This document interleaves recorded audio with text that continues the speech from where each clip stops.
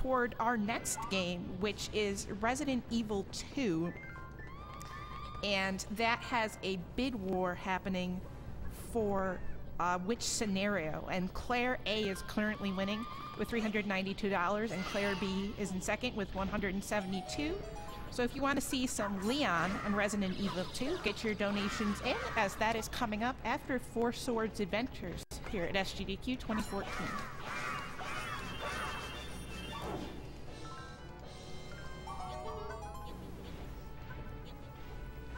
This level is pretty straightforward. There's a skip you can do. So normally you get the level 2 Pegasus boots. You can skip the level 2 Pegasus boots. I might do it. I'm thinking about it, but shout out to Dan Ray, who does this every single time, and I don't know why, but Dan Ray is another Four Swords runner. Oh, hitbox.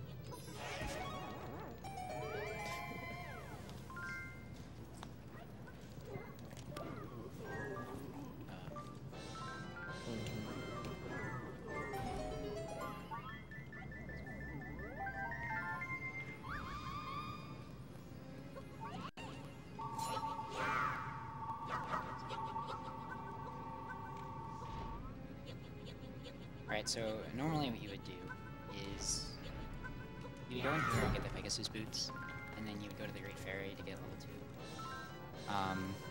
Because there's some holes later and stuff, but I guess I'm not gonna do that. Alright, here we go. I never do this in my runs because it's hard to save time with it. So if you go in between those, like, there's on the upper half it falls, and then the down or lower half it falls. But for some reason, if you go in the middle, you don't fall for whatever reason.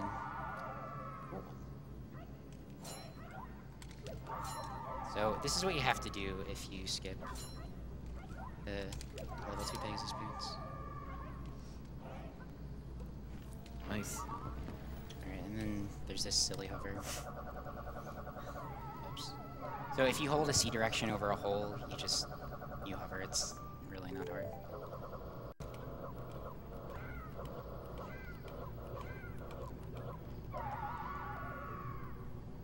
Nice.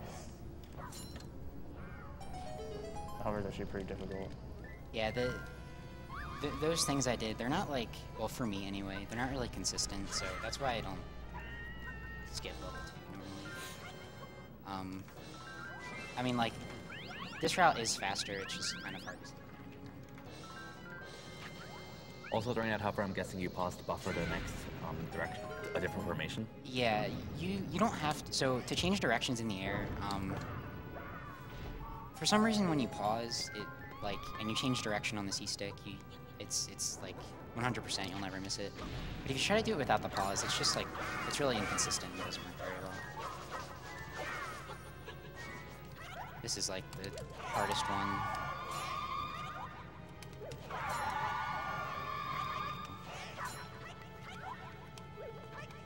Oops. So normally, if you would have the boots, you would just go over all this stuff. So that's kind of why you don't save a ton of time when you do this. And then there's this boss. It's kind of like Moldorm from A Link to the Past. Yeah. Oh, I forgot to do this. So earlier I got the blue ring, which makes your damage reduction by half. And to avoid like waiting for him to turn the color and then switching to the color and try to get him, you just kind of like suicide hit his tail, so you don't have to worry about what color it is. So getting the blue ring helps, because you get hit a lot in this fight. I'll probably fall down, or not.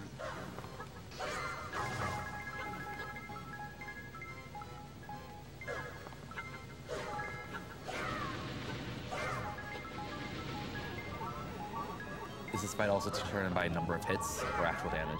Number of hits.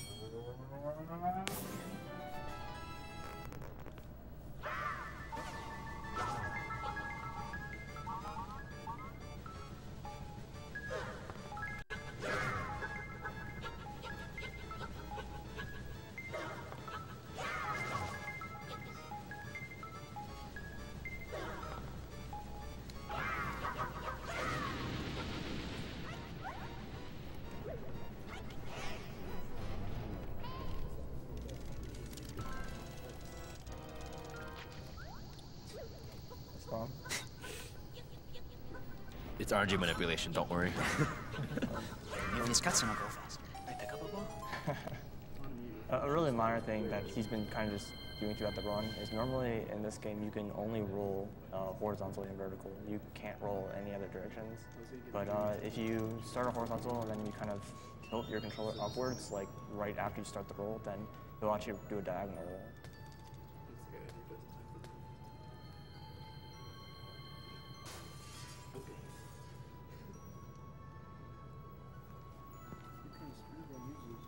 Yeah, this cutscene's really long. Yeah. Beautiful. We've got a bunch of donations to catch up on as well. So, all right, $15 from Femputer. Shout out to the guy in the Aslo cap. First donation and looking forward to being at Sgdq on Friday and Saturday. Cheers from San Francisco. Along those same lines, $25 from Anthony Craig. I can't believe I only just noticed, but whoever's in the back wearing that Aslo hat, you are my hero. $25 to your choice. $5 from Brendan Hannavelt. Been watching since last year's EGDQ. Figured I should donate. Always thought this game was amazing. Thanks for the run, Z-Master. $5 from Woody the Woodstar. What you all are doing is incredible. People who say that geeks are just wasting their time are completely wrong. You're proof that everybody, no matter what their interests or backgrounds, is able to help us move forward as a species. Thank you very much for that. We're very happy to do it. $10 from Deku King Guy. Me and my cousin played the crap out of this game growing up, so I'm happy to see someone still plays it. Tongue face. Sticky out tongue face. Good luck on the rest of the run and have fun at Sgdq, everyone. And last but not least, for right now, $20 from Dr. Dan. Floating link glitch. How about floating boss glitch? Had to quit the first level since we couldn't kill him.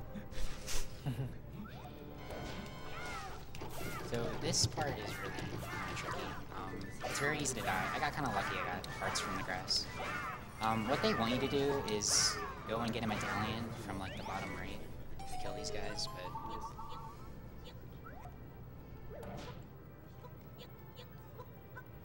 And for these 3 stages, level 7 in general is pretty difficult. oops.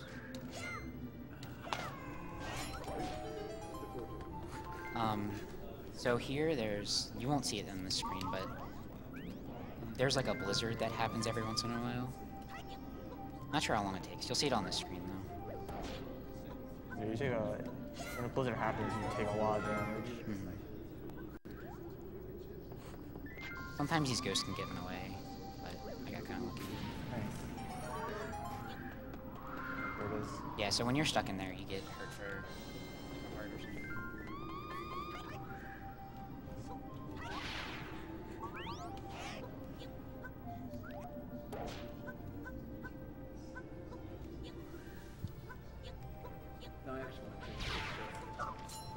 So just a quick note, if you love penguins, you should turn off the screen soon.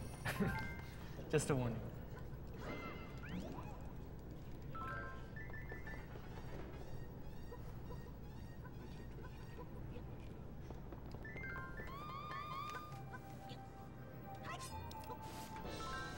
Hey, those break blocks are there. They're right used there. Oh yeah. Yeah. I didn't even think about that. You're only on the screen for like I know. a second, so I didn't even think about that. Yeah, that's definitely it then. Hello?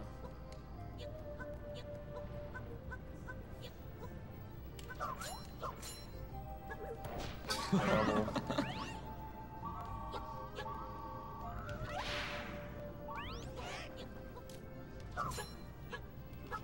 These are penguins are front row.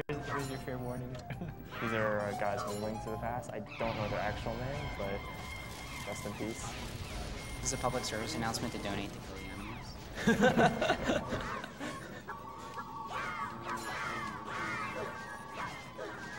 I've never actually counted how many penguins there are here.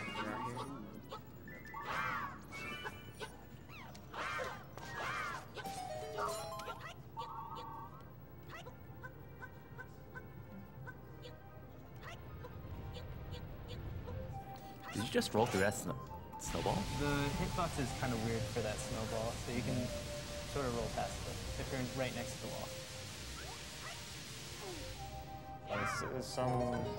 Some entities are like kind of like the really big things, and then kind of this weird 3D hitbox. And a lot of times you can kind of go underneath and behind it. Yeah, a lot of the times with the hitboxes, they're like higher up than their sprite is, like than you would think. That's like the general rule that I found.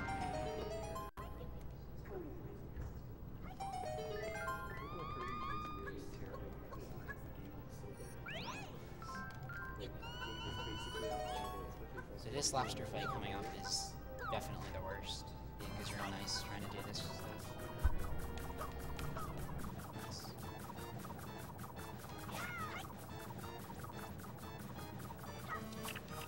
So that's basically what happens when...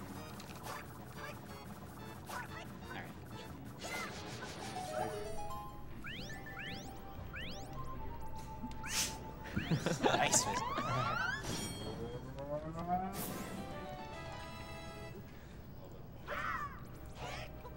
Alright, and here's that last Hyrule Warrior fight. Yeah, this is like the one that's kind of that you can die on. Because the soldier here, like, he spawns bats around him and stuff, and it's kind of hard to hit him sometimes. And a lot of times you get cornered.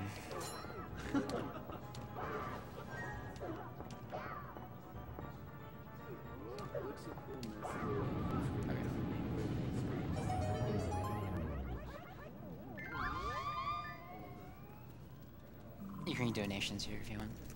Awesome. We have a $10 donation from John Mishimo. Love the FSA run. Staying up to watch even though I have to work in 5.5 hours. The way the reader said that word I can't say, geekly made me giggle, so I'll make this their choice. $500 from Nivik Astoriath. Woo! Yeah.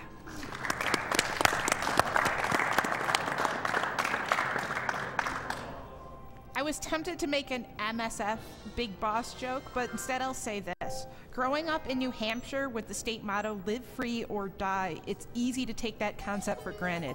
It's worthwhile to remember that not everyone in the world has the luxury of that being a choice. This goes out to all the people who wish they could donate anything but can't, and those that can and do. I love you all. And then one more here. Zachary Theron donates $20. This is an awesome stream, and I hope this money is going to get put to good use. Sorry I couldn't donate more, but this is all the money, power gems in parentheses, I have left since Tingle stole some of what I had to donate. Tingle and those map buying and Majora's Mask and stuff, man. So thank you very much, everyone, for your donations. And just FYI, that $500 donation put us over the goal for the mystery bonus game. So that is officially going to be happening. So I remember one year, the mystery bonus game was to color a dinosaur. And the same guys who did that are picking this mystery game. So if that's any indication, that should be a fun one to watch. So thank you very much for meeting that goal. So this level is probably one of the hardest in the run, maybe like second hardest. Just like new stuff keeps on getting found for it, and that just makes it harder and harder. But this is one of the first. Usually you're supposed to use the bombs to blow up all these skulls, but if you walk on them, they do that. But yeah, it's pretty risky because if you fall, you in here and stuff. I'll just try that again, I guess.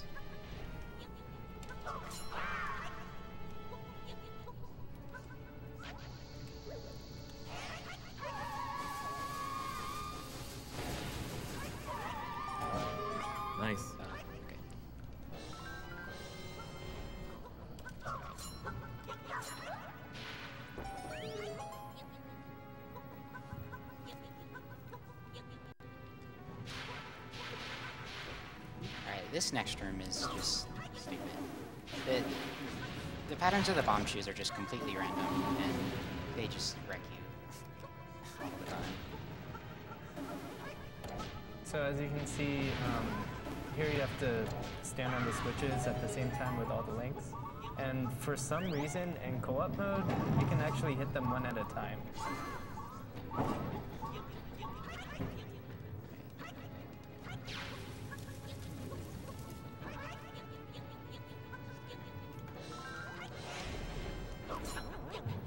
This is actually the last Darkling fight.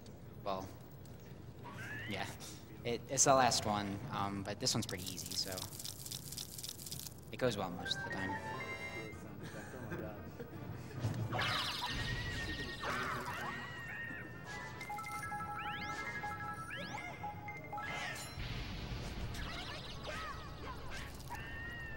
You can see, like, having an item with the Shadowling fights is really helpful. Yeah, the fire rods are really good in those fights. Okay, so there you saw we entered the door on the right side in order to get on that platform while it was coming up. Otherwise, you'd have to wait a pretty long while.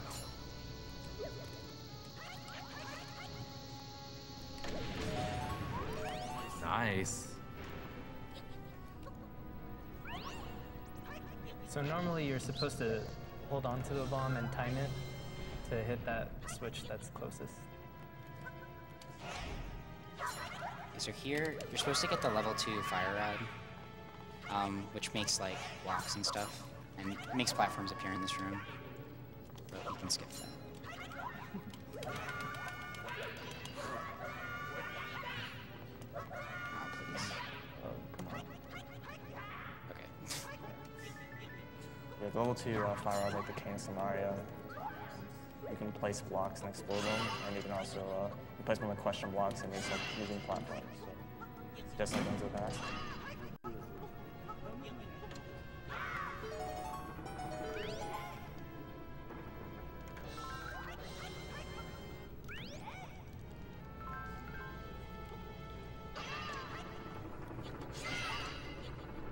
This next room is really nice with the level 2 fire rod because you can just like spam fire and it'll make the game here.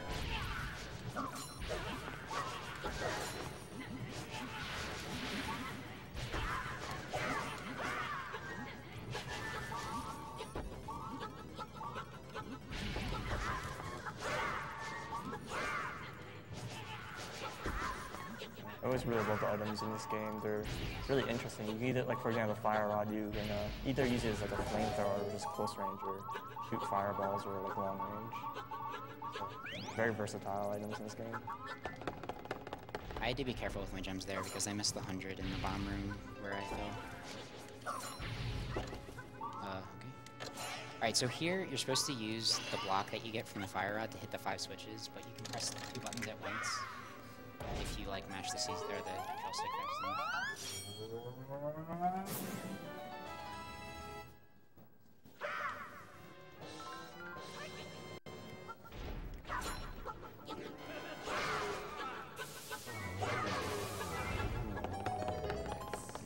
Here there's a fairy trigger, but you can skip it by just throwing someone over it.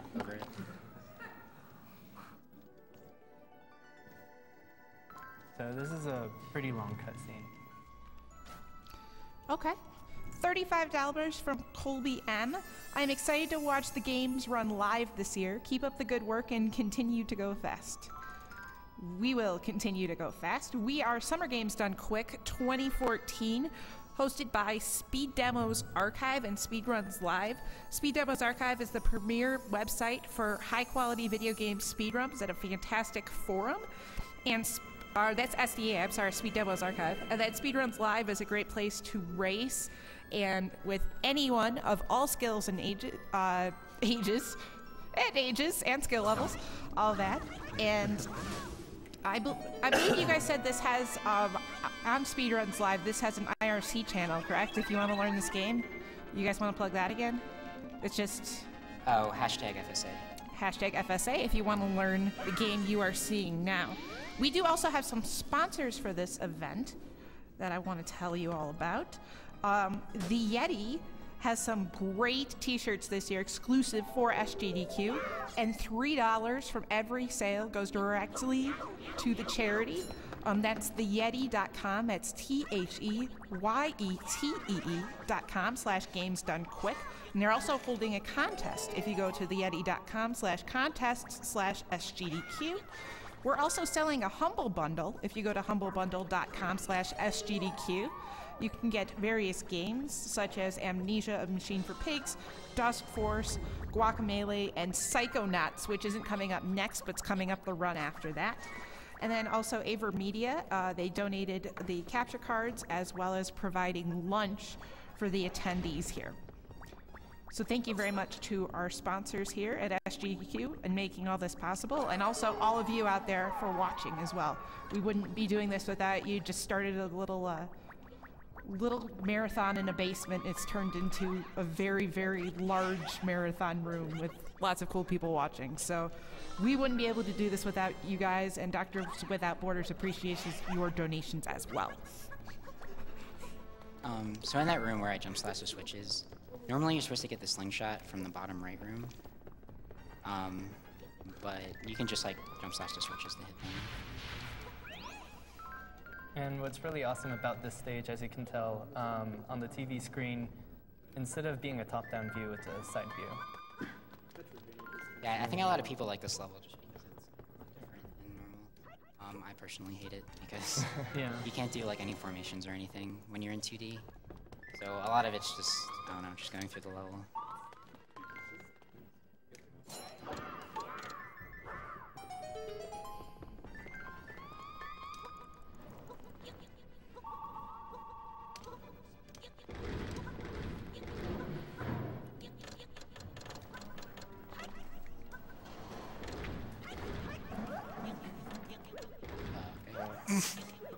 Oh man. Oh man. What is happening?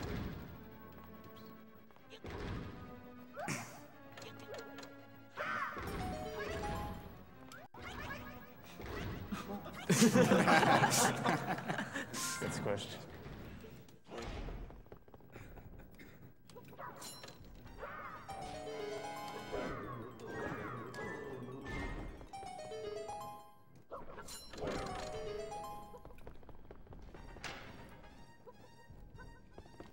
So here, I'm gonna do like a little time saver, I guess. First I call the clock down so it goes up faster, or sooner, I guess. Normally you're supposed to go on that block that was closest to the ladder, but it takes a really long time for it to come up, so I'll do a little shortcut.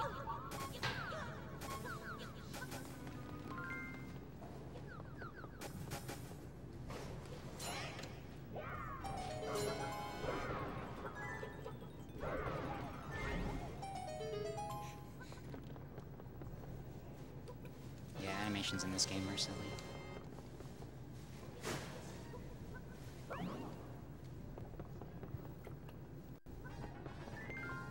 There's this giant frog snow thing.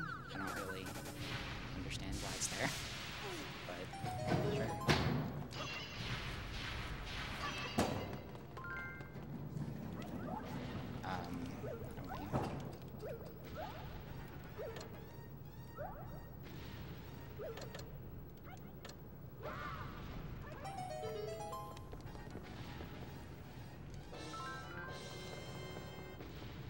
Yeah, so their bomb chews in this room, they're random whether they go left or right, I guess. And they can be pretty bad. I got a pretty good pattern there, so I didn't worry about it. And the jump in this room, it's probably like 3 frames or something. I don't understand how they expected you to like do that. It's way harder than it looks.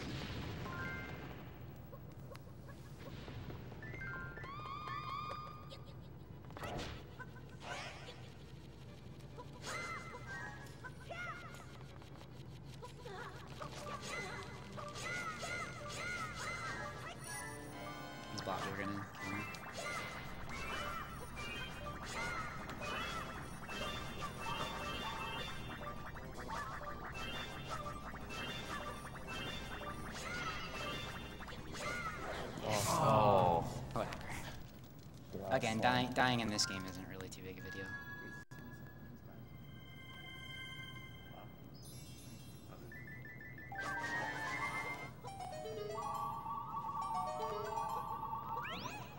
It's pretty hard to get like an unintentional deathless run. Especially in this level 7. Yeah, level 7's like that room is kind of. So here I'm going back and getting the Rock's Feather because during the boss fight, they expect you to go like into this other room, like melt some ice and get the Rock's Feather again, but you can just get it right there and save some time.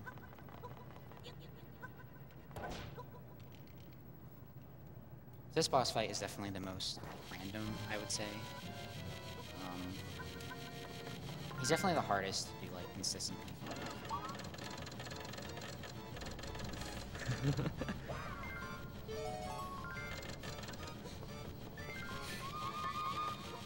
Yeah, when they have switches in 2D areas, they're really bad.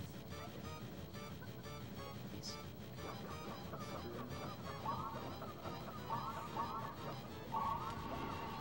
Wait,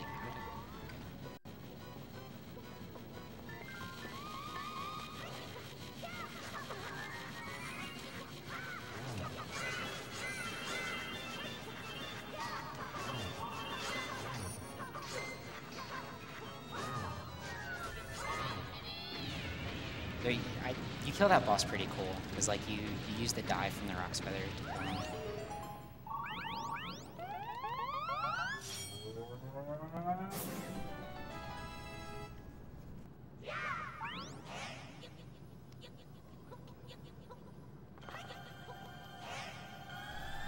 I know you're not getting any additional heart containers. How do you get heart containers in that game? There's just like random treasure chests that have heart containers. But like, they don't carry over to each level. Yeah. So, we do get one, but I'll get to that later. I just kind of think of this game as like 30 tiny mini Zelda games or something. Yeah, pretty much. Yeah, so we rescue Zelda, but the game's not over yet. Game over. Let's go. Go home. Spoilers. Thank you very much. Resident Evil 2 is coming up next. So. That was my attempt at a joke. I'm not very good at them. Apologies. Resident Evil 2 is coming up next, just not right this second.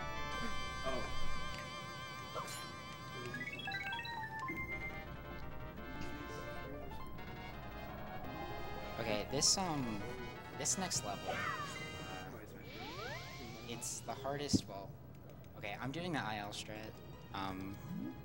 I might soft lock, but it's okay. I'll try it 2 times, then I might do the just. Yeah, this stage is really broken. Yeah, this is the main difference between Japanese and English. So that right there, you can't do that in English. It's like an unintentional transition. Every single screen is broken except for the first one. So this level is destroyed.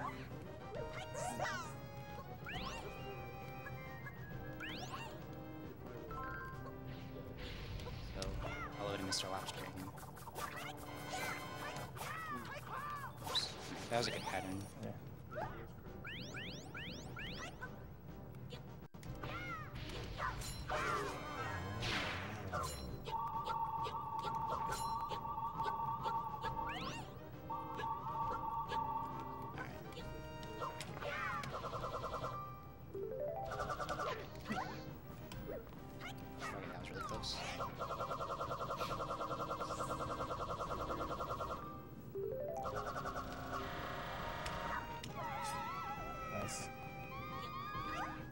So back there, where that bomb guy was, that's where I could have soft blocked.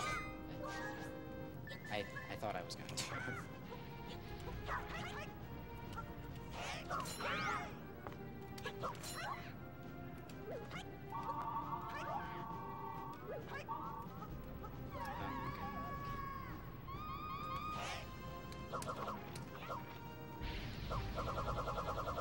Okay, so this skips doing the elevator.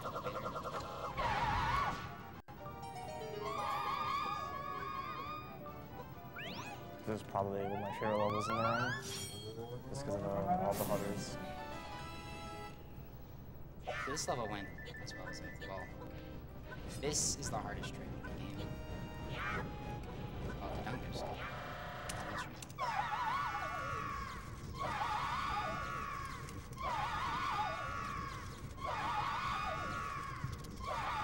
I have to get lucky with the B press here to get stuck on the wall. I might die, but it's not the end of the world.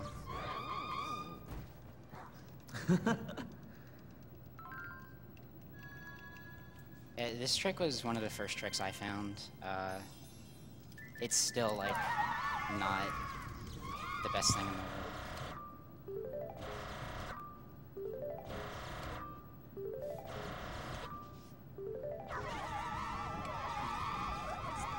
Okay, so now I have to do frame perfect bar things to pick these guys up, which is fun.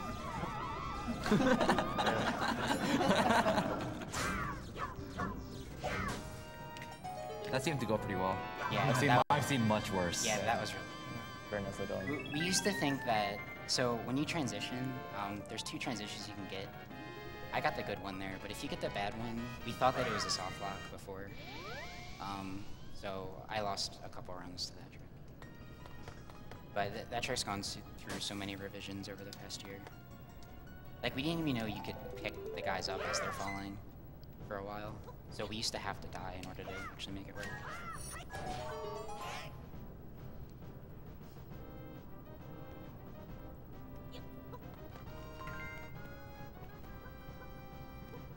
Yes, this level has another one of those. Oh, I didn't practice this. Maybe I can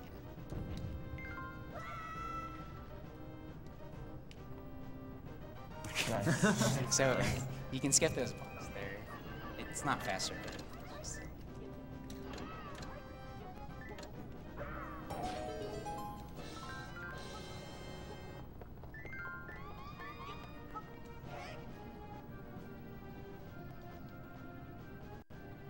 There's a pixel perfect like arrow thing you can do here to hit all those switches with a horizontal arrow. But it's extremely hard.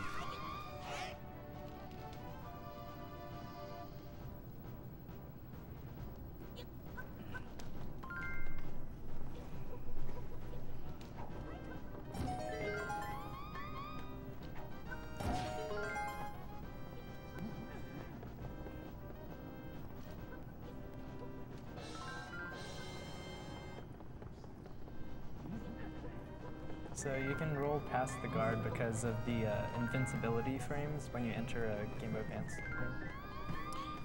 I was about to ask if rolling gave you any invincibility on its own. Yeah, it's not the rolling. It's just like, first you have a set amount of time when you exit or enter that you have, you don't get through. Some games you roll invincibility like Green Time or Minish Cap, but not this one. Oh, I didn't know Minish Cap had that.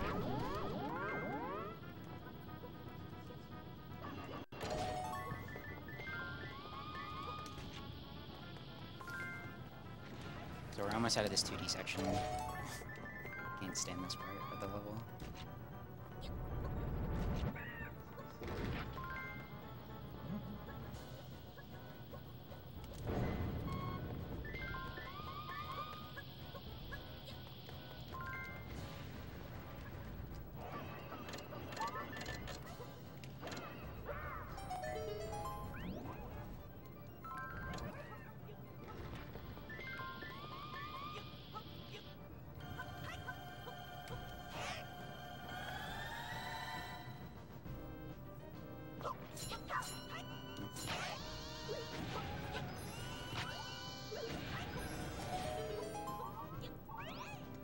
We take kind of a weird route through this level, so... Oh, actually, we skip a part of it. So we need some more gems to make sure we have enough at the end.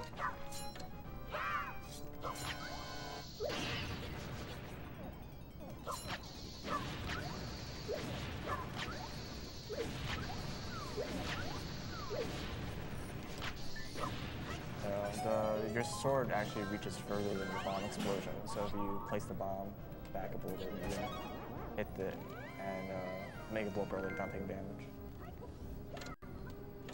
So for some reason, that switch you can just hit with one link. It's active for a long while. Mm-hmm.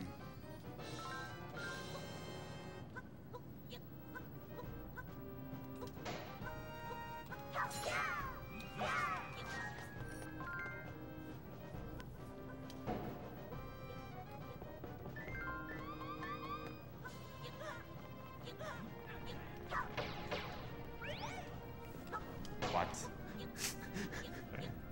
Yeah, there's like hidden items under the ground and you can knock them out using the hammer. Oh, I thought that was The from the wall. spikes, yeah, so out there, yeah. So this is actually a Japanese only thing too. You're not supposed to be able to go this way, pretty much. There's actually spikes there where I went through the bottom of the screen. And if you hit a switch before that point, the spike is actually there. So I don't know, it's a really weird difference.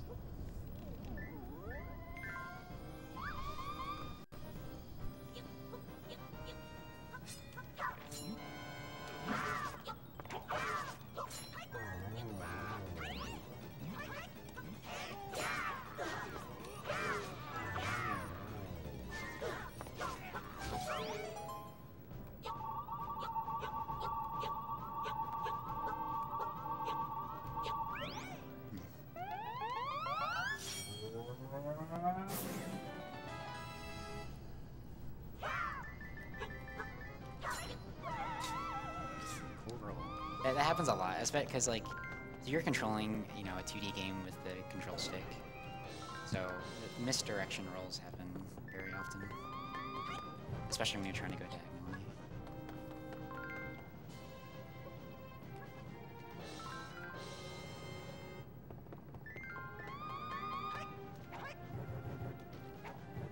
Okay, so here is when you're supposed to finally kill Shadow Link, but we're not going to do that.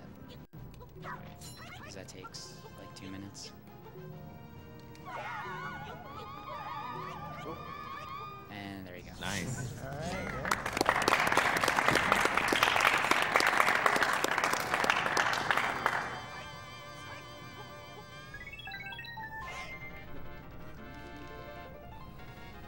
Alright, so this next level is the final level. It's really long. It's like 13 or 14 minutes, I think. It's practically like 2 stages in one. Yeah. Yeah. Although, thankfully, we found something that saves like 1.5 minutes in this level, so it's not as painful as it usually is.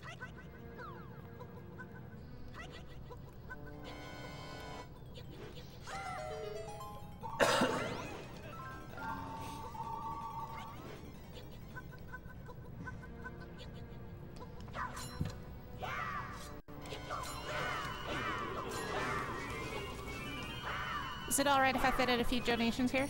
Sure. Cool. $35 from Donovan Stoltz. Hey everyone, first time donating, long time watcher. I'm glad to be part of a good cause, especially when it involves video games. Shout out from Prescott, Arizona. RE2 Hype. And that is coming up next after this. We have a $420 donation from Pido. Solid. So thank you very much for that. $10 from JMan0047. Great job with the run so far. Four Swords was always one of my favorite childhood games. Also, I'm putting this money towards saving the animals. Alright, so this next room is one of my favorites. I hope I get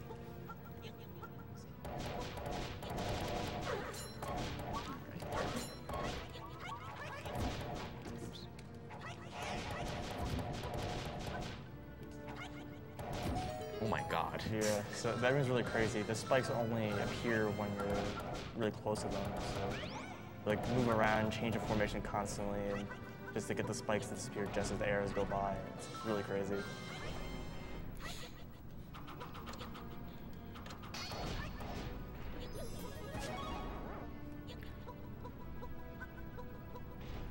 The basic gist of this level is like you're getting all these moon orbs to hit switches that open the door that let you go to the, I guess, boss room, or just the next section of the room, really. Yeah. we haven't found a way to make this any faster, but once you open the door, we found a way to get directly to the end, which is where we saved a bunch of time. Yeah, it's like the trials. There's 4 of them. You can do them in pretty much any order. Yeah.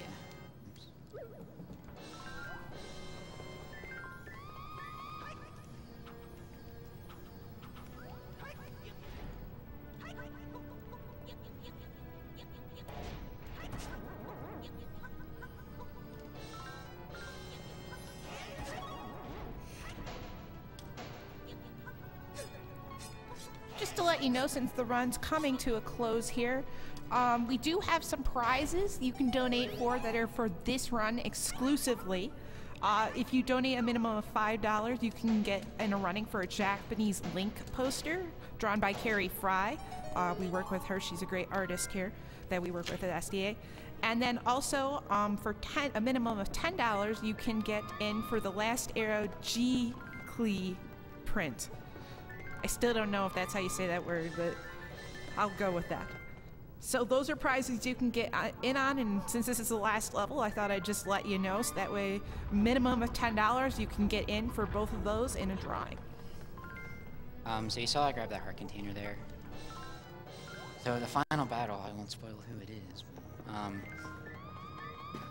it's very rare do you actually defeat him with, like, less than 1 heart remaining or whatever. So like that extra heart is almost necessary to do the final boss without trying to be cautious or whatever. Because a lot of the strats just kind of are you just throwing yourself into him constantly. That's how that fight works.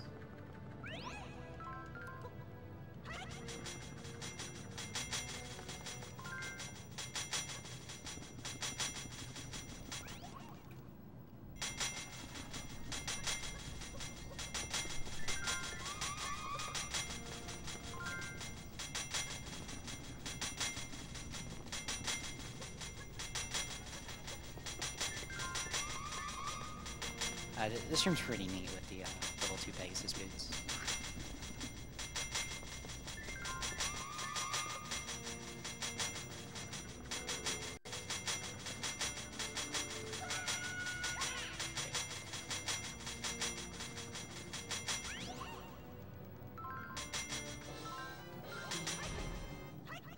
Alright, so now we get to press a bunch of switches.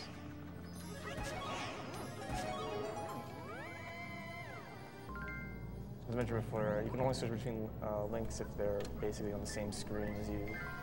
And you need to have a different link on every single section of this, so he leaves all the links on the game going screen. Yeah, this is like one of the reasons why this level is not very fun. It's almost like just this part ruins it. Before we found to skip the second half of this level, there was like this little wrong warp that it saved like 5 seconds or something. It was just a really silly thing, and it's like it's very position specific, and it requires like 3 frame perfect inputs in a row. And I got it by accident. That was how I found it out. Which is like a miracle in itself. It's really stupid, but sadly there's no more chance for that to happen anymore because we completely skipped that part. This room's actually a little scary. These guys can grab you and throw rupees, and if they grab you and throw rupees, they're going to fall into the holes and they're gone forever. Yeah, it's literally run over. Yeah, there's like nowhere you can get rupees in front of you.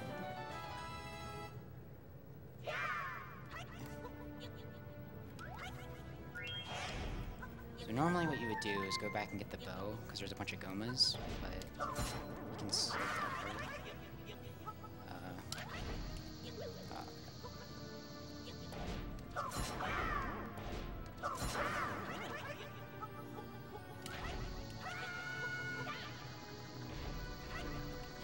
So here the explosion kind of like stays with you for some reason, and you can keep the explosion to blow up that wall.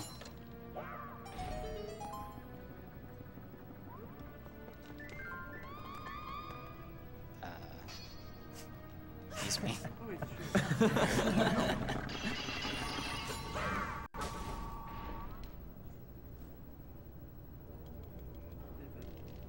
I guess you wouldn't know that Vadi is like the antagonist of this game because we didn't watch the intro.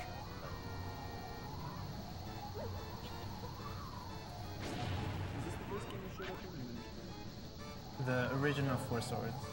Oh yeah.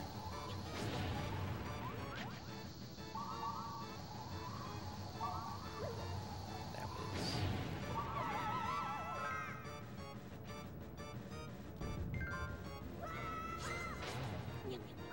So this fight in co-op is pretty interesting because you have to stun him with someone has to stun him with a bow, and then someone else has to hit him from above. Yeah.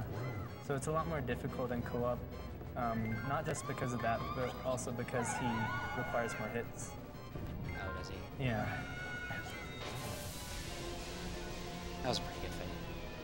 But it's not over yet.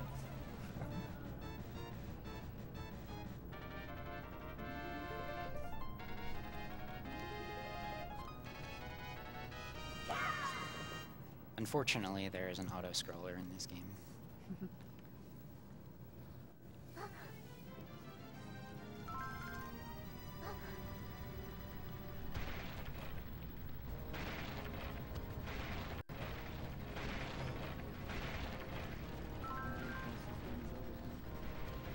You can read a few donations if you want. Okay.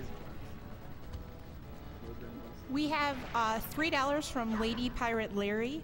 My best friend decided to donate his last bit of money, and I will do the same. My son is 3 years old and often sick, and I want others to be able to have the same treatment he gets.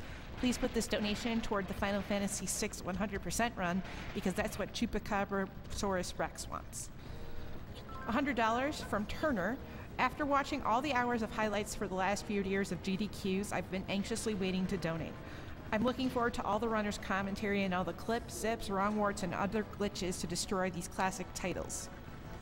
$50 from Julian Laterrier that just simply says thank you for doing what you were doing. And then $10 from Soy.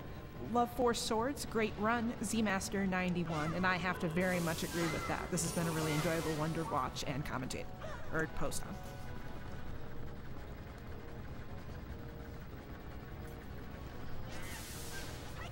Just to plug us really quick here, we are Sgdq 2014, hosted by Speed Demos Archive and Speedruns Live. Speed Demos Archive is a great place for high-quality speedrun videos with an awesome forum as well.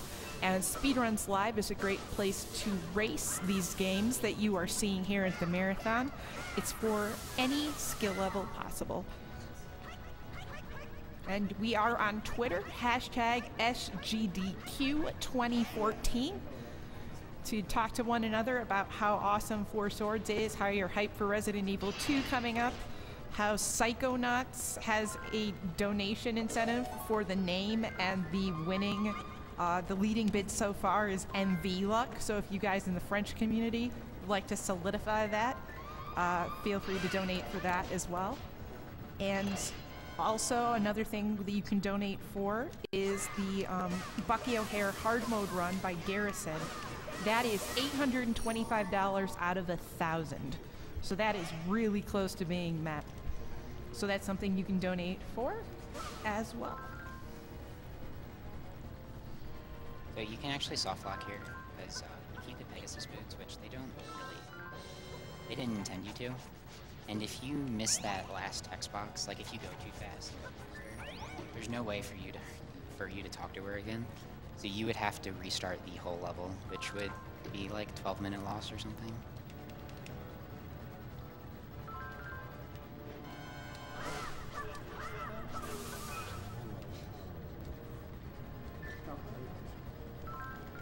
Oh yeah, this cutscene is pretty sick. So it fades out and it's supposed to transition. But you can pause the transition, and the fade out will come back, and you're just down here.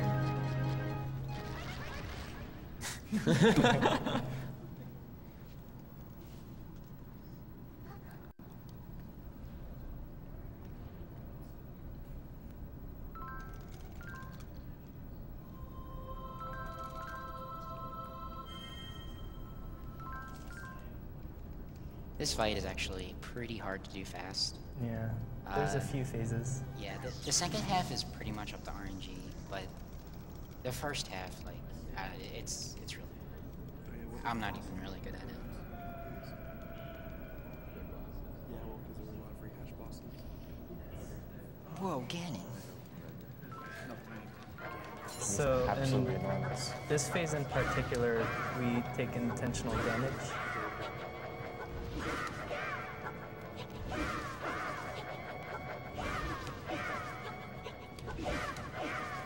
So we're trying to avoid this. Yeah, so if he hits you with your lightning, you get stuck in, like, another world or whatever. But if you keep on taking damage, you'll never get sucked into it. So that's another way to take damage. And this is generally, like, just the fastest way to hit an Iron is with just throwing yourself into him. Although you want to try to avoid not doing that as much as you can. Because you don't, I mean... Oh, wow. Nice. Wow, that's really That kills him good. really fast. Guess I didn't need the heart container. Yeah. So this phase is pretty much luck-based. I mean, So we're getting close to the end. yeah, there's only like a minute left or so. So here, I'm letting purple hold an arrow charge, because eventually I have to shoot that ball into Ganon. And you can't get it on the first cycle unless you already have something charged up. Sometimes you still can't even get it depending on where Zelda and Ganon are positioned, but it saves a few seconds, so...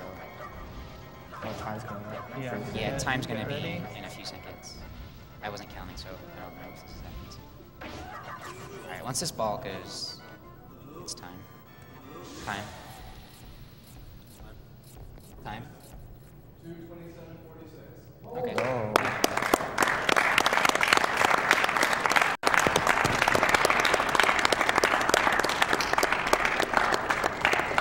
That is a really good time. So that's faster than my PB, but since we skipped the intro, it's like not. Yeah, the intro is like 5 minutes. Yeah. Yeah, that's like an equivalent of a 232, which is okay.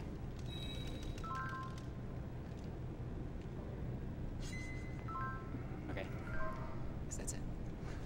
I mean, that's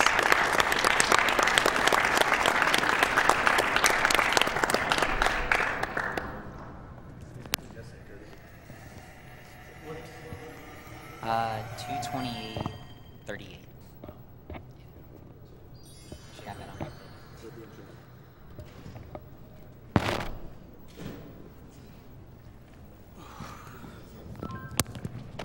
All right, thank you very much to ZMaster91 and that awesome run of Legend of Zelda Four Swords Adventures. The next run coming up is Carcinogen's run of Resident Evil 2. And just to let you know about the scenario choices, it looks, unless somebody snipes it at the last second here, it looks like he's going to be running Claire A, which ended up getting $422 over Claire B, which is $212. And then Leon A was 90 and Leon B was 67. So, and then the Tofu Man minigame donation incentive was met. So you'll be getting to see that as well. Another donation or two here. $15 from Rod. It's not a lot, but I needed to donate to the cause. Shoutouts to Miles sitting back there, who recently got up, but shoutouts to Miles if he can still hear me.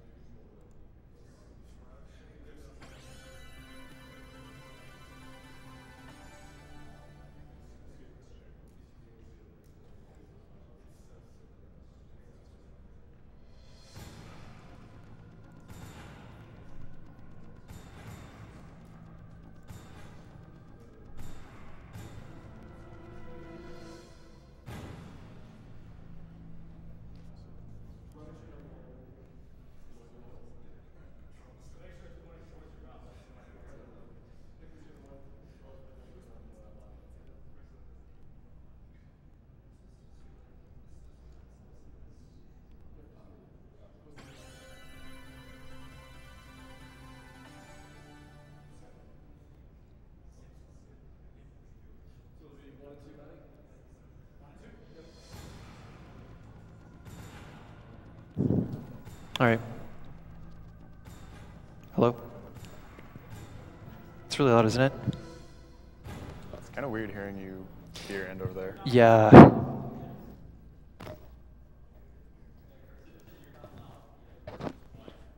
The other person was, oh. Oops. Wait, what? He was saying you were quiet. Should I like move the mic or? Probably. Yeah, let's see if I can like.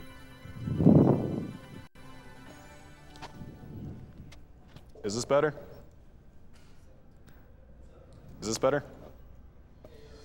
Alright. Right. Cool. I'll just try and talk kind of loud, I guess. So, Wasn't there gonna be a third person?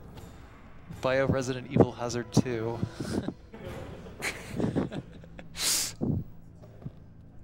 Sorry? Wasn't there supposed to be a third person? Maybe. I think I asked Caleb, but I think he's like passed out. Where is Caleb?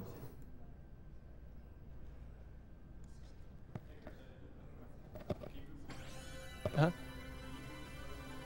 Yeah. That's good. Oh, okay. All right, everybody, welcome back to Summer Games. So wait, where's the, which one is this? Is that one? Where's Resident that one? Okay. Evil 2. Sub internet. Gonna run on the clear A option. Hope y'all are doing great this wonderful Had to make the midnight back a little. of Oh. June the 24th. As we prepare to enter our 36th continuous hour of streaming speed games. Thank you for watching. So, we about ready to start?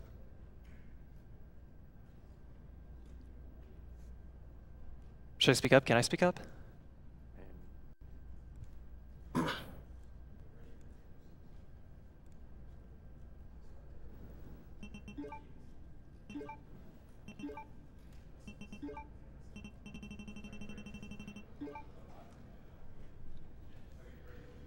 Hold on. All right, ready? You do the countdown.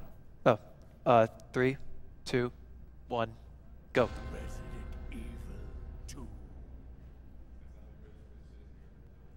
Okay.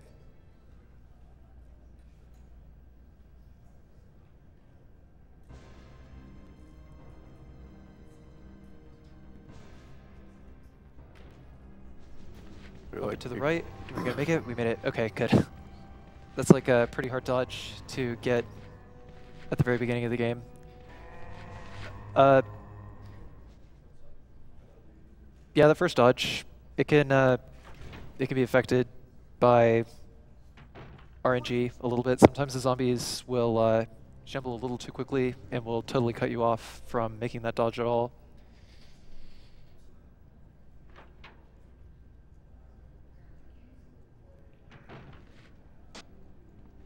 Should we like give a brief summary if somebody somehow doesn't know Resident Evil? Oh. Hold on one sec. This is, did I get it? Oh, damn. Almost. I almost got no damage on the basketball court. Okay. So, brief summary. Where do I begin? Well, Resident Evil games, classic Resident Evil games, static camera angles, tank controls. Pretty frustrating for someone who is playing the game for the first time. Trying to play the game casually is really weird because of, like he said, tank controls, meaning if you hold forward on the control stick, you move forward, back moves backwards, regardless of the angle you're facing. Yeah. Left and right turn you. You can't walk forward and to the right. You can walk forward, turn right, then walk forward again, but yeah, the controls are really awkward. That's pretty much the size of it. Yeah, you can't move while shooting either, so it's all in place, aim up, aim down. But there are some ways you can shave time with it. Here, for example, got off an accidental quick shot there. 2, 3. You'll notice that I aim down. That's actually a little bit quicker to ready yourself aiming down than it is to aim at shoulder level, because aiming down, crap. I shouldn't talk while going through that area. But yeah, in general, you should know that aiming down is a little bit quicker than aiming at horizontal level. Also, one other thing you can do with the guns in this game. You can cancel into quicker shots. You can cancel out the recovery animation. If you hit the aim button, that would be like R1 on the PlayStation controller at just the right frame, and you'll cancel out into another shot a little bit quicker. We call it quick shotting.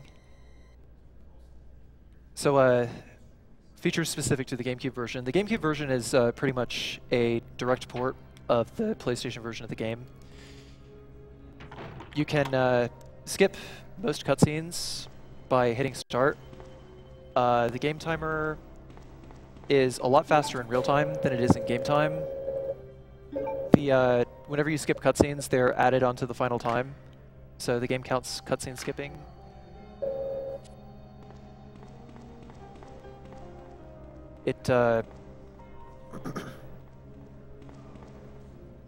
So it kind of makes timing a little bit annoying sometimes, but it does flow pretty well. The fact that despite the doors. The game time itself is measured by frame rate ticks, so it makes it really, really consistent, eliminates things like load times and lag. Yeah. So coming up on the first looker here, I could skip this FMV, but generally I'm not supposed to skip that second cutscene where he's falling down. Like, it wouldn't count against me in game time if I don't skip the cutscene, but if I do, it actually makes him a little bit harder to dodge. Like, you could see it ate up a few extra frames where he just went leaping immediately, so it's a lot harder to dodge that way.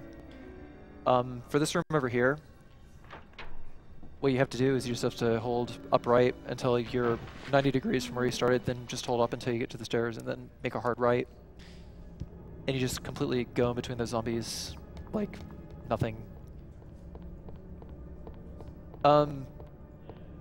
Like, I'm going to try to focus the commentary a little bit more on the movement of the game, I suppose. Just where enemies are in relation to the camera, the tank controls, stuff like that is very important to clearing each room without taking damage. One other thing to note, the more damage you take, the more likely a run is to fail very, very, very hard. Like, game over hard. One of the biggest components of Resident Evil speedrunning is just optimizing and not getting eaten by zombies, which is slow. Taking damage makes you walk slower and get grabbed more. Yeah, exactly. Both Claire and Leon start off with 200 health. Zombie bites do 30 damage, so it'll take 4 bites from a zombie to put you into 80 damage and into caution. Right now I'm at 140 health because I got bit by the zombie in the basketball court, and I got bit by another zombie in the city that I wasn't supposed to get bit by. That was dumb. So this puzzle here,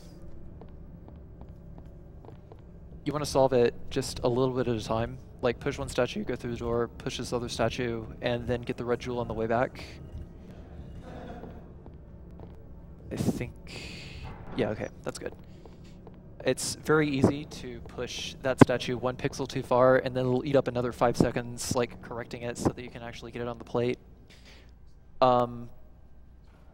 This next zombie over here, you can hold R2, or R1, excuse me. I'm using a PlayStation controller adapter for the GameCube version, but you can hold R1 for a second, and that'll put you at the correct trajectory to just go straight for the door. And there's zombie hands, the stranger danger hands. If you angle it, yeah. If you angle it correctly, then you won't get grabbed by the stranger danger hands. You just have to go on the inside wall to avoid this looker here. Don't talk to strangers. Yeah. I need an adult for this run. So can we get a roll call right quick? Okay. Roll call? Oh, Yeah, well, hi. I'm Carcinogen. I'm the runner. I am Viva Gaming 360. I like Resident Evil. Are we doing like any of... It's a little bit slow. So this is our first instance of unnecessary backtracking. Take the unicorn medal all the way back down to the fountain, grab the spade key. We're not going to be using the item chest yet because it's a little bit quicker to wait until the second floor save room to deposit the handgun and knife. That'll be the only time in the run where we use the item box. I'm going to hug the wall a little bit, and as soon as the camera angle changes, backwards. And so does the liquor. So I go through the door here. I forgot what the roll call. This is Mopful, the alpaca. What's his name? Mopful? Mopful? Yes. It was written by Mayushi, who's Norwegian, so I'm not sure if I'm pronouncing it right, but... I don't know. It's Norwegian. It's probably spelled with like some silly O's with slashes through them. It looks like normal English letters, but I'm not really sure, so just taking a shot at it. Okay. So for the safe strat, I want to grab the green herb here, so I rotate first instead of holding up and right to move. Generally, it's faster to hold up and right or up and left, you know, up and a direction to move, but sometimes in order to get around enemies, you have to turn before moving. We don't have the lighter yet, so we can't go in there. There would be no point. And now that we have the spade key, we can go upstairs, unlock the next door, and we will grab the red jewel along the way. That zombie, same thing. Hold up and left until you hit 90 degrees, then just correct the angle straight and try to get to the stairs. So there's our red jewel.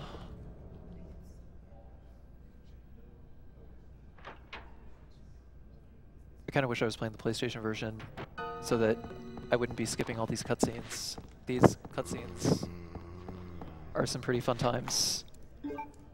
Voice acting has not progressed in quality very much since the first Resident Evil game.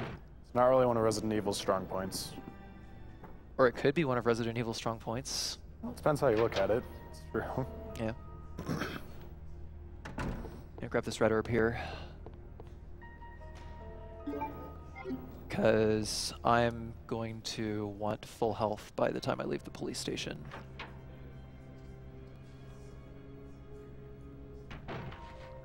Hold up left, hold up right, and here's one of the spaces in the American version that differs from the Japanese version. There's 2 zombies here, and they are completely RNG dependent whether you will pass them or not. So I'm going to decapitate them both. I love the grenade launcher because it takes off their heads and half their torsos. They were very, very gratuitous with the blood and gore in the classic Resident Evil games. They kind of started to chicken out around around 0 and Remake. For example, the rocket launcher in Remake, it just knocks zombies down. It doesn't blow them up or anything. So the crow hallway here. There's not really a lot of precise movement going on, but you kind of want to not get hung up on corners because there's a lot of these guys here, and getting pecked and stun-locked is no fun. Hold up right again, hold up right again, and we'll go downstairs.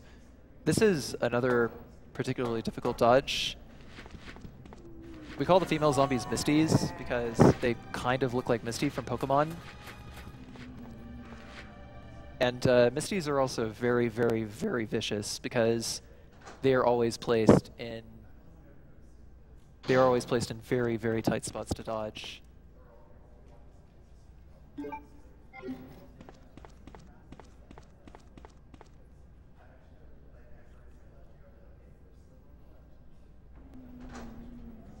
So going back through here, dodge between this fence and this lamppost. Gotta get there before that guy catches up, and now she's lodged on the stairs. I want her to kind of lunge around at me because that will make her eat up an action, and then I can go up the stairs if I do it right. And we can unequip the grenade launcher here and just like go back to a one-handed weapon. Running speed. So running speed is affected by which weapon you have equipped. One-handed weapons like the pistol or the knife do not affect your running speed. I believe it's 38 units that you can run with a one-handed weapon equipped, but it drops it down to, I think, 34 units with a grenade launcher. You can run with a grenade launcher. It'll lead up maybe like 1 frame for every room you enter, or like every room you clear with the grenade launcher equipped.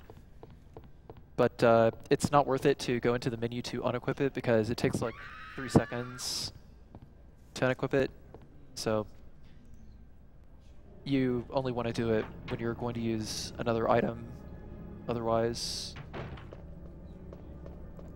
so we only have the 1 red jewel here. We'll put that down and grab the diamond key. Now that we have the lighter, we'll go and get the other red jewel, and we'll go check on our good buddy Marvin. The cop at the beginning of the game is all like, "Sorry, Leon, but your party has been canceled."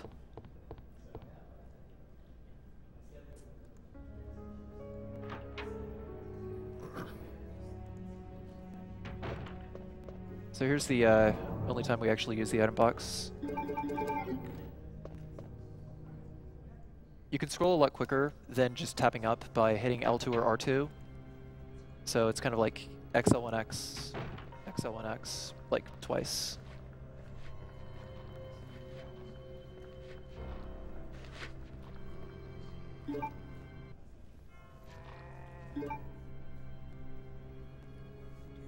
We have to go through the liquor hallway one more time. Back up to 200 health. So it'll be okay if I tank like maybe a couple of hits. In addition to what weapon you have, your health also affects your running speed. Yes, exactly. Your health will drop to, like if your health drops below 100, then you fall into caution, and it'll drop. Hold on 1 sec. Slide. Camera angle change. Hit back. I messed it up. Right, so your health will drop about, your speed will drop about 10%, and your turn speed will drop about 15%, 20%, I think. So you turn and run a lot slower, and it makes it a lot easier for, you know, the bad zombie RNG to catch up to you. In particular, the ones that shamble really quickly. Zombies are all placed in the same position, pretty much no matter what. But in Resident Evil 2, like their textures may be swapped a little bit. The skeletons remain the same, as do their animations. There's like slightly different animations for each zombie, so you kind of have to dodge them a little bit differently.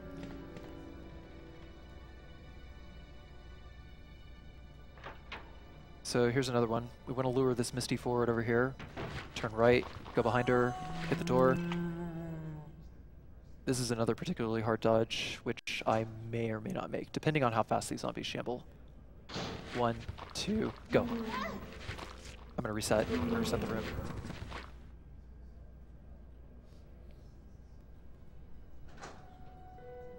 Yeah, there's other zombies on the floor. Because their collision boxes are still active, I would have gotten trapped, and that other zombie would have bit me for sure. So I'm gonna try this one more time. 1, 2, go. Okay, there we go.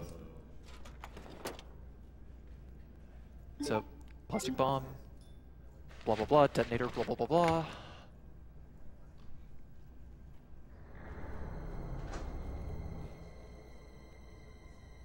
I'm gonna grab this screener up here to kind of offset the bite and the swipe I took. That should put me back up to 200 health. So back up a little bit, go right. I think there's enough space for me to do it. Yes, okay, good. Sometimes Marvin will shamble really quickly, and if he does, then you have to dodge long in order to get around him. But if done correctly, then you should just be hugging the couch the whole time. Oh. Leon A syndrome, you'll have to excuse me, I almost went the wrong way. I've been practicing like all of the scenarios, so that means I've been practicing a lot of Leon. Generally the hard key is on Marvin's desk whenever you play as Leon, so Sometimes I get turned around a little bit, and I try to like go directly to the basement, but then I realize I'm playing as Claire, and then I have to go upstairs and blow up the helicopter in order to get the heart key.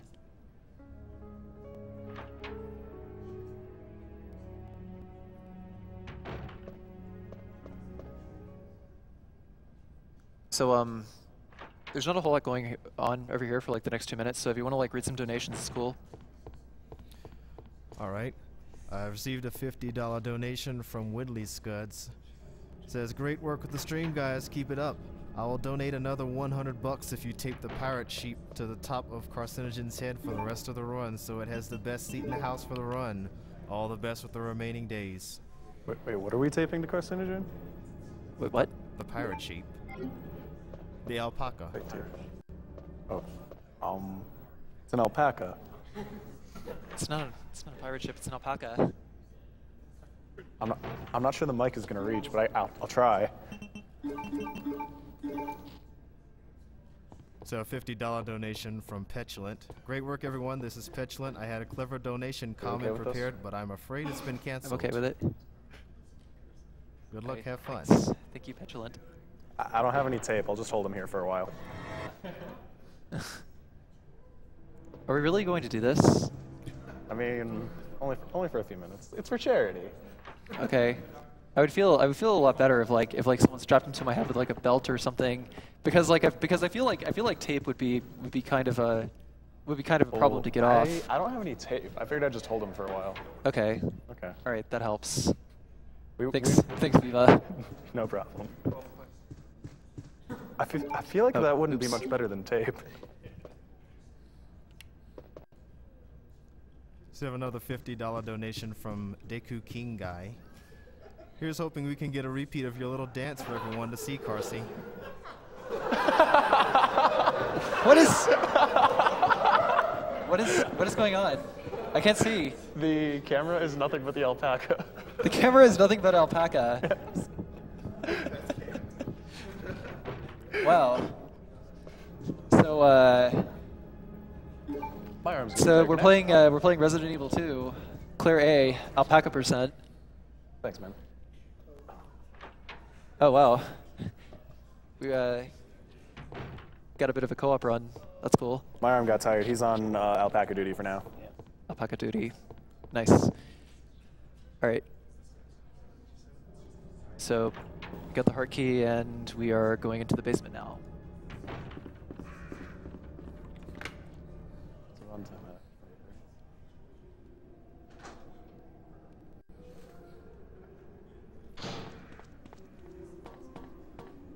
Something's on Carcy's head. Something's yanking on the mic. Oh. Yeah, I think there's a mic strapped to the alpaca. Yeah, there is. There is. The alpaca has a mic. And the cable is in turn. We wouldn't want him not to have a mic. Can alpaca take a seat now, please? Okay. All right.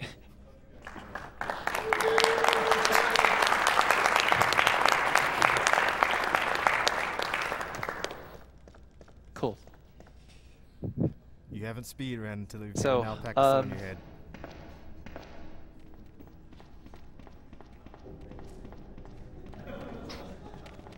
Do a hard left past these dogs. Alpaca, what are you doing? Alpaca.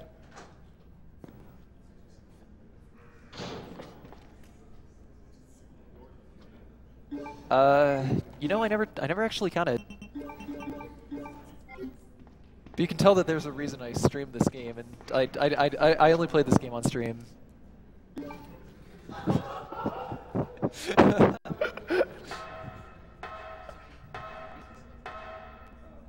Yeah, they're all load zones.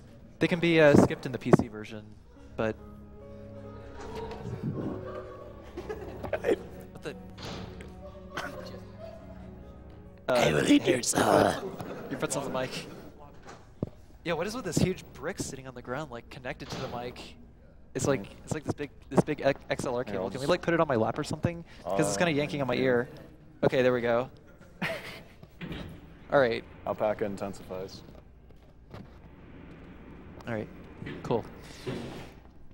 So yeah, now we're playing as Sherry.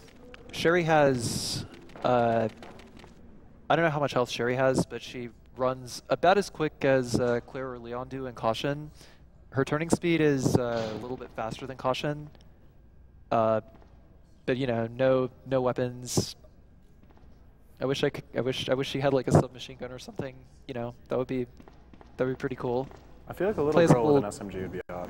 Yeah, plays a little 12-year-old girl with a submachine gun.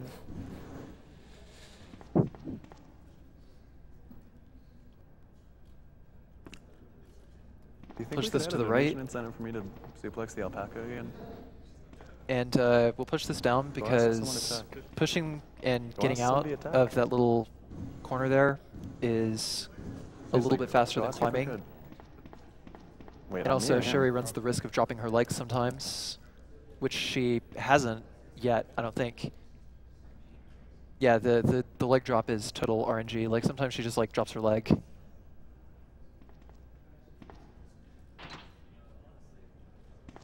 So, yeah. I realized the schedule said either Carcinogen or Fierce Kyo. Unfortunately, Fierce Kyo couldn't make it, but we would have split up the scenarios for the bid wars, and it's like whoever wasn't running would have been commentating on the couch, and I would have given him this scenario for sure. Like, Fierce is amazing at Claire in ways that I cannot even begin to comprehend. So, shoutouts to Fierce Kyo.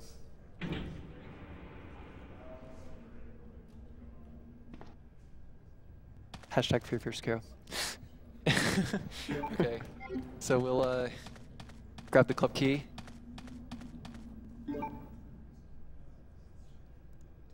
And let me see chat. Yeah, hard right. These dogs are getting past that second dog is kind of RNG, but you will generally, maybe 90% of the time, get out without taking damage. I also messed that dodge up a little bit, but it's cool. It's cool.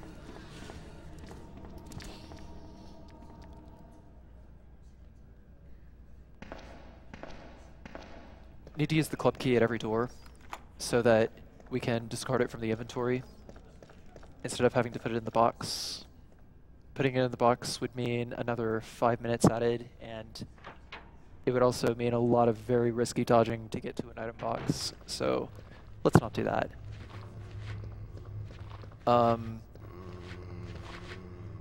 Claire has to deal with a few extra liquors than Leon in the A scenario. This is a fun dodge. This is probably like the hardest part of the game, I think. Not this dodge, but like this whole area. Crap.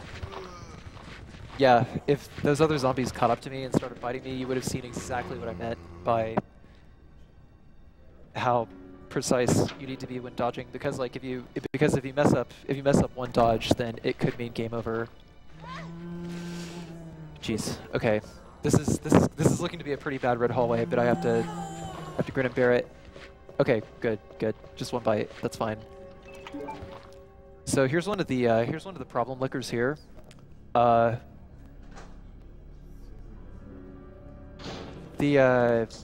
Pretty much the best way to get to the furnace over here is to just run directly in front of him and try to get him to jump. He's going to jump again. You can see when he's on his hind legs like that, if you're like running, then it'll prompt him to jump.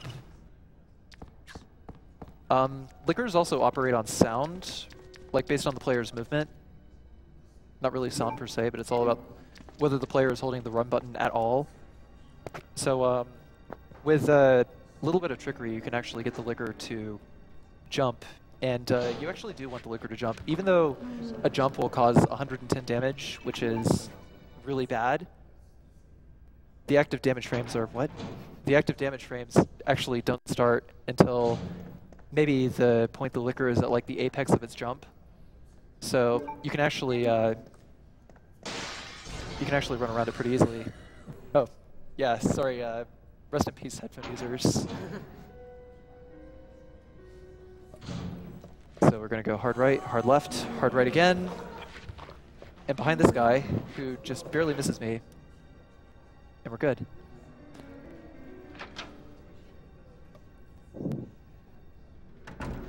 Whoa, check out the sweet shades on that alpaca. I just now saw that. We've been having fun with it. Yeah, I bet.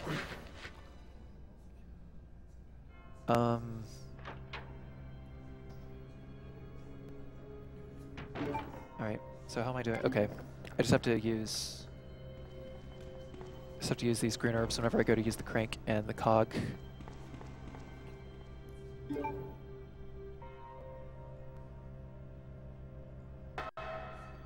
So this liquor is another example of what I mean by holding up left or turning before moving. But in this case, you actually want to hold up left on him, because if you turn before moving, then he will swipe at you immediately if you try to do it that way. So you just want to kind of like collide with him for a second and then move. This cutscene here, zombies come in through broken windows on the first floor. This does affect Scenario B a little bit. So for running Scenario B, you actually want to place the cable in an A scenario save file in advance. Okay, so here's another one. Yes, got it. Okay. Yeah, that's what I'm talking about. How like the liquor's damage frames they start really late. So you can get away with a pretty tricky dodge there. You just have to mash square a whole bunch while you're running towards it and try to make sure he's like standing on his hind legs. As long as he's standing on his hind legs and you mash square, then it is likely to happen where he leaps at you.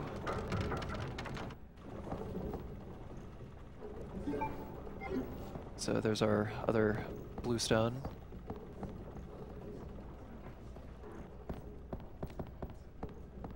So, yeah.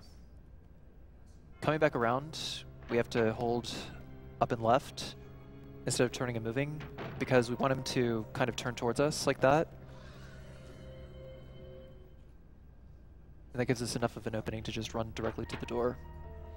No F's given.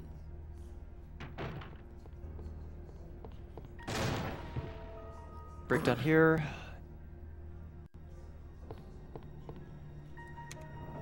That was that was right on cue. I love that. There was someone's ringtone went off. I think it was like the chrono trigger, like when you try to examine the sealed boxes, you know, do do do do do do do do do. Just like pretty much as soon as I broke down that hole.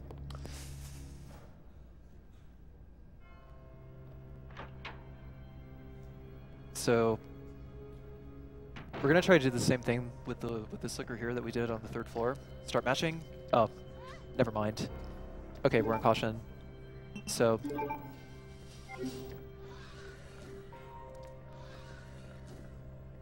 yeah, I kind of wasted a few seconds, but whatever. I had that green herb back up, or that mixed herb back up.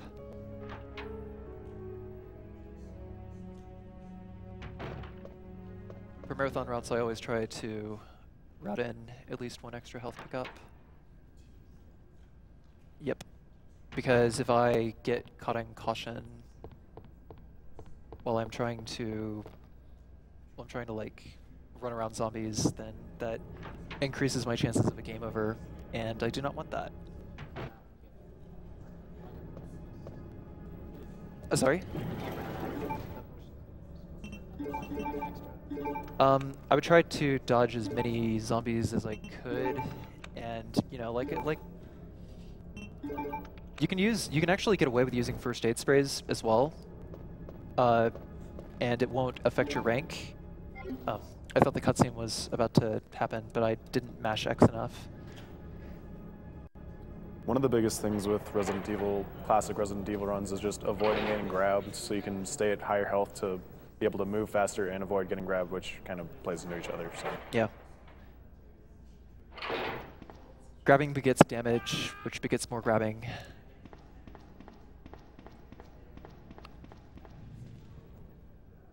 Which begets more stranger danger. Don't talk to strangers, kids. Alright. So here's the first boss coming up. I kind of want to let this cutscene play. Not bad, girl. Because it's like kind of its own. It's like kind of a tribute to Alien in its own way. What happened? Shut up! You couldn't possibly understand what's happened. Those monsters from Umbrella have destroyed my beautiful town. How could they do that to me after everything I've done for them? So it's true. You have been working with Umbrella. Then you must know about the G-Virus. What is it? Tell me! So the chief of police is, is kind of a psychopath. He takes bribes from Umbrella and is trying to just obfuscate all manners of investigation into Umbrella's affairs. And when it gets to the point that, you know, the T-virus is like all over, is like everywhere. There's zombies everywhere, and he realizes there's no more consequences of, like, you know, of like anyone. Like he won't get punished for anything. Like he just decides to start killing people. Like he kills the mayor's daughter, and he's going to like stuff her, taxidermize her. But prior to this, he gets a G embryo shoved down his throat. Shoutouts to Alien. Shoutouts to Alien. But I kind of like his death in the B scenario better. Like I kind of wish Claire B had won. Now that I think about it, because he gets torn in half, and his corpse just like rockets out of that hole right there. It's amazing to watch. It's like typical Japanese gore flick style. It's amazing. I love it. Oh, I almost forgot to equip the grenade launcher. That would have messed up the fight. So, as long as you hold R1 and X, and just shake off any of these guys. Unfortunately, I got tagged by him, but it's cool. These guys actually cause like very little damage. But it takes 5 acid grenades or 6 to 7 magnum shots to take down the first boss, the G embryo.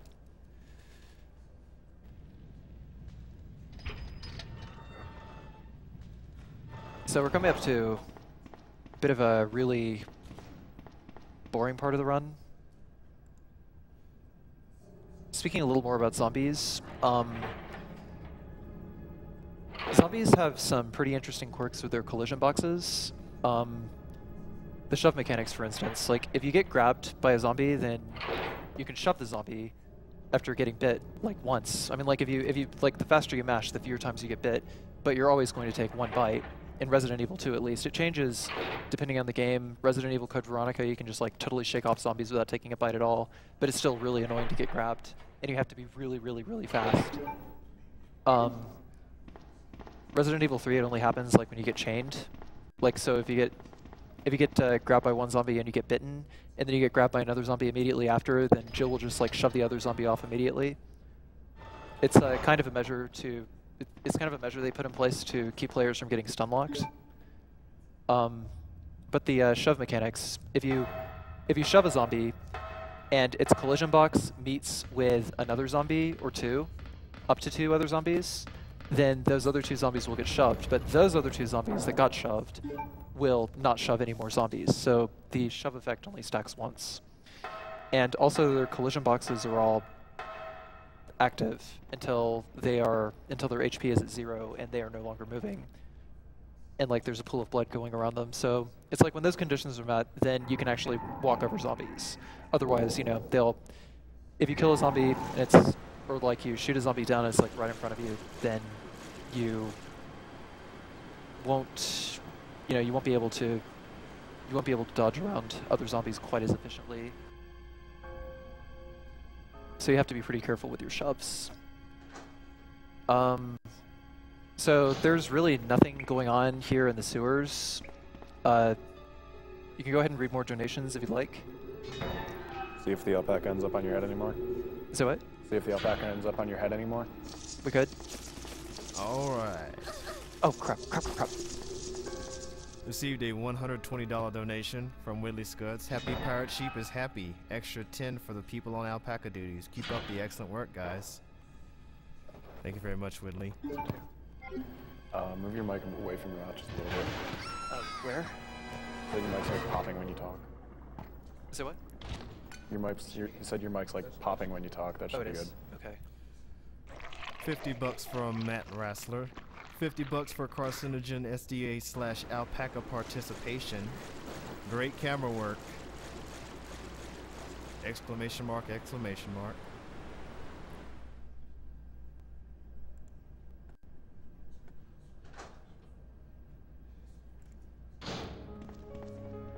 $35 from Platypus Socks.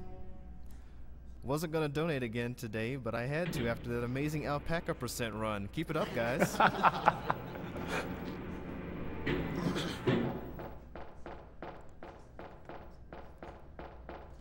Go ask Get Tech if we can start a donation incentive for me to body slam the alpaca. No. See you $20 from Larathan. Carsey, be careful of the danger zone. Hashtag Kenny Loggins. Is Romstrad in here? Put this towards runner's choice. Put it towards I am the wind. And do I care for the danger zone? Well, any other time, you know, I would say yes. I am definitely, you know, not adverse to some Kenny Loggins action, but right about now, you know, we kind of don't want danger zone. I would actually kind of appreciate it if, you know, if I don't get into danger during this run at all, because if I got into danger and, you know, no help items, then it's over. Somewhere dark and deep in the archives of the Resident Evil wiki, there is actually a Dr. Loggins that practiced at Raccoon Hospital. There is a Dr. Loggins? There is. There's a Dr. Loggins? I have never found where he's mentioned, but somewhere in Resident Evil wiki, I have found a Dr. Loggins from Raccoon Hospital. Amazing. Danger zone. Received a $35 donation from Empty Sobug. Alpacas rule everything around me. Okay, so there's a boss fight here. You know, there's really not much to say. There's just a giant alligator. We're just gonna drop this canister and immediately begin roller skating around it. Actually, that's Larathan, the guy who just donated. That's his signature move, is to roller skate around the gas canister there. just before the alligator gobbles it up, and you know, it's a one-hit kill no matter what. Shoutouts to Jaws. Shoutouts to Jaws. Smile, you. I'm not sure I can actually say that. Son of a female alpaca.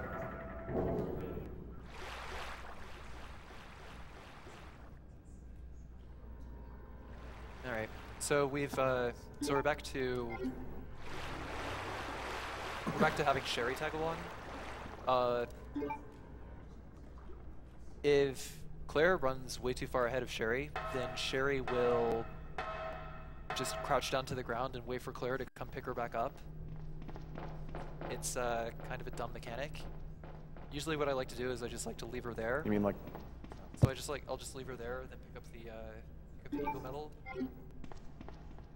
And pick her back up. I have to walk a little bit.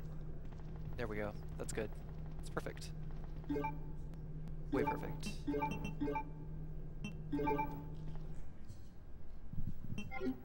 Oh. I forgot the menu opens right back up after that cutscene. So we just stop the fan. We can go through here. This is a little weird here. Like, you could run completely straight, then Sherry will just veer off to the side, and if you keep running, then she'll just crouch down, and you have to run back and pick her back up. So you kind of have to stop like a few steps towards the ladder. Oh, almost did the Leon A thing again. That would have been very, very bad because Sherry would have been very, very far behind. Generally, what I like to do is I like to walk until Sherry is in camera. That's usually a guaranteed way to keep her from crouching down and otherwise ruining or making a run a lot harder. Sometimes Sherry can get poisoned by the spiders. She can't really get hit by much, It's the same thing with Ada. When Ada is tagging along in one scenario, like sometimes she'll get poison dropped on her by a spider, and she'll be poisoned like for the rest of the game. And there's like nothing you can do about it, but it doesn't really matter. But I can see it being a little bit of a problem because Sherry's turning speed does go down the lower the health she has, and poison movement replicates caution movement. So that actually could affect her tagging along, and that would actually be kind of bad. Turn on this tram, and there is exactly what I am talking about. It's only like, there was only like a 2-second loss there, but no big deal.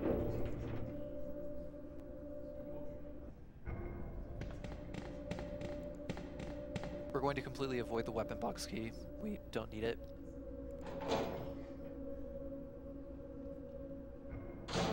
We equipped flame rounds beforehand.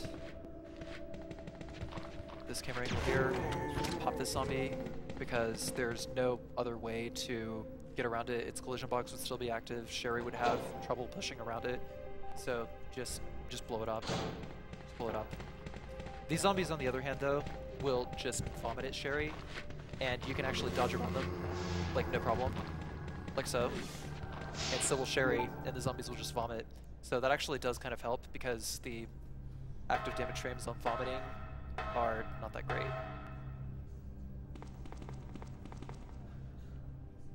Yeah, zombies don't like little girls. They have cooties, so that's why they puke up on little girls. We'll grab the first aid spray here. You can use up to 2 first aid sprays, or you can save up to 6 times and not use any first aid sprays before your rank starts to drop. Resident Evil 2's ranking system, like Resident Evil 3, operates on a point system. Like it starts at 300 points, and then it just penalizes you the more things you use. So you can still get a rank, or you can still get like 270 points, which you need 270 or 300 to make an A rank by using 2 first aid sprays or saving 6 times. It's a little bit of a itch in my eye. Excuse me.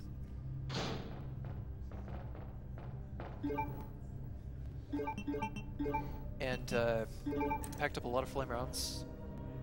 This next boss here is going to drop after 8 flame rounds. Really, really, really fast. And he takes stun lock on every single shot. Like, Claire is very, very OP for this fight. But unfortunately, it's the only fight where she actually is OP. Because, like, pretty much all of Claire's weapons are projectiles, like all Leon's guns are on its scan. So you can see it's done, it's done, it's done, just have to sit. Nothing's going to happen. When he's transforming, he can't take any damage, and he just, like, regenerates a little bit of health. So you have to wait until his transforming animation is done, and then you can just hold R1 and just blast him one more time and he's dead. And that was Birkin? That was, yeah, that was G2, Birkin G2. In the A scenarios, you fight Birkin G2, G3, and G4, and the G embryo, which some people, for some reason, like to call G0, I guess. We're gonna try and, excuse me, we're gonna try and power through this with just these, just a couple more first aid sprays. The laboratory has only one area that is really, really dangerous, and that is the liquor hallway on floor B4.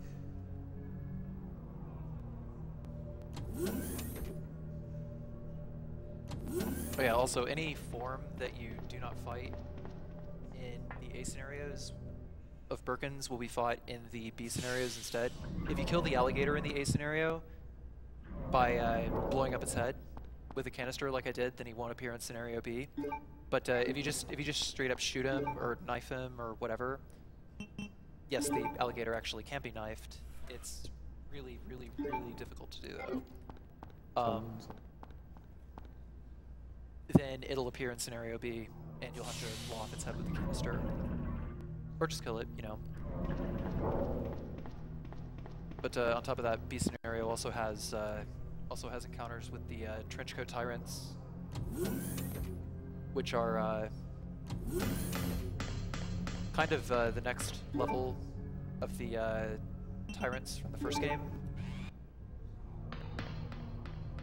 Like they're just like seekers. They're programmed to go after a certain target or like a chemical substance or whatever. In this case, the tyrant that you encounter in the B scenario is sent to pursue the G virus, and the character you play in the B scenario just encounters that. We can just hug in between that plant and the wall there and just squeeze right there. Just go directly to the door. It's a lot easier than it looks. And this is one of the most worrisome rooms in the run. We've taken to calling it the Stunlink room, because when there's 3 lickers like this and they surround you, then you run a very high risk of getting stun locked, or as the case may be, stun licked. Fortunately, like passing through, you know, it only take like maybe 1 or 2 swipes. Each swipe causes 30 damage, but going back is kind of a pain. Just learned some strats a little while ago to make it run a little more smoothly. Hard left here. Go into the P4 laboratory.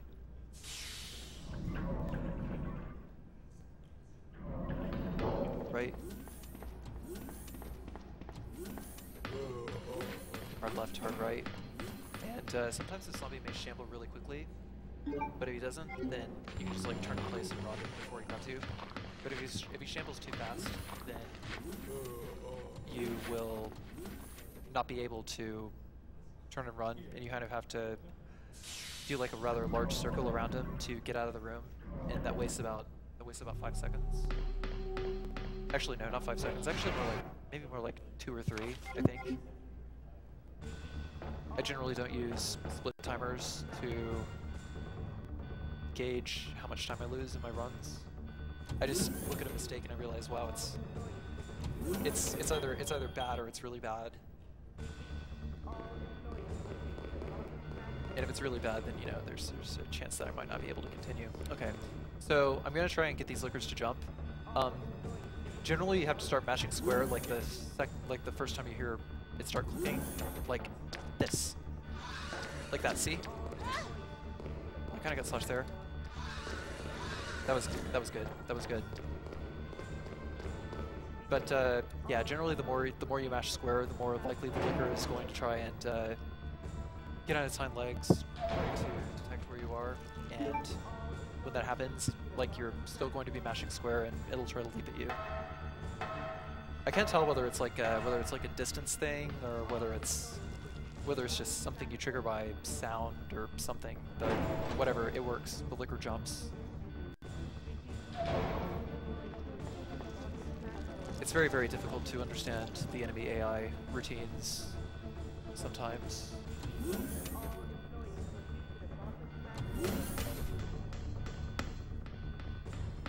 So this next room here, the Modis room and the vaccine room, you're gonna need to play it a little bit safe and just blow them all up.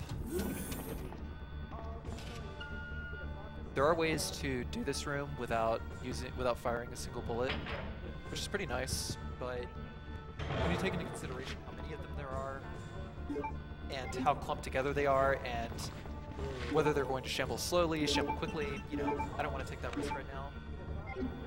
I thought there was a cutscene there for some reason. I don't know why. I don't know why.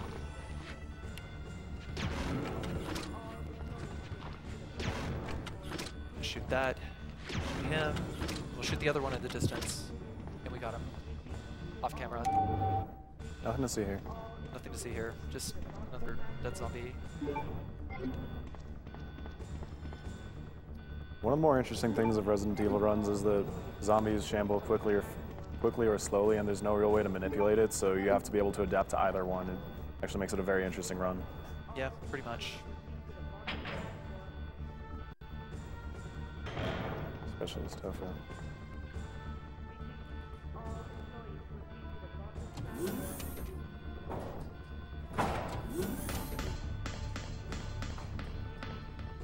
Yo, what is that? Is it zombies? Is it zombies? What? There may be a zombie apocalypse happening at Sgdq. Probably. I don't know, someone's banging on the door like really loud out there, trying to get in. It Stay sounds away like, from- it stay away sounds from like the windows. zombies. I think it might be zombies. Good. Did you bring your rocket launcher? No? Did you? I thought you were going to.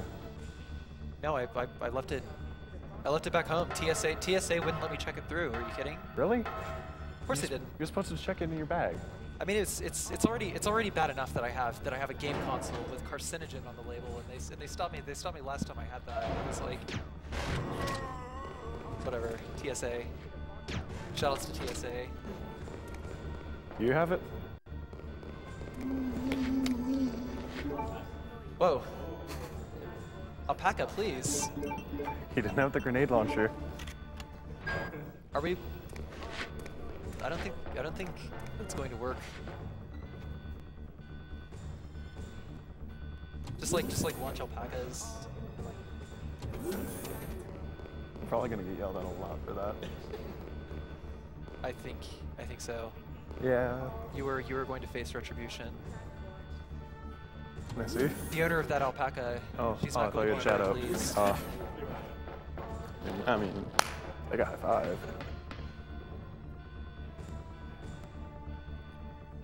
Hopefully his mic wasn't on.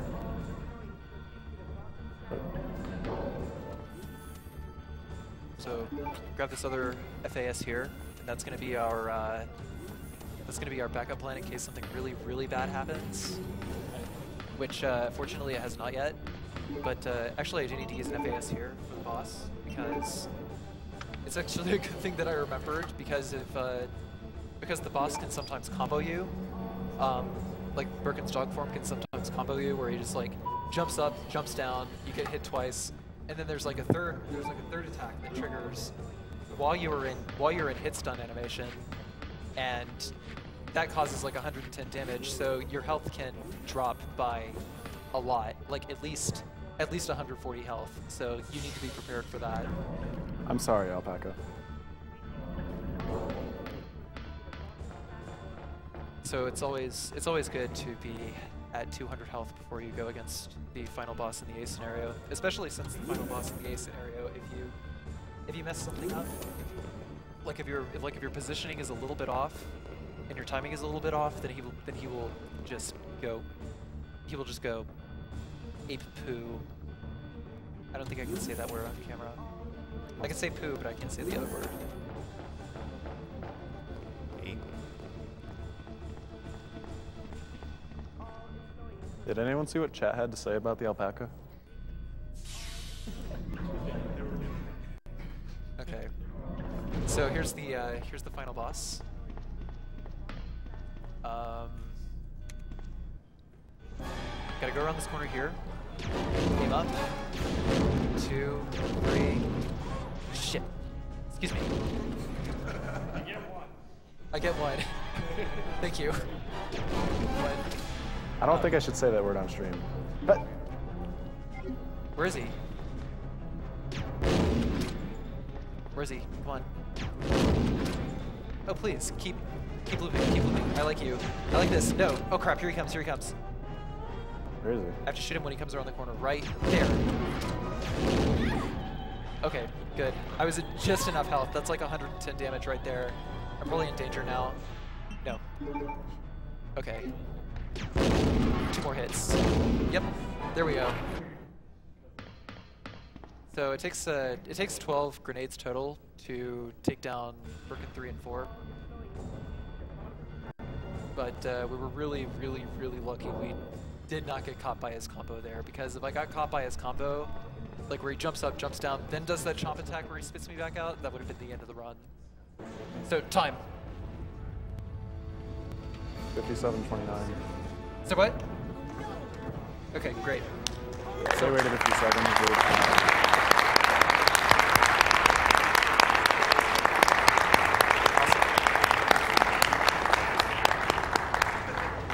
So I think that's going to come out like a 110, 111 in game time.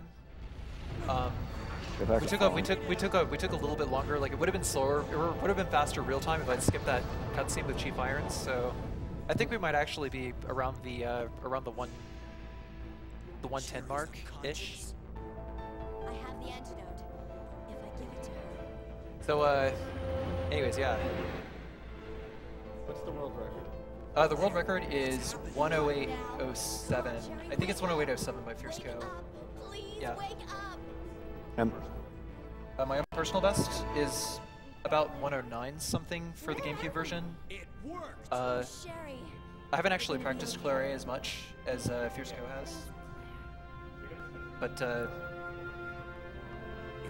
yeah, it's really unfortunate that Fierce. I have to find my brother. I apologize for the Outback incident. And Viva apologizes for the Outback incident. I'm sorry. So my God has protected you. let's see. It will always Oh, be great. with you. Claire. Sherry. Shoutouts to everyone at biohazardspeedruns.com. You guys are an awesome group of people. Just like everyone pretty much piggybacking off of each other, beating each other's runs, and helping each other learn new tech. It's amazing. Fierce Kyo, Larathan, D-Chaps, Jake Tabor, Eleval, Chu, a few others, probably not even, I don't know. So I guess while we wait for the credits to roll in the final time, I guess we can read some more donations, because Tofu is coming up next, so we just use this interim period. I mean, wait, that's my mic. Oh, he doesn't have a mic anymore. Wait, you're not on camera anymore. You put it on your head.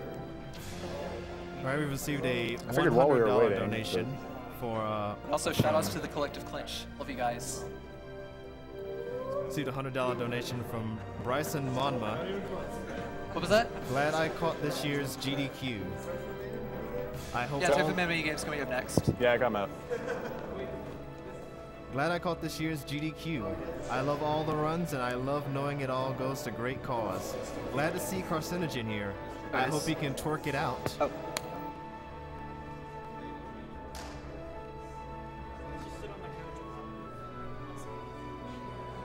We got a $35 donation from Popmaster155. It says, "Hey, Car Seat Popmaster 155 here. I waited all marathon to donate to you, and hope you get the 3-1 hype, and the strangers don't put you in danger."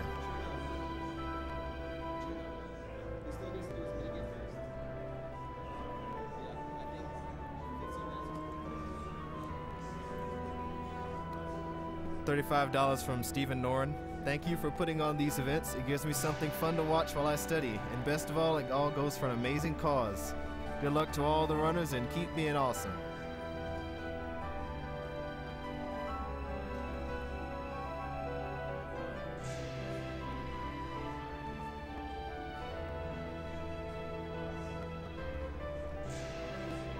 Received a $10 donation from Novice. He's putting your donations in perspective. He says an Ebola epidemic is going on right now in West Africa, causing hemorrhagic fever, which has thus far caused 350 deaths. Doctors Without Borders is one of the main organizations contributing to health care for these people. These events do a great job of generating a lot of money for people who really need it. Thanks, guys, and keep up the good work. So, yeah, 110.37.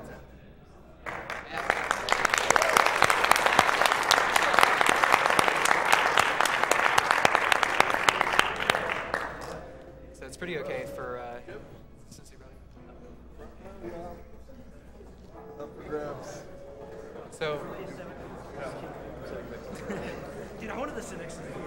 Okay, so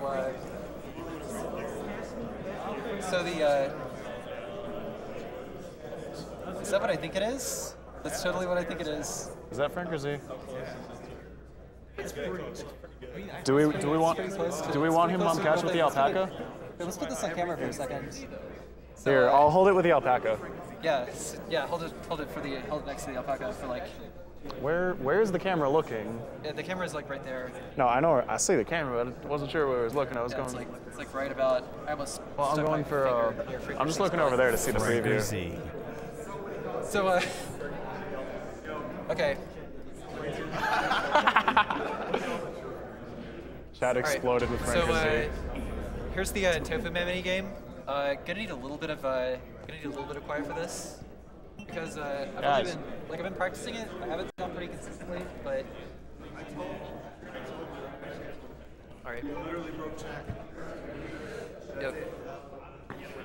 Do we want to get a timer for this? Yeah, can we Vanish. Sorry? Yeah, let's time it. All right. 3, 2, 1, go. So the Tofu Survivor. Guys. So the Tofu Survivor is like is pretty much a parody of like the Fourth Survivor minigame.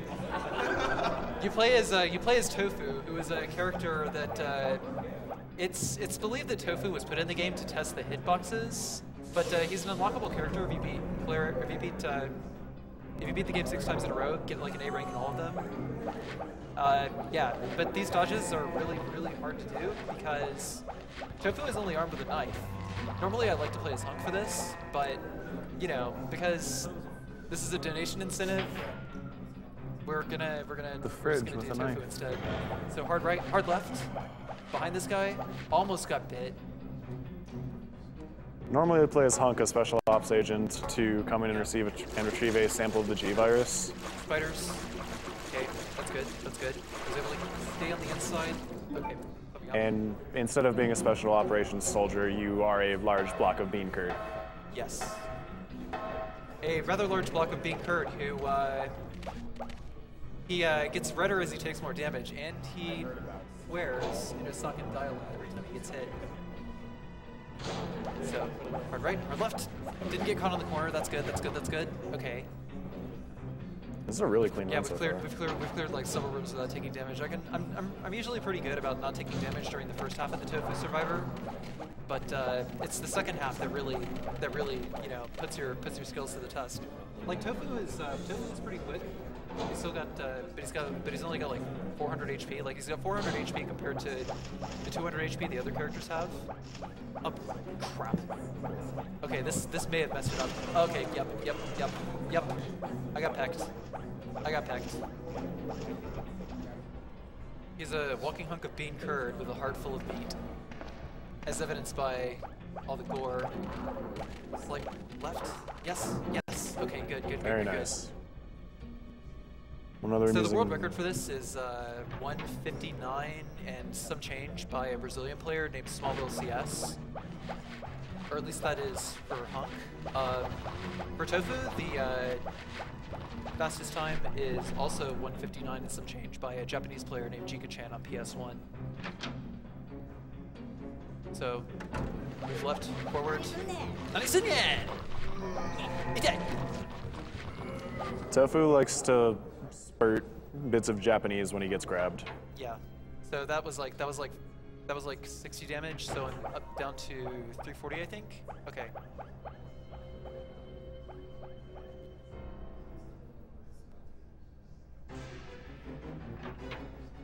So we're still doing pretty good. I can't believe I messed up that dodge though. That was supposed to be really easy. So this next area here, there's 3 liquors, and I like to take this area really carefully because I'm not sure how to manipulate these guys yet. I have to wait for this guy to get off of his hind legs so that I can resume walking. As I mentioned earlier, liquors are totally triggered by sound. And when this liquor drops, I break into a run, and I can get around these guys before they even start moving, because they're still stuck in their dropping animation.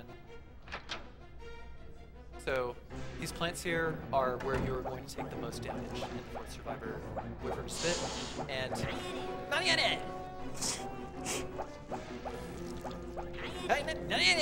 okay.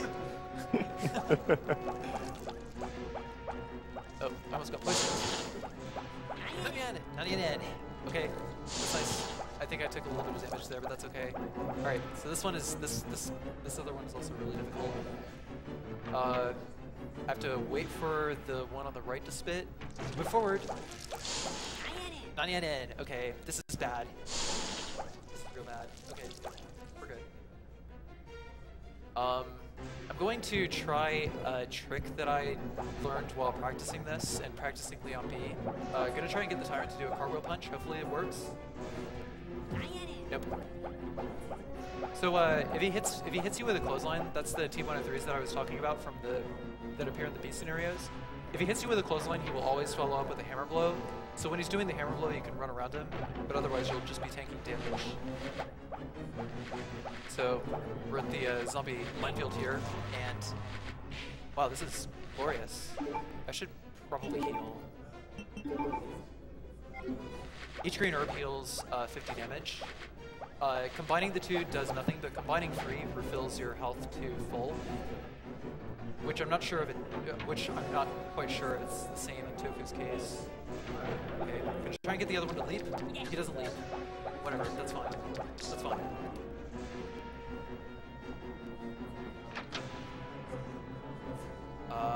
Okay. Go through these double doors, and we're gonna deal with more plants. I still have my dwarves, so if I get poisoned here, it's not a big deal.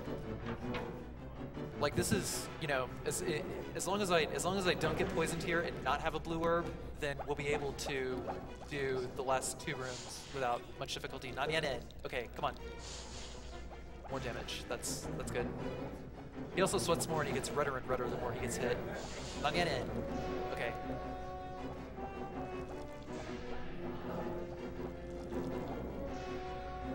Okay, so this next one, really, really, really difficult. Serious time. Yes.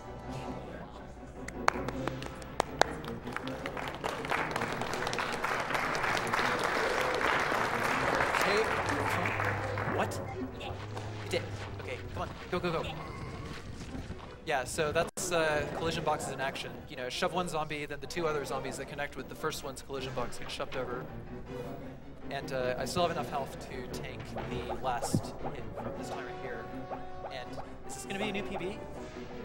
5, 9, 7, 8. Oh, 1 second off. 1 second off. So close. So close. But yeah, that's at time. Time.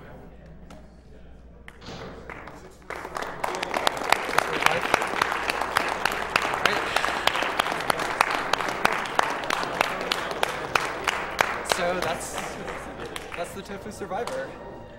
The one room we also clapped after has 8 zombies? Yeah, has 8 zombies. Which is about as much as the game can handle and is extremely precise to get through. Yeah. I've tried it a few times as Hunk, I've yet to do it. Yeah, but like the dodge in that other room where I like started knocking over the zombies, there was like no other way to pass. There was no other way to pass it without like. All right, who wants Franker Z? Franker Z. Thanks for watching. Who wants Franker Z? Enjoy System Shock 2. It is System Shock 2, right? Or is it? Dude, that was so close to a new PB. Whatever, I'll leave the announcing to the announcers. Whatever. Enjoy the marathon, man. All right, thanks Carcinogen for an excellent Resident Evil 2 speed run. Next up we have System Shock 2. That's being run by Cirno. And we'll follow that up with Psychonauts, which will be brought to us by Duke Bilgewater.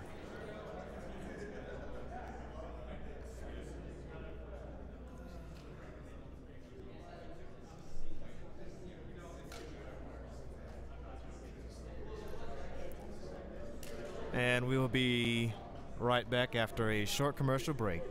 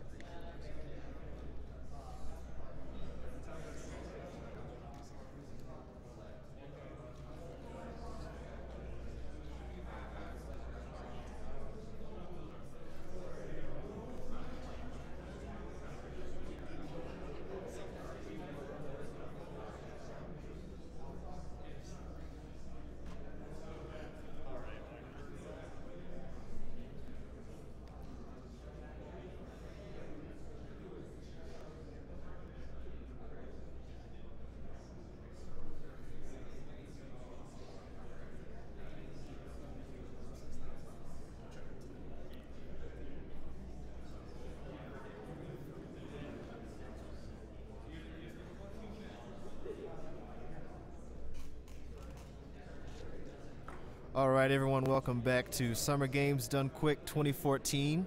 As you can see, the hype levels are building up in the theater right now. We're about to get some System Shock 2 going on by Cirno. As a reminder, if you'd like to promote our stream on Twitter, Summer Games Done Quick 2014 will be under hashtag Sgdq2014. That's hashtag Sgdq2014. And if you like what you're seeing, stop on by to Speed Demos Archive, as well as Speed Runs Live. Speed Demos Archive hosts a plethora of speedrun videos featuring the best speed techs for your own personal enjoyment. Speed Runs Live features several races and several streams of people that you see here attempting world records and RTAs, real-time attacks of your favorite games. Also, Sgdq, all of our donations will be going to Doctors Without Borders, providing assistance to people in impoverished countries under risk of dangerous diseases and internal violence. We are now streaming the webcam.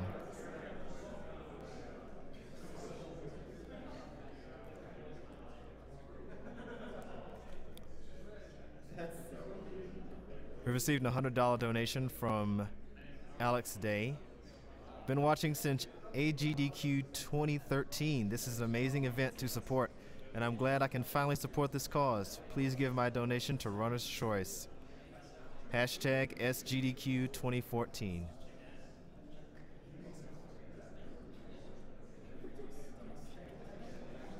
Received $25 from Socano that says, Cirno, do your best. Runner's Choice.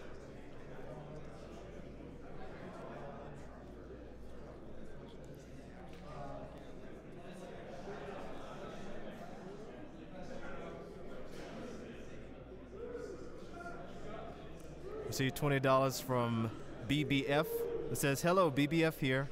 Good luck on your run, Cirno, and shout out to the couch. Money goes towards Cirno's Choice.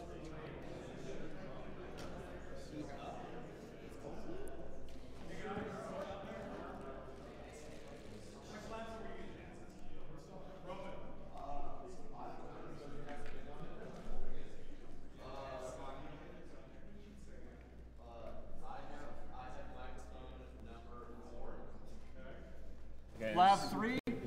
Lab 2. Okay, yeah, sure, I guess I get a mic. I don't know the game, but yeah. Top memes. We're gonna hang out like this. Yep.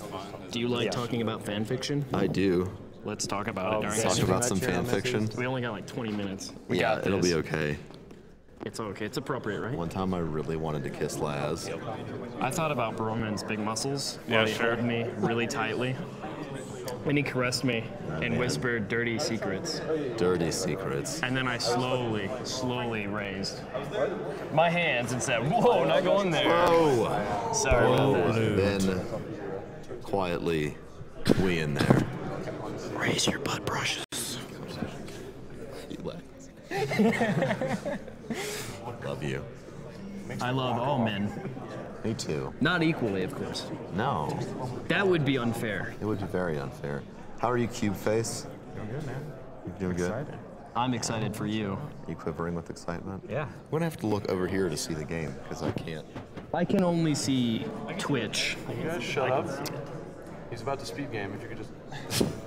What, sir, please? I got your back, sir. Thanks, man. Sir, please. We're trying to have a banter over here. I am... Thank you. Sir Angry. I love you, Cirno. I love you guys. Oh my gosh. Remember the little people. Don't forget me, man. Oh, we should have gotten cheer shades. Wait, can we do a wave? All right, start the wave. All right, you guys ready? You guys ready for the hype wave? Counting on you behind me. All right, ready? Send it back. Send it back. Scrubs. Dropping the meat. Amateur. Fine, whatever. Let's do it again. Ready? No. A second wave? Oh my gosh. Unheard of. The system we used for that was quite shocking. Second wave. I never saw Oh, and that's how it got its name. And the more you know. Dun-dun-dun. something this run. No, I'm not. Please. I'm trying to enjoy a top quality. I'm not sure. He's going into speed game. I do in a not few own a seconds. monitor I'm with gonna audio. pretend I didn't hear you banter look, about look. that, okay? Look, we can get through this. You're scaring Cube. Yeah, I'm pretty scared. Cube's always scared. Dude, whose mic is there's another mic that's like on the floor and it gets stomped on. Oh, nice. My mic. That's your natural state, then I'm going to ignore that. Based? I like this mic setup. It's really good. Do you like mics and memes? I don't understand why. What happened to the filter or the rest of it? It's not like it's that hard to not rip your microphone apart. What they do is they take the filter off, they throw it under the couch and say this. Pretty much. They're like, yeah, we don't want things to go well. Spike, no, not here. Hi, Spike. Another time. My name's Wibix. Nice to meet you, dude. Yeah. It's great to meet you, man. I've met him so many times. He's Wacker. He's Whitwick's of Wacky Wobbler fame. Wacky Wobbler fame. Oh, yeah, it's a great game. Yeah, Penelope pit stop. What? You lost me. What? I was talking to Spike. Good job. Wow, you I'm guys. happy that you guys can communicate. You guys are gonna ruin this top quality run. It wasn't muted. I just want to make sure it was working. Are you picking anything up from the PC? The hell's that noise? I don't know. Hey, whatever works, man. Oh, I hear something. We got it. We don't have audio down here though. I heard something. We in there. Is there like background sound? Yes. Yeah, we got it. Yeah. We in. Maybe, please. Sure, run. Raise sheer fairies. Unlikely. I'm just saying we didn't give it Oh, Windows 8. Oh yeah, Windows. I like where this is going. Windows 8 hype. Windows 8 hype. Windows 8 hype, baby. Thank you for ruining all of our games. You even see the game. Yep, I'm ready.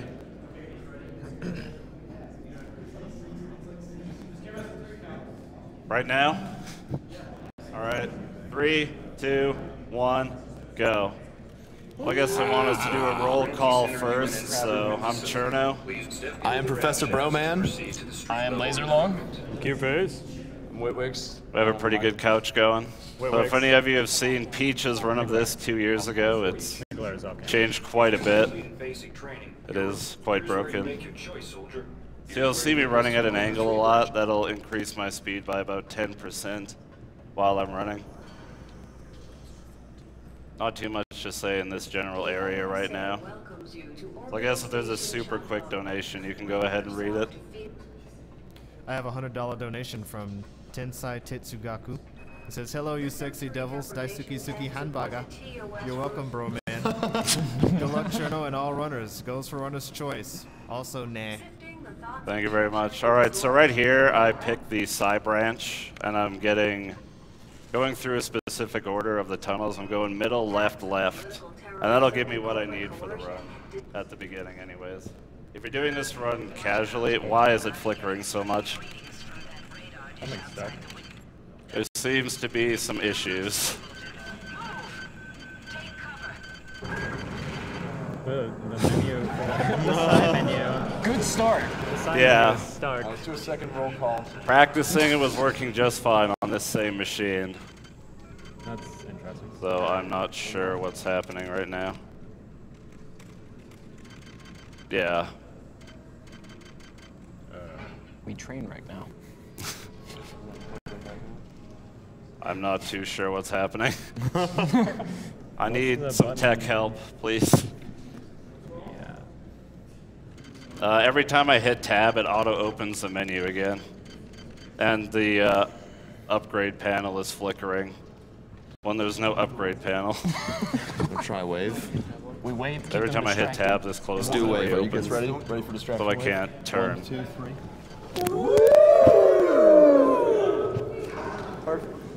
The wave has been used throughout human history to solve technical problems. Unplug the Using the power of the wave.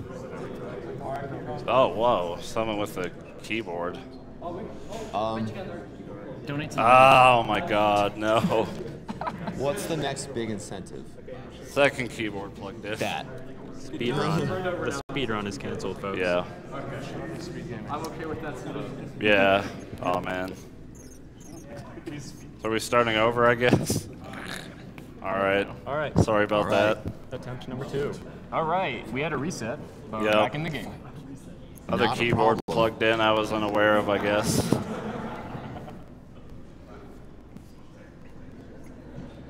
Ready? You can do these. No menu flickering this time. Yep. 3, 2, 1, go. I guess we'll do the roll call again. I'm Cirno. Come on, couch, roll call. Oh, right, What are you sorry. doing? I'm Professor Broman. Laser long? Sorry. Look your face.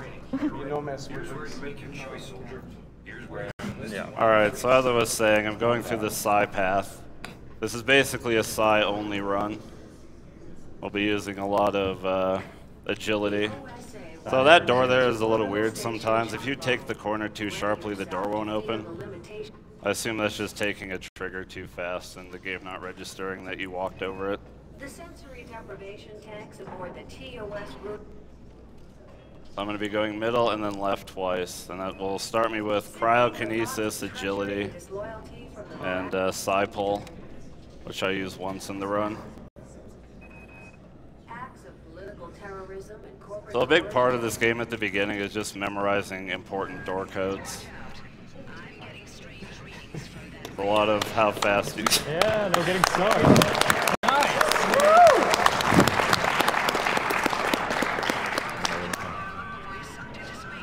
There you go, entered a door code there. Pretty exciting. The first couple decks of the ship we're on here are done pretty as standard. Although there will be something very important coming up quickly, called the invulnerability glitch. Now I forgot who discovered it, but I think Cube Face there on the couch can drop the name of the guy.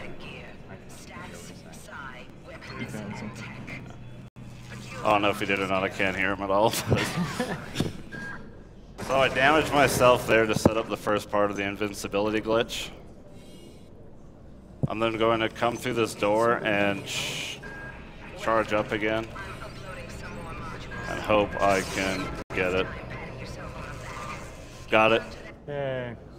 So we are now invulnerable for the rest of the run. You'll see my health be locked at 1 there in the bottom left. And basically what I he will not did there take any was damage. he killed You'll also himself. see me kind of either stuck on the ground or crouching, but that's just a side effect of the invincibility glitch. I'm basically just leaning forward.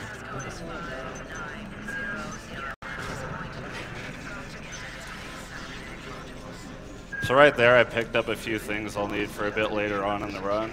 I need to research a toxin to get past the next deck, so I just got what I needed in advance.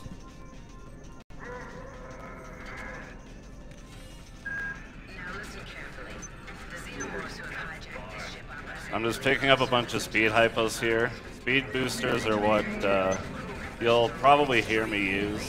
That just increased my speed by, I'm not sure how much, but it's a lot.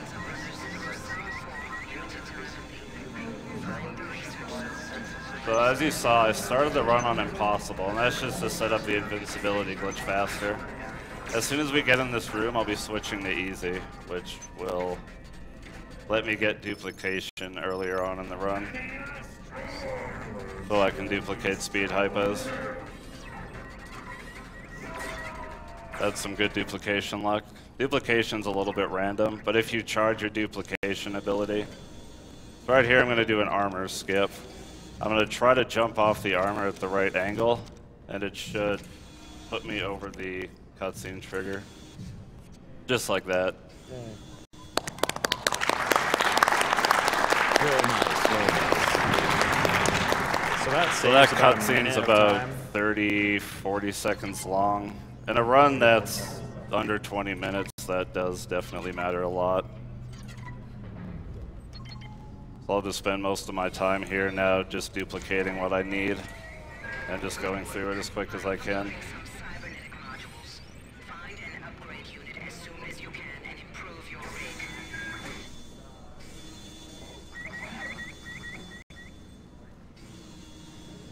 So right here I need to skip the cutscene on the way out, and that's just as simple as running through there and pressing the exit trigger before the screen fades to white.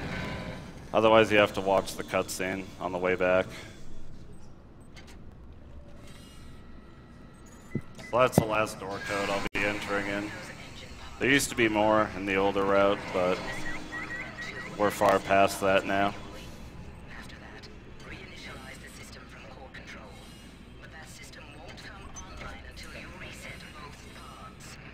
I'm just going to pick up some more nanites. So duplication costs nanites, and nanites are basically the currency of this game. Each duplication of a speed hypo costs 25 nanites. So I'll be collecting that, collecting nanites throughout the run, just so I can keep duplicating.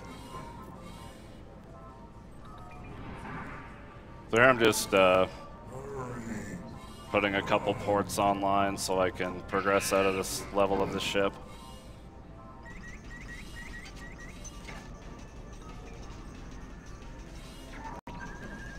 So if you want to read another donation, you can go ahead.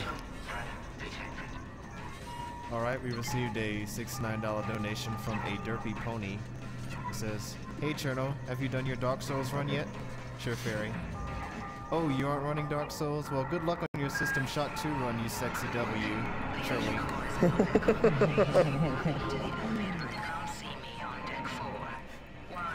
A $50 donation from Scott Pullinger. It says, "Good luck, Cirno. Donation goes towards Runner's Choice."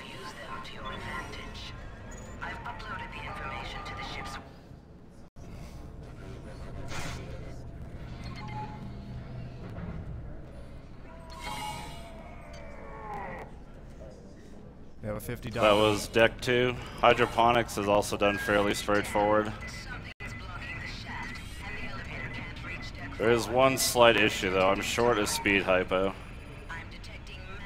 And I need to bounce off this chair and get up there.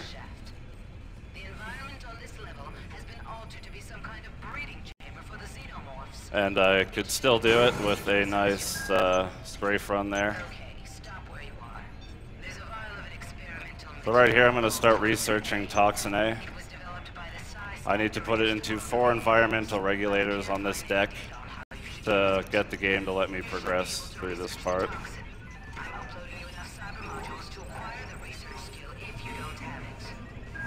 Right here I'm dumping all of the cyber modules I have into research. I'm leaving the upgrade panel open, and when the research is finished I will be undoing it and getting all my cyber modules back, because I need to get a very important psi ability at the end of this deck.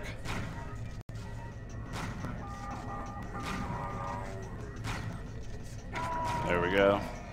So I need 2 more vials, but I will get those along the way. This part isn't going as swimmingly as it should be. I misused a speed hypo, but still progressing along just fine.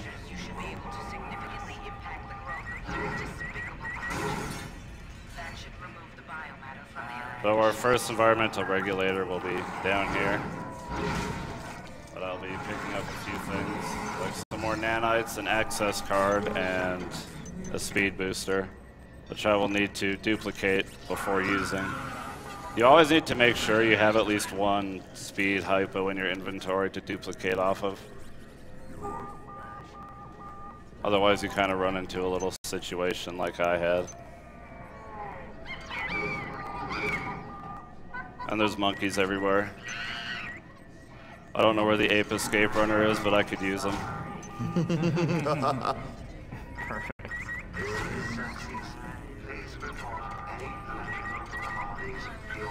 So yeah, this deck is pretty straightforward. There's not too much to say, so You can go ahead and read donations for a little while.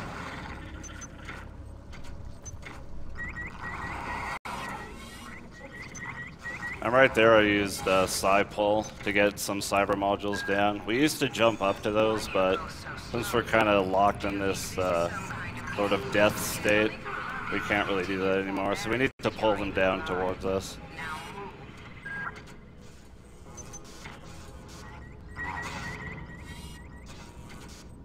A lot of this game is really just grabbing what you need. Right here I'm getting 2 agility and 1 heavy, so I can equip the rocket launcher, which will come in handy for the end of the game. Which after this deck is pretty close in sight.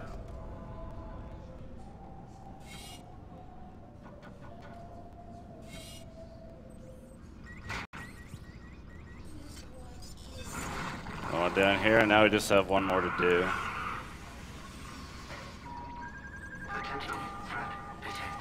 We need to kind of watch your Psy usage, since everything I'm casting does use some of the red bar at the bottom. And I need to make sure I always have at least 1 up until a certain point in the run. Otherwise I'll be having some issues.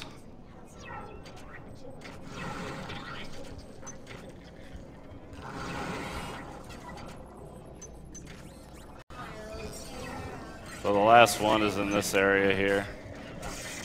And there's a worm in my way. It's really easy to get kind of just caught by pretty much everything in this game. Especially when you're this, like, low to the ground, so to speak. Alright, so we're basically nearing the part where this game just buckles under the immense amount of glitches. So I picked up relocation there. And when used properly, relocation will actually put your hitbox underneath the map. So you can do something neat like this and just go through the door and skip an entire deck. So there's a pretty hard relocation coming up here. It has a weird timing. So I'm gonna get out of the tram, duplicate what I can, switch to relocation. Try not to do that.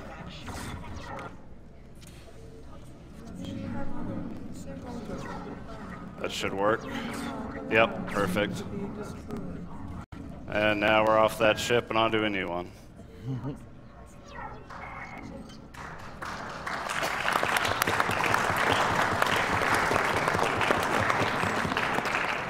So there I picked up a Psy ability called Neural Reconstruction.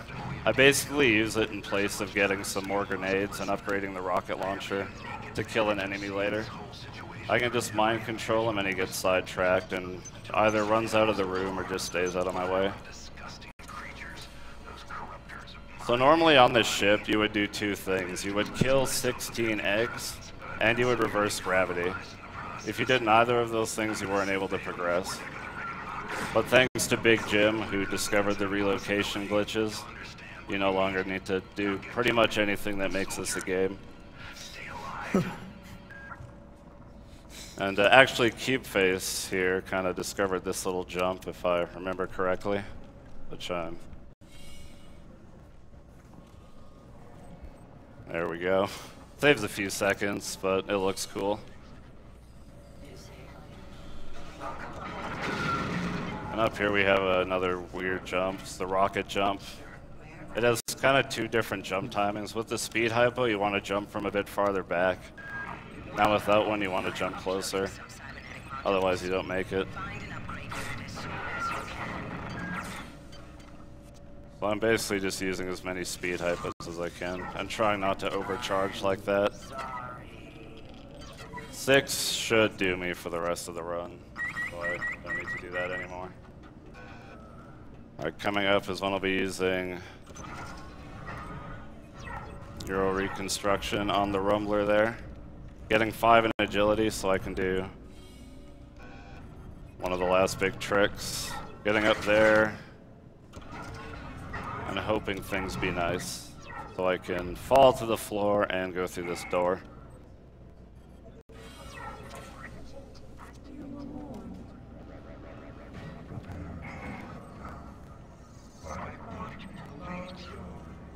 So I'm just trying to get through here speedy-like. This ladder jump's a little weird for some people. It's actually pretty easy to like not make it at all.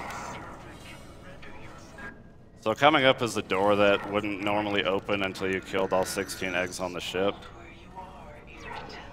So we can just use our fancy relocation magic. I'm gonna fall into the ground and go through the door. Then another new trick I just started doing right there. You're going to kind of lean forward and just go through the wall there and land in the tram. So body of the many. This is the hardest part of the entire run. I'm going to be going for something called the quick cycle, which I'll explain a little more when I get to that room. But it's, you don't have to get it, but it's definitely nice. So do relocation trick there. Rumbler almost got on our way. But with this, we can get up here. If he lets me. Yeah, there we go. And go through this door. Normally you need to kill a couple kind of node-like things, and those open up the doors.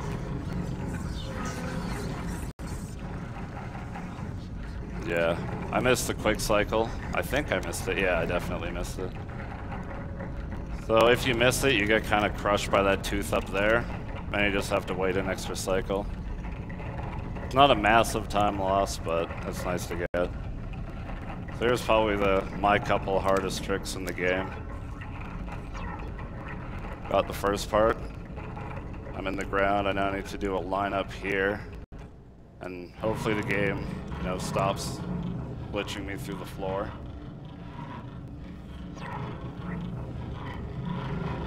Now, if I lined everything up correctly, I should just fly out of the map like this and land at the end level trigger. Got it.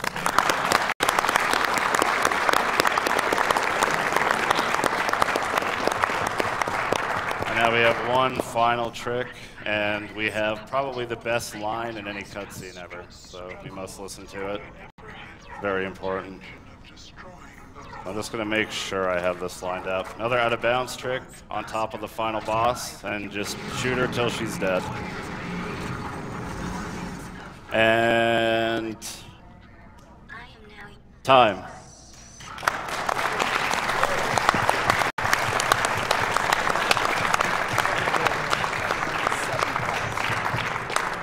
You did good.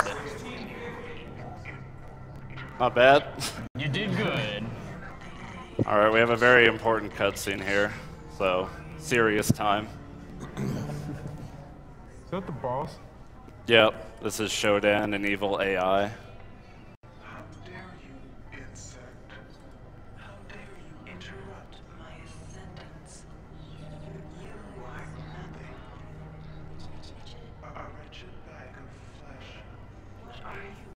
So she's doing some serious smack talk here. While you just stand there and take it. But don't worry. He's got something planned.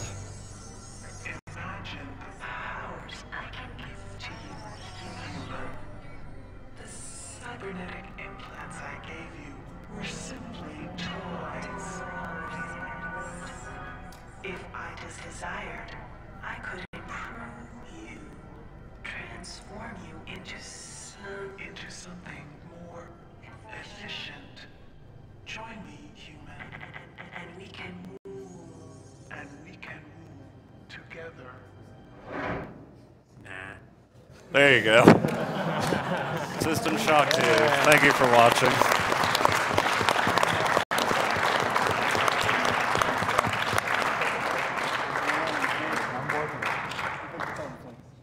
Sure hood.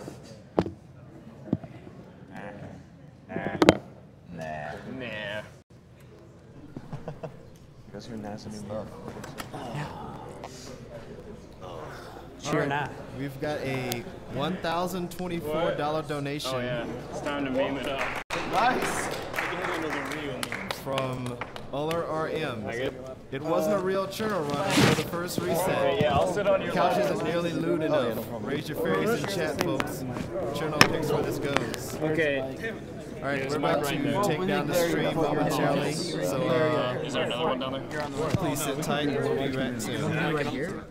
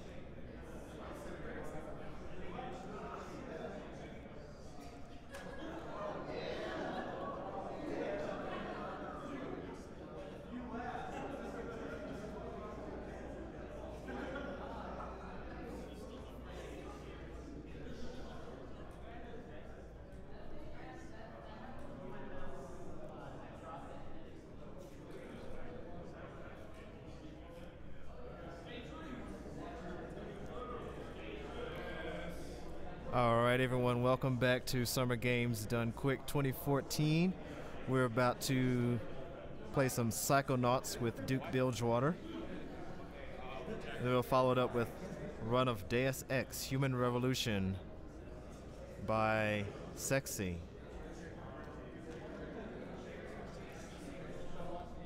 As a reminder, the bid war for the ending of Deus Ex Human Revolution is currently at Seraph in the lead at 149, followed by Self-Destruct at 139. It's very close.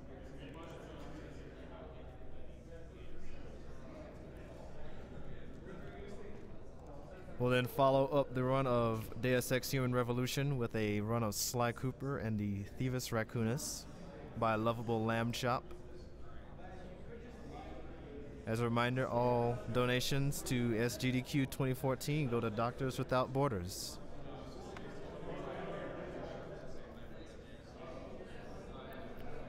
We have a $105 donation from Fire on Earth.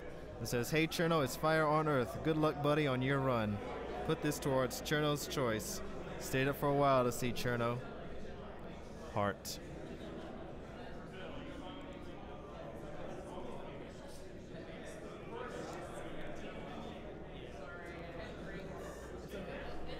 We have a $35 donation from Azuma Magica that says, "Good luck on your Half-Life 3 run, Cirno.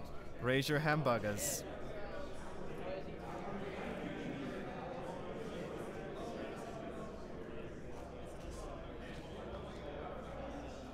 We have a $30 donation from Johnny Simstedt that says, "Thank you for this awesome event. Keep up the great work."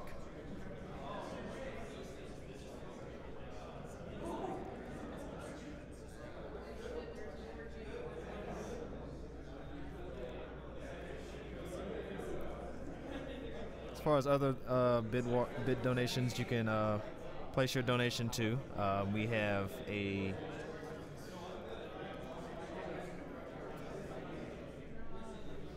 unmet goal for Castlevania 64, which is at $231 out of $500.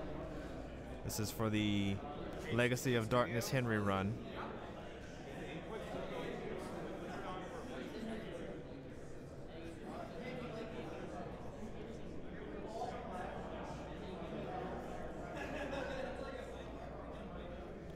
You also have the option of donating for the Marble Madness file name, all uppercase. And as currently, the only offering is balls, apparently, at $30.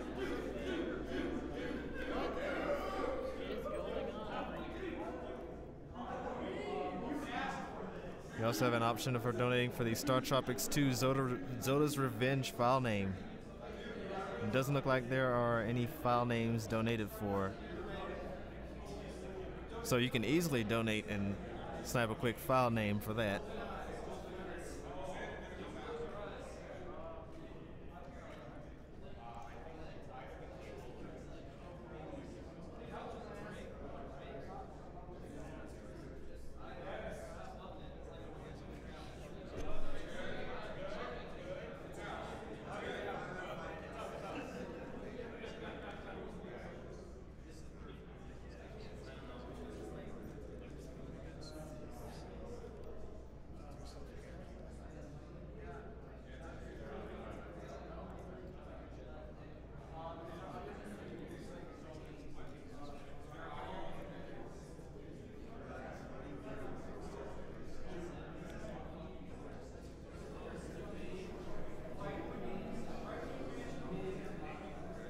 We got a $50 donation from MacFace that says, "Raise your fairies for Cirno and Doctors Without Borders. A great streamer and a great cause."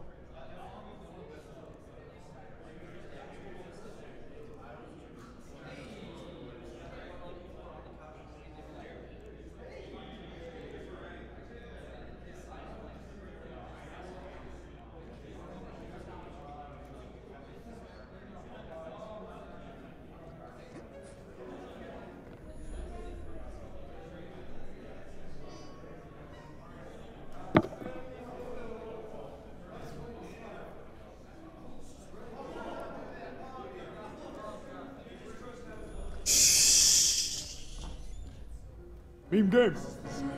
Seriously. Yeah.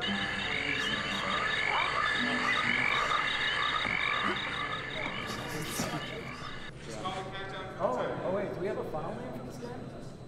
Do we have a file name? SRG. Epic meme. SRG. The file name is MV Luck. Cool. Cool beans. MV Luck. I can't hear it, so. MV Luck. Heavy luck? MV Luck. Oh, MV. Mr. MV. Nice. Nice. Don't. Oh, dude. Sorry. Nice, dude. God. Dude. This is the green pop-up that happens when I press enter, it goes away. So we have 3, 2, 1, go. Go, dude!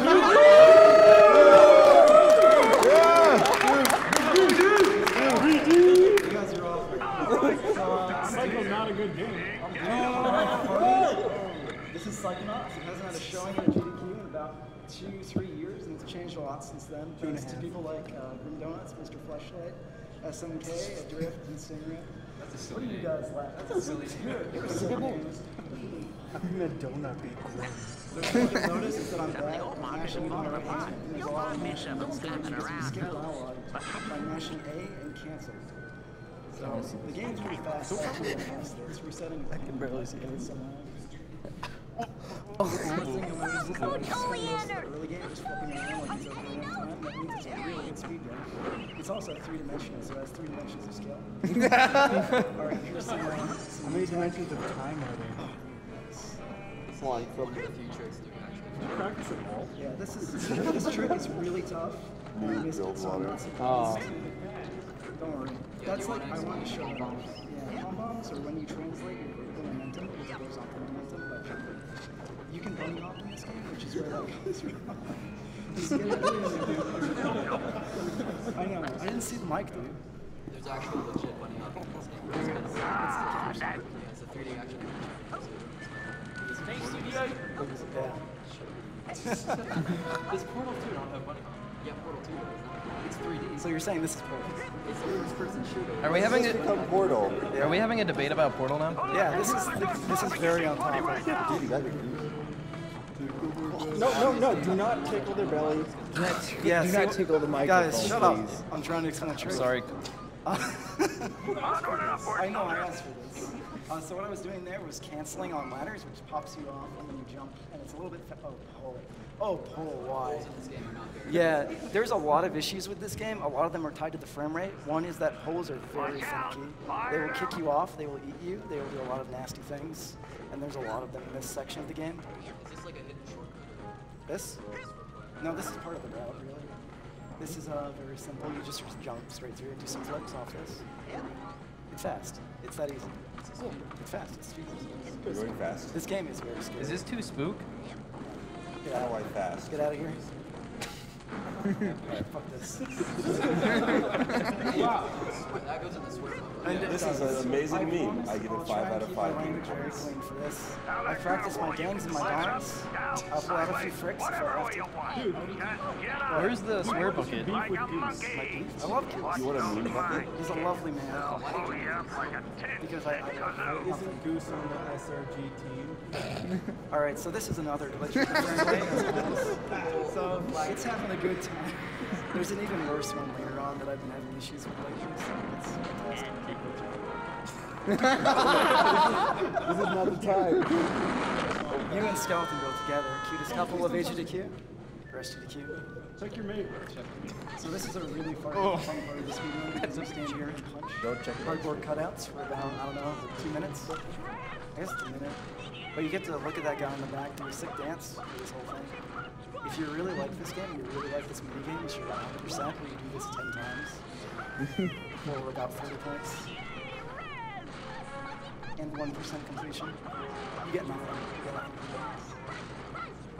It's $2 mine. The babies are actually fast for the break. It is fast to boost children in this game. What's your best low percent time? Low percent? I didn't run the game. Yeah, that's just not running the game percent. What about 100%? Dude, look at this line I take. This is so good. That is a godlike line. Because you only get shot once. If you mess that up, you'll get shot twice, waste time. This is the room. Risky. He's the Duke Bilgewater. The Duke Bilgewater of SRG fame? Yes. He ends up wasting that time in saves, I think. That is the other flagpole. Oh, jeez. Did you save Dogen and bring him across the minefield? No. That is actually not required. Dude, what happened to the money? Bill, you have to ask yourself that. Bill, please, you're the one to talk. Where's the money, Bill? It's been a year. Where's the money?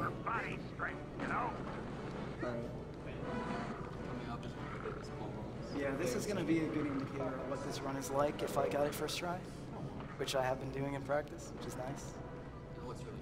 It does. It's very smooth. Here's a good one, please. I can't even Nice. see the stage. Nice. All right. What?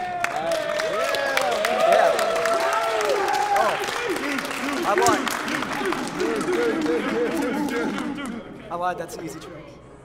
Easy every time.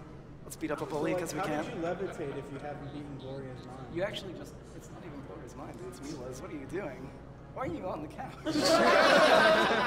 Who are you people? I thought you said you liked Gloria's mind. Oh no. Oh no, we'll get there. I got about 5 minutes of complaining to do when we get there.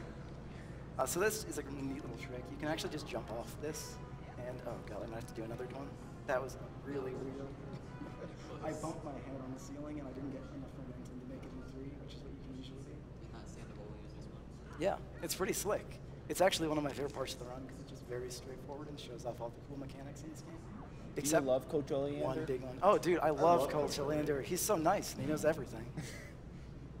All right, here's some more mashing with my good mashing hands. You can't tell what Duke is mashing with his left. Oh yeah, if that's not on camera. Oh dude, there will be plenty of time for selfies during the auto scroller.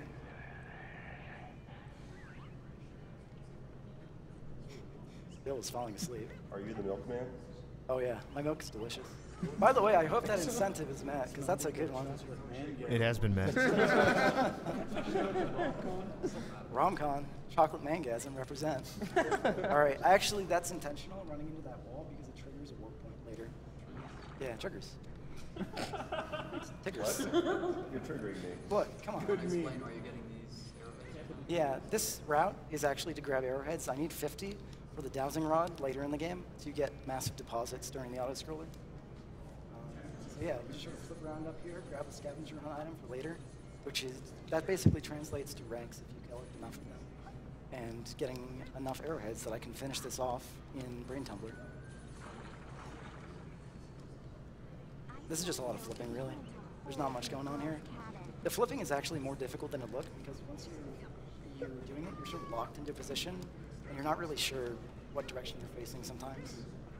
Oh. Nice. What are you doing? George, I know that's you. I know that's you. I don't even need to look. All right, so we're in the Brain Tumbler. We come back here a few times. Dude, you asked for this. I asked for this. You know what you're getting into. You paid for this. But I thought Deus Ex was the next run. When's Hotline? When is it? Check your head again. Oh. It's falling off? No, it's just you keep looking to the right, and they can't hear you. Uh-oh. So turn this. All right, I'm working on it. Yeah, it's my mumbly voice. A lot closer. You comfy? Like goes it? All right. That's why I'm looking. I love comfy streams. You want to give me a kiss? You want a kiss? Give me a kiss. Oh, I'm ready to be tucked in. Nice. Reminder that studio is based. What other GDQ staff would give you a little kiss? Dude, speak up. Dude, I can't hear your memes. I'm trying, dude.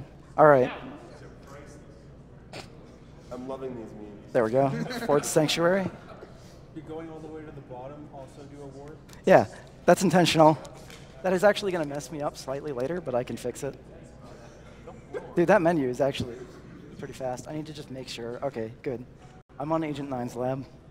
The tram system is a little bit weird. Sometimes your menu movement can actually hurt you in the long term because it'll change where the cursor is going to be.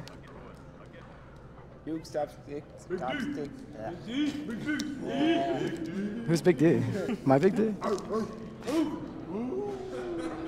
Special guest star DMX. All right, so this mind is fairly simple. You're just using the projectile power you just get.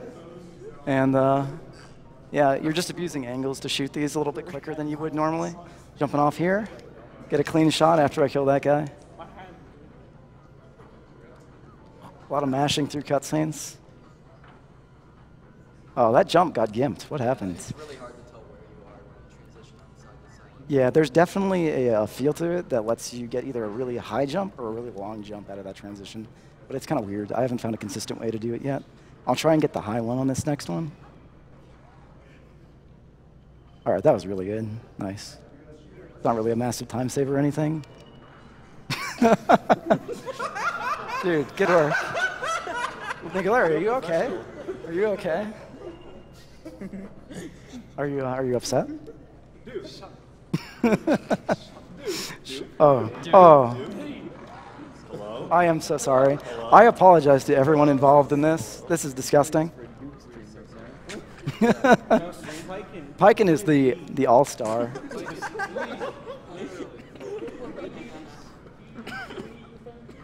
Dude, what happened with Spookathon? Oh, let's not talk about that. Where's the money for Spookathon, dude? Where's the money? Just turn into like SRG. Save your SRG. Guys, I actually need to focus for this. Honestly, keep it down a little bit. Also, the mic keeps touching my cheek. It's really fun. So what happened there is I ran out of ammo because I just managed it poorly because I missed a few shots. So I got stuck there under the stamp. You can actually hit him a few times if you get stuck to the stamp, but it wasn't. He wasn't low enough on health that I could kill him. No, never. You're not allowed to talk. You're the only one who's not allowed to talk. That is true. No one else is allowed to talk. Yeah. Dude, where's Slayer? Why isn't Monhunt in this? Slayer? Maxwell Stamper? Maxwell Stamper. All right, so we're back in the Brain Tumbler, but now we get to do the fun part of Brain Tumbler. This is a big trick coming up. If I hit this will be really good. Oh, god damn it. I blame you, hee. I blame you. Be hee. Yeah. There's another one of those. These pom bombs save a few seconds. They're not that massive, but it feels really good when you get them. They're one of my favorite tricks in the game. Oh, nice. That one's new. I found that one a few weeks ago. It's really nice. And here's another one, just to keep more momentum. And you try and jump so you maintain it, and then do flips when you run out. Don't worry, Dogen. I'm coming up there to save you. What is wrong, Rasputin? No time to explain, Sasha. I gotta climb this spooky thorn I honestly do. So you're managing your figments, right? Yeah. Yeah, the figments are a big deal, but it's actually sort of not because they're generally in your path for the most part. You need about rank 20 to beat the game because, yeah, that's the reason you do the scavenger on the side. But yeah, you rarely go out of your way to collect figments unless you're trying to be safe. Nothing, cutscene. Nice. I got lake skip, really easy. Nice. Nice.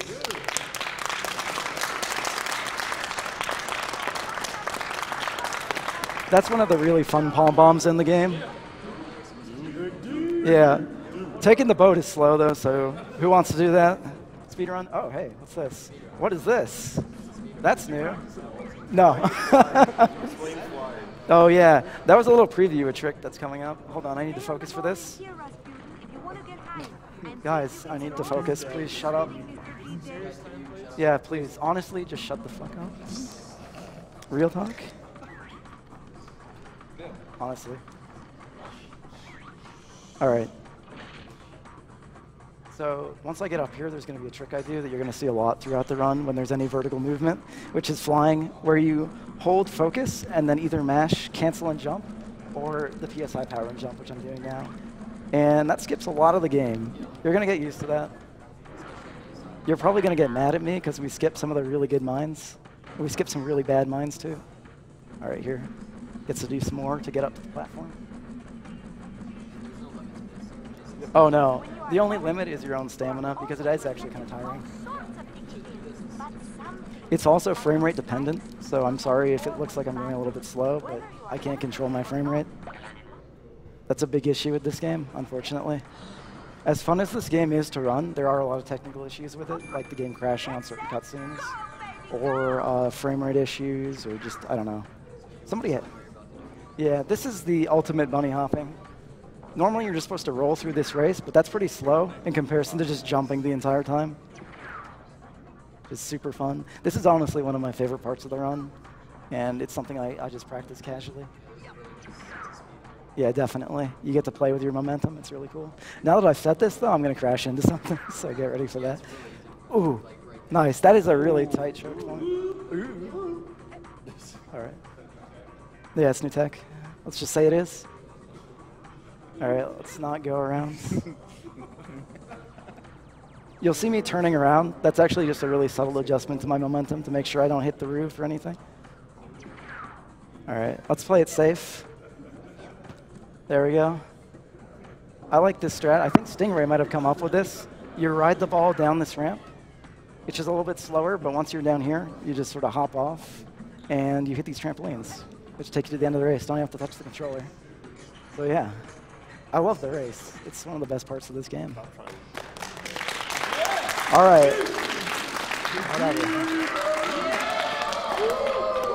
You guys are off. Can you test your S key? Yeah, hold on. I'll test my S key in a sec.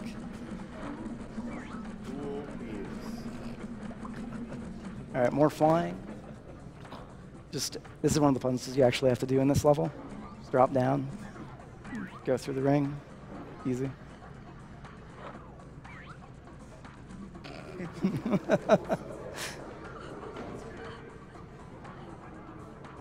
All right, nice. I got a little boost there. Anytime you're rolling off a ledge with the ball, it's possible to get a little boost of momentum like that. It actually saves a sizable amount of time in the section coming up, but it's really hard to get, and there's no reference for it. Nice. All right, so I'm going to start collecting scavenger items and the dowsing rod just to make myself ready for the next parts of the game. Dude, what's your favorite aquatic animal? Oh, I got to go with whales. Wait, what? Shout outs to BGW. Reminder, Duke asked for this. I deserve everything I get and more. But I will beat up Hee after this. That was a mistake. All right, that movement right there is actually really fun. It's one of my favorite small things in the game. Oh, hey, I would like to buy that actually. Oh my God, I have 49 arrowheads. Oh, no. What is this nonsense? All right, I know where to get more. Yeah. Yeah. All right, don't worry. I know where to get one. It's around the back, but it's easy to get. All right, there it is. Sorry. That's a small mistake you can make if you're not paying attention, giving commentary in a situation like this. Disgusting. Absolutely disgusting. I am. Oh, yeah, for sure. It's cheating. That's what it is. I know about cheating. Disqualify subframes. Do you support your speed friends? Oh, always. Glitches categories are the only ones. All right. Grabbing some more scavenger hunt items.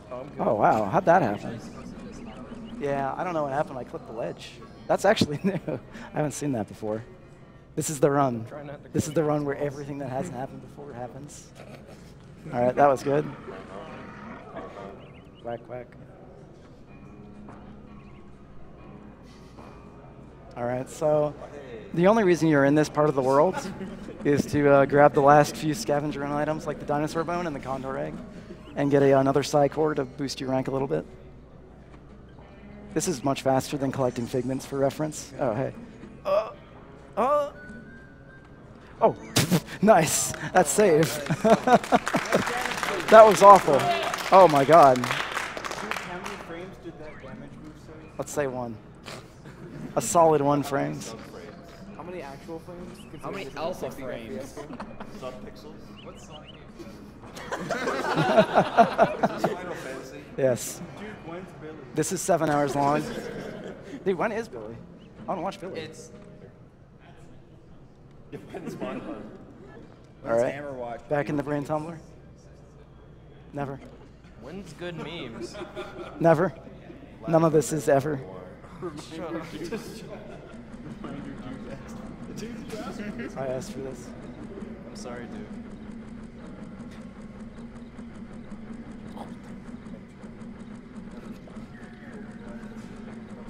Dude, everyone's gone. It's perfect. All right, that was very important. This fight's very simple. If you guys have any donations, now would be probably the time to read them. I have a $15 donation from Insaniac. Says 15 for the adorable head kiss. I'll give an additional $5 per additional kiss to Duke's head. Oh, up no. to another $15. Bill, where are you? Okay, let me get up. Let me get up. Let me get Ow. up. Oh, you hit me. Oh, wait, I can't get up. Oh. Studio, the mic. Studio, the mic fell off. Oh, the mic. Studio.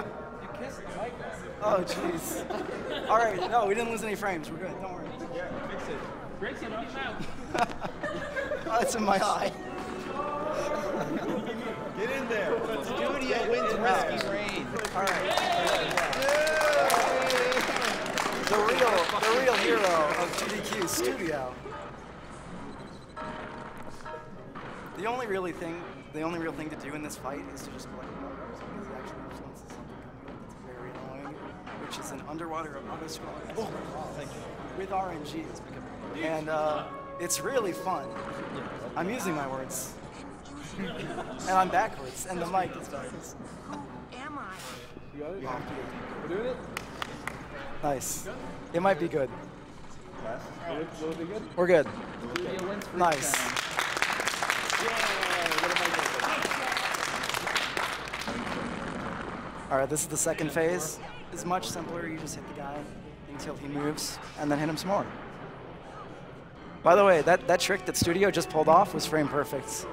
The applause was for that. Dude, can we get a roll call? Oh yeah, can we get a roll call?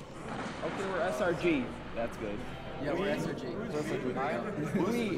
We are we. Who is we? This is awful. You're all awful. I I asked for this. My name is Skeleton Bill, and I like to party. My name is Skeleton Bill, and I like to party. My name is Skeleton Bill of Donaire fame. My name is Shrek. All right, nice. Oh no no no no no no no no no no! I'm Skeleton Bill too. Once I think. My name is Skeleton Bill. Yeah, I was done. All right. My name is Skeleton Guys, Bill, and I love to party. guys. Forget the roll call. I gotta talk about the most important part of the run. Tonight. Yo yo yo yo yo. So this is a boss fight underwater with RNG, and it auto scrolls. It is the perfect video game. The RNG. And I actually got a bad cycle there. What you need in each cycle is 3 boxes of nails, and now I'm gonna get a ton of them because the game loves me. I got 2, nice. Give me some more. There are 2 cycles, there are 2 phases of this boss. Ideally, you can beat it in 1 cycle both times. I think the record has a 1 cycle and a 2 cycle, so I could just improve it there. Bazinga. The auto scroller is actually important because you do use the dowsing rod to look for arrowheads to afford the cobweb duster, which you need to beat the game. Oh, you get a lot of arrowheads. If you're looking for arrowheads anywhere else, you're doing it wrong. 1.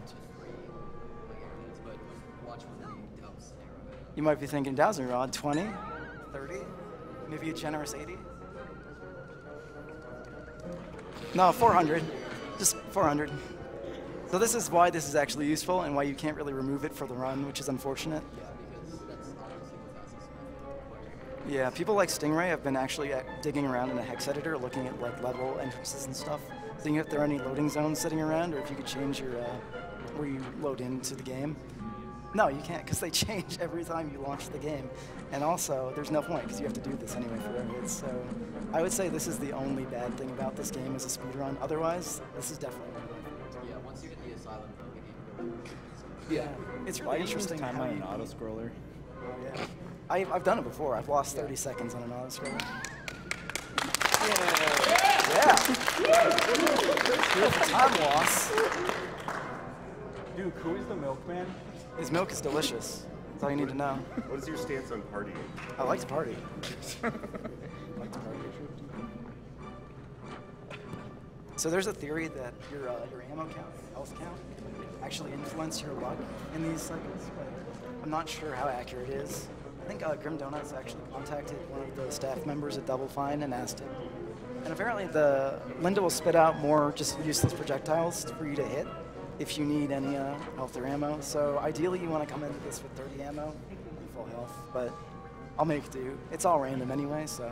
you're not going to lose that much. You might, you never know. Oh God, it's happening. There is a fight breaking out on the couch. How did Duke ask? I asked for it. Duke, oh, please, please. That's so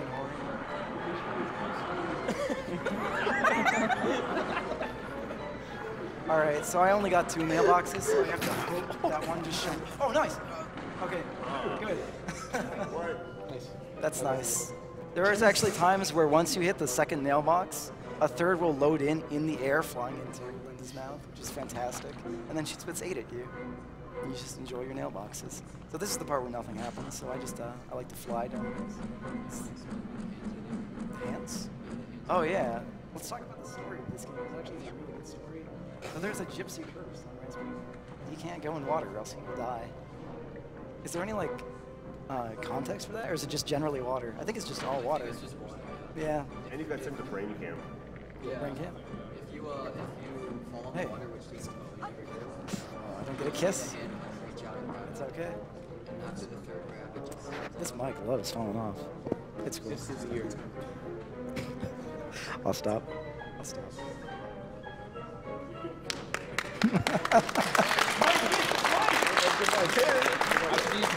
right now.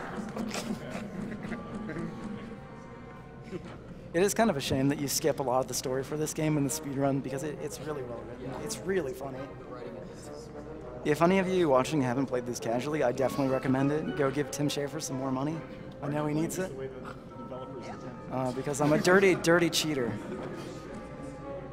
That one song that goes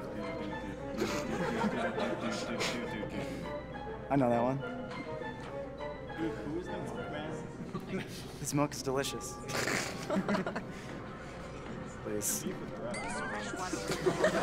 I love Graf. He's a nice guy. Why is Glorious Mind the best? He's a god gamer. Glorious Mind is actually kind of interesting in the speedrun. You're gonna get a legitimate answer to that, even though you didn't ask for one. Oh. Dude, every time you like speak and move your head, it naturally moves a microphone closer to your eye. I don't know how you do it. It's very impressive. It is. Gravity. This is gravity. All good. Okay. Right. Got it, got it. Studio, just be there. Yeah, this is... I'm just gonna stand by. Okay, I'm just gonna stand here, and every time the microphone moves, you move back, okay? Got it. I will not move anymore. Helping a speed friend in need. No, not the bacon.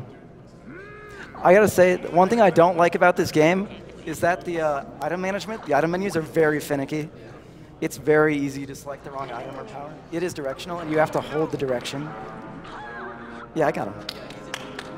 Yeah.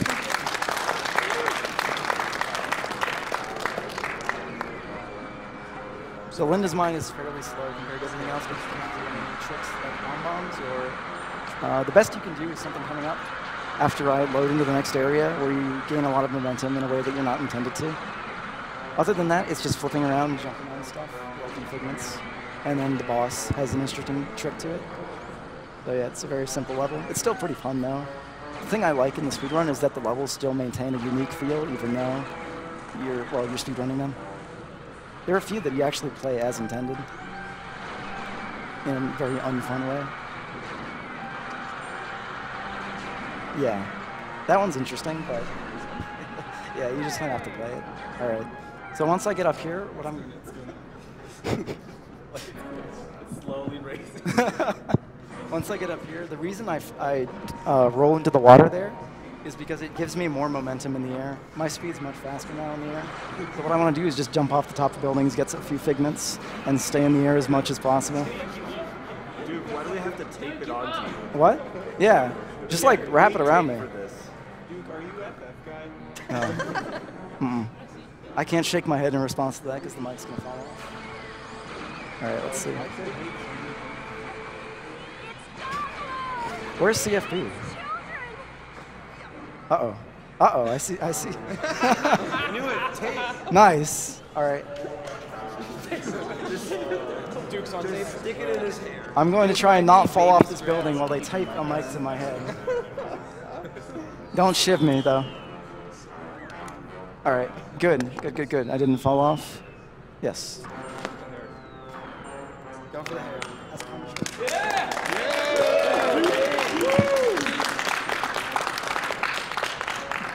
All right. Yeah, that's fine. There we go. Now I can actually focus. Nice. The tape's gonna This rise is what our It honestly feels like I'm focusing on the mic as much as I am the game. Yeah. His milk is delicious. Duke, how does it feel to be a human being? I have to talk about this boss fight, jerks. So this boss fight is another one that's sort of random. The only thing really random is whether or not I get the laser first try. So let's see. He's either going to dive, which he just did, or shoot the laser. When he shoots the laser, I'll do a flip, shoot twice to get an extra hit and knock him down on the first phase. Now what I want to do is just get him in the corner, and then that'll let me do a trick that keeps him grounded for the rest of the fight. Otherwise, he just flies back up, and the fight takes much longer.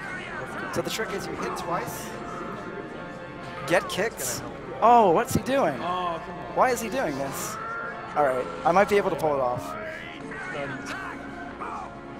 All right, do the kick, you jerk. Oh, no. Oh. He's done this to me about 3 times in the past month, and now he's stuck on something. Sometimes, for some reason, after he kicks you, he'll still turn blue. And I have to get some ammo because this fight is now slow. I haven't figured out why that happens, I've only figured out how to avoid it a few times, but so much for that. All right, he should be back on the ground, and I can get him back into position. Camera. All right, you'll kick me. Hard to avoid area attack. All right, do the kick. So this is what's supposed to happen. Yeah. He'll just stay grounded. Kick him. And Duke, when's SRL leaderboards? when is leaderboards, actually?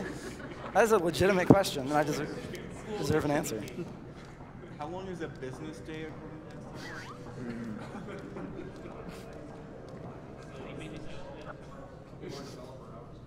30 to 40. What is Simpsons in row? Never. Simpsons will be never. All right. There we go. So this is everybody's favorite mine in the game, the Milkman. Unfortunately, we don't play it as intended. Yeah, this is a great skip, actually. And I'm actually going to take a slightly slower route here because I'm a little bit... Actually, no, I can go the fast route. I got figments. All right.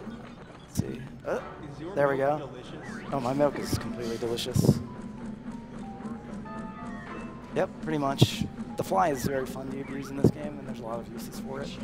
Yes, I am Duke, cheap. why do you buy your world records by using better PC parts? Actually, I use PC. All right, there we go. So what you do here is you get under the level and just touch a loading zone, and there you go. Level's over. Nice. Nice. Is that what Tim Schafer wanted? Yes. This is his creative vision right here. I hope he's not watching. I hope no one is watching this. You saw those like yellow borders. You're supposed to pick up a certain item that allows the secret agents or whatever they are to recognize you as the kind of people they are. So the people by the telephone pole were like telephone people. Yeah. And the people in front of the what is that, like the depository or whatever, or like assassins. So it's a really intricate level. Run it as really like a balance between almost the entire thing. Yeah. Hey, buddy. Hey, buddy. I feel like we're getting really close tonight. I know. Hello. I'm making a new friend. I'll look at that. Hello? Hello. Who is the milkman? You're right. You will find out who the Milkman is in a few seconds. Dude, why did you kill Iron? You should probably just avoid that one. That looks like really dangerous. All right, so this boss fight is very simple. She goes to the same place every time. You just sort of sit there, wait for her to finish her animation, attack her. Easy. The only thing that can go wrong is sometimes... Oh, well, that'll happen. Takes true. That doesn't waste time. Don't worry about it.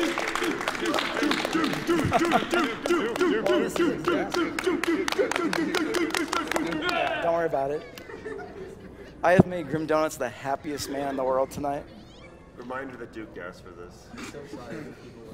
I'm so sorry for everyone. Is this blocking your vision? No, that's fine. Don't worry about it. So this phase of the fight is in complete darkness. You're using clairvoyance to see where she is. That is what I was talking about earlier. Sometimes she'll jump there, and there's nothing you can really do about it. You won't reach her in time, and even if you do, she'll be invincible. All right, there we go. So this is the cutscene we're going to watch. So everybody, this is the time where you guys be quiet because people paid money for this.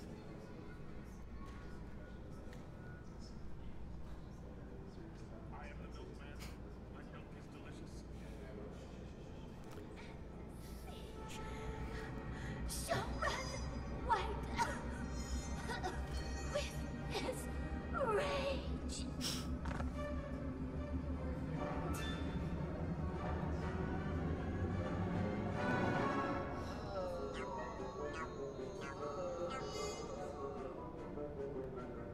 I am the milkman.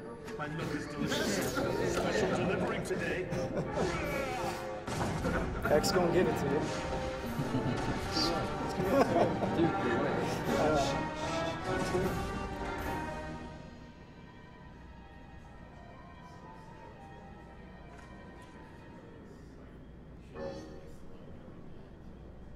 I am the milkman. My milk is delicious. Boyd, are you okay? Time for the final delivery to this address. Hey, is that milk regular kind? Or the exploding dream kind? It's fortified with what the world wants. What the world deserves. Are you sure you don't want to just talk about this, Boyd? All right. Oh, loading screen. When's hot? When is hot? So yeah, that's the milkman. His milk is delicious. So now we get into some more interesting mines. These are all very like themed. They're really fun too, except for this one. Yeah. So, I need to report back to HQ. So what I'm doing here is I'm going back out of Gloria's mine to meet Cruller and get the PSI powers that I'm missing, like pyrokinesis and telekinesis. I'm also getting the Cobweb Duster, which I need to beat all of these mines. Oh, it's so close. There's a 6-second skip there where if you shoot at the right time, it'll cancel this dialogue, but I didn't get it, so whatever.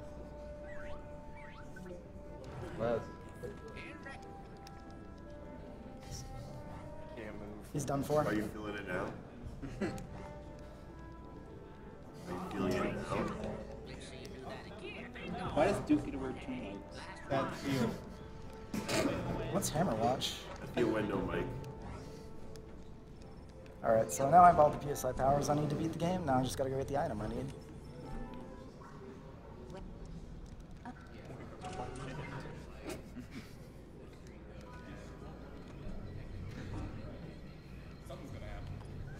Yeah, don't worry, something. I'm trying not to move as much as possible. Alright, so now we have the Cobweb Duster, which removes a few things that we should block in our path. So, the quickest way to get back to Gloria's Mind is to do the slam dunk. Nice, I got it.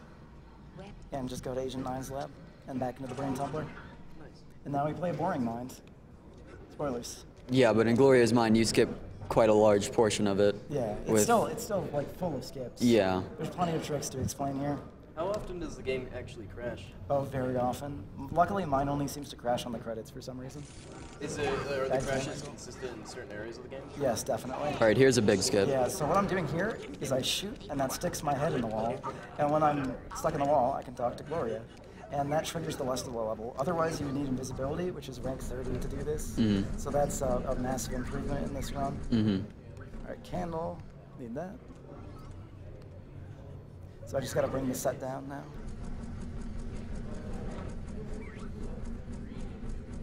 Seems like that ability is similar to Oh, I fell. One Waker. Yeah, it's sort of like the Deku Leaf, except you can just spam it. Yeah, All right, there we go. So now the stage is lit, and we can play the rest of the level.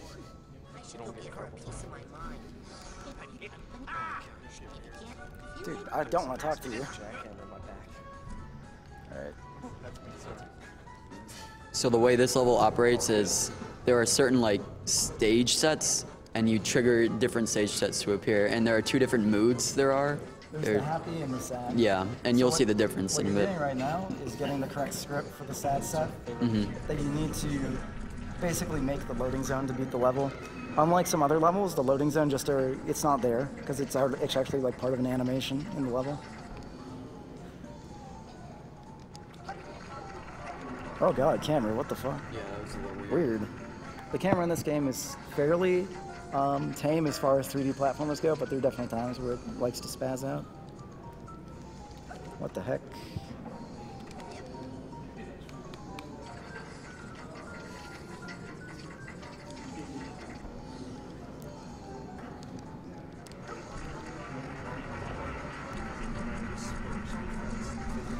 So now that I have the right script, I just punch this to switch to the gloomy mood, and we can beat the level pretty much.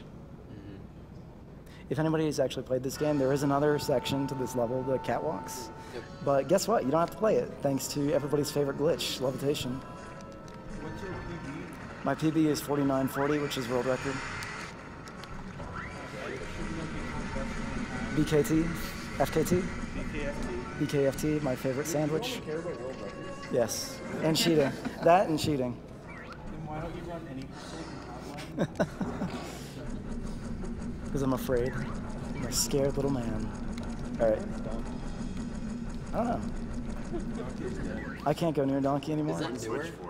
I don't want to do Donkey the disservice of playing it. Donkey deserves better runners. Alright, that happens. This boss fight's a little bit weird. I like to fly here because it's slightly faster, but it's also very difficult to avoid these ink blots while you're doing it, especially from some camera angles.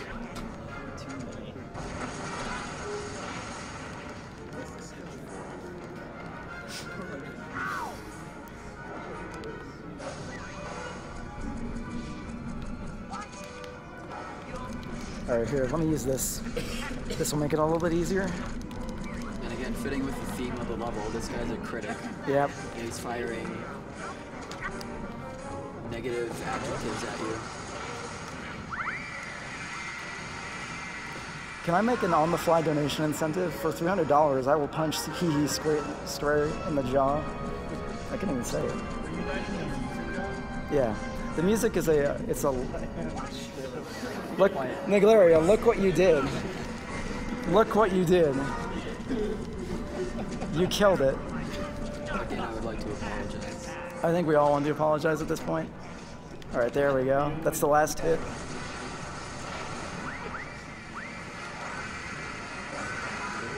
I don't know. Ooh, that's a nice noise. I've never heard that before, actually.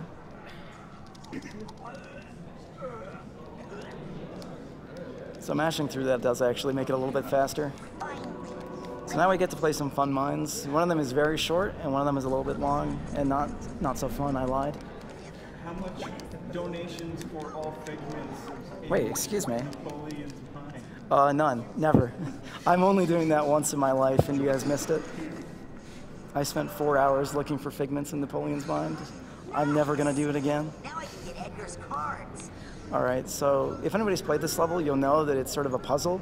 You have to get around the bowl and collect 4 queens. What I'm going to do is go above the bowl and collect one queen. Nice. Dude. By the way, I really like the color shift. Yeah, this is a really artistically impressive level. I love the way this level looks. Everything sticks out. So what I'm doing here is using telekinesis on this guy, and it just drops him to the ground and lets me get a hit in. It's a really fast way of doing this fight. And that was a perfect fight. Nice. Nice. Nice. That Nice. was clap-worthy. Nice. No, that was like golf clap worthy. That's very easy to do. So now you'll see why this mine is so short. They just love to leave loading zones around the level for you to find, like this one, right under this chick's eye. There we go. Easy every time. That skips the entire level. Oh yeah, it's over. The level's over. Just a boss fight. Nice. That was very fast. And Elodio is in a strange place right now. Are you purposely trying to anchor Elodio? Yeah, what you want to do here is confuse Elodio, hit him, despawn him, and then confuse him again. Oh, he's being very nice to me, actually. He was being a jerk earlier. You want to spread these around a little bit just in case Elodio appears in a place that he shouldn't be, which he loves doing. Alright, let's see if we can get an extra confusion grenade just in case. Nice. That was a really good fight, actually. And you hit the bowl to skip some dialogue, and you're done. Edgar's Mind in a nutshell. Now for one of the longer and more straightforward Yeah, levels. this is, you basically play this level as intended. There are a few minor skips, but everything is more or less the same. The first thing you need to do is get the bridge builder on your side. To do that, you just sort of fly up here and kill this guy. You don't actually need to kill any of the enemies on his roof, which is what is implied. Just the memory vault up there.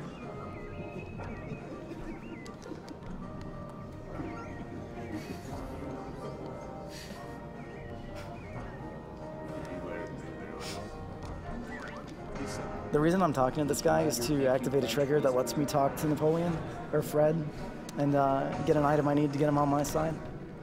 So now I'm flying back out to go get that and another item I'll need later. Nice. Nice. Nice. All right, there we go.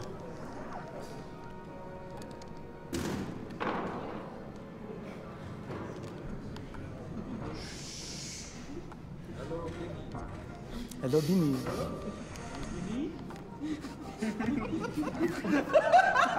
Oh, Jesus. Naglaria, how much pizza did you eat before this round? So yeah, this is how you're intended to beat this level? Pretty much, yeah. This level's really fun casually. In the speedrun, it's just very straightforward. Yeah, it's really fun to figure out how to actually get everyone on your side the first time through. Yeah. The figments, not so fun. Definitely not. If you ever plan on 100%ing this game, you need to know that they love putting figments outside the level and in the air, and they're transparent, so it's really fun to find them.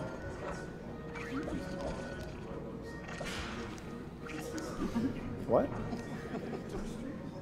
Duke, did you steal Grim's record by cheating? Yes, I cheated. Do you want to actually explain The issue? Yeah. Yeah, this may be a little bit confusing to someone who doesn't know what I'm actually talking about. There was some confusion about the game because it runs very unstably. People were thinking that what was going on was my game was loading much faster because I don't run in compatibility mode. I timed it. There's actually no loading difference, minus a little bit of human error. So yeah. The reason that people were running in compatibility mode is because the game is very unstable, and it was the best thing for a fix that they could find. So there was a little bit of drama with this, but in the end it sort of worked out. The game is now still unstable, but at least we know how unstable.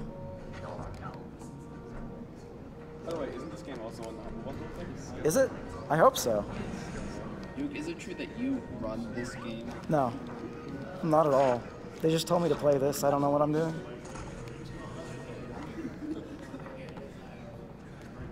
Alright, so what I'm doing now is I'm just getting the last piece I need and going over and lowering the drawbridge so I can finish the level. Throw this guy over here, do a little flip.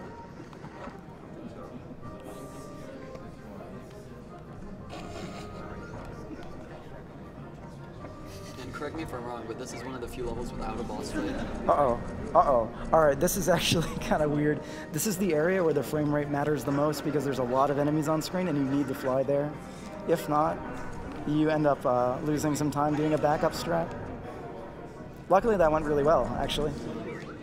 So I'm pretty much done with this mine. Just need to get out of here. Alright, that's Fred's mines. So that's all the mines in the game, I think, except for Meat Circus, which is the last one. So now we get some good old-fashioned terrible platforming and levitation. So what I do there is stop the elevator short so I can jump on top of it and skip a level. Fly up here, levitate. There's a lot of levitating in this section. The asylum's a very vertical level, so the levitating really There, hurts it. that was really nice. It's very easy to get caught on that hole because as soon as you touch it, you'll drop down and lose all your momentum and have to gather it again. Oh, hey. Okay, bar. Me. My job. Oh, of course. That's why I'm letting you idiots run your mouths. I asked for this. If you could get a turtle, what would you name it? Mr. Pokelope, of course. Oh, yeah. Oh, yeah. Mr. Pokelope. So yeah, this is fun.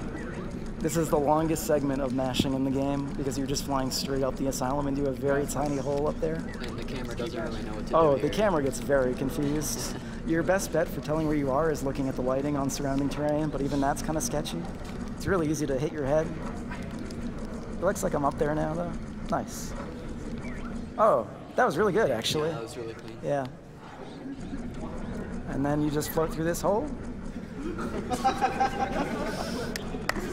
Nice. That was a really good asylum. Yeah. I'm happy with that. Nice job.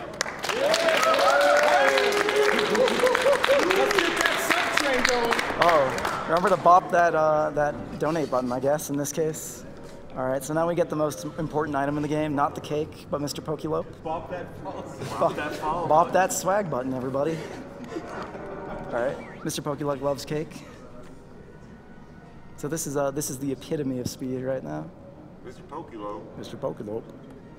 All right, we got him. Nice. A solid Mr. Pokelope. 9 out of 10. And we get to the funnest boss fight in the game, which is the brain tank again. Except this time it's random. Is it for real? Nice. I heard you love this boss. Oh, I love this boss. Oh, yeah, this boss is the I'm best. really fond of the third cycle, where you get rock blocked. The first two cycles are pretty clean if he drops the rocks in the right place. Otherwise, it can be a little bit weird. All right, that was good. Oh, he's so nice and he knows everything. What is love? It's called Choliander.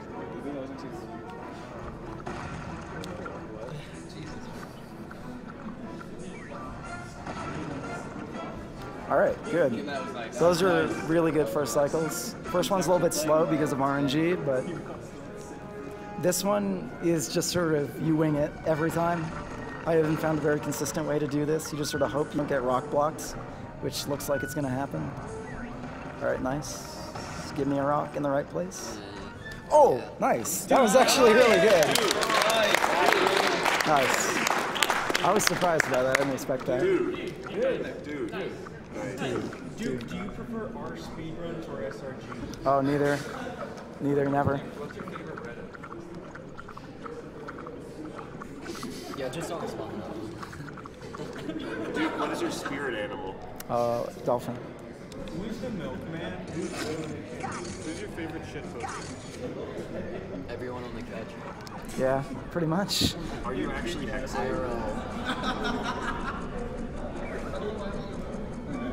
All right, so this is actually important. What I'm doing right now is skipping the entirety of Brain Circus.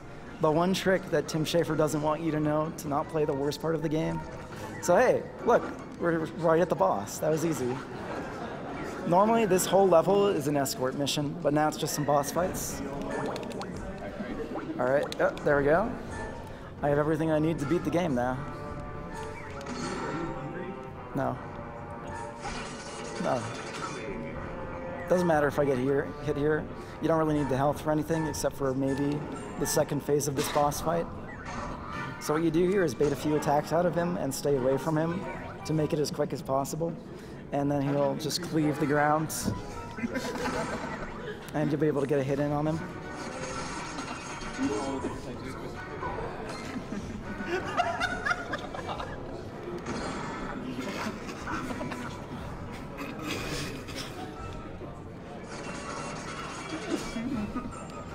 Oh, I got hit there. Nice.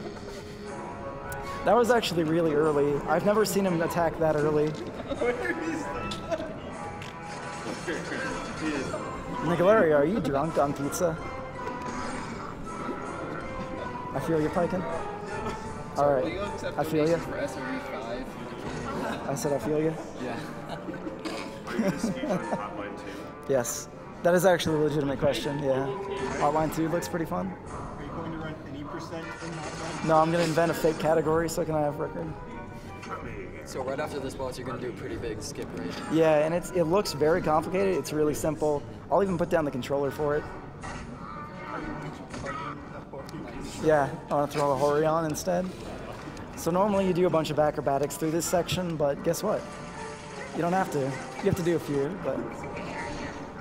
Because once you do a pom bomb on this trampoline, you'll end up inside of the boss, and this will happen. So yeah, I could just. Yeah, big G! Yeah! This is the part where you don't clap. You do not clap for this because this takes nothing. Look, here's the controller. And can you explain why this is happening? What happens is touching the boss, I think when he's on that position, because you get launched pretty quickly, so you hit him basically, just launches you out of bounds, and the game doesn't know what to do with you, so it throws you back there. All right, this is a really good looking fight so far. Oh, nice, nice, nice, nice. Shh, damn it. Oh, that was really good. That was an amazing fight. Everything was in the right position.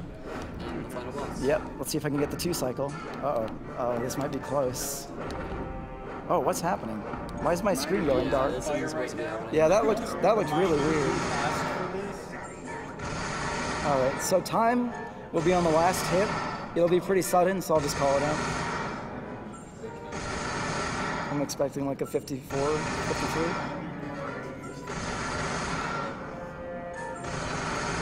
All right, there we go. 2 cycle might be really close. And time. The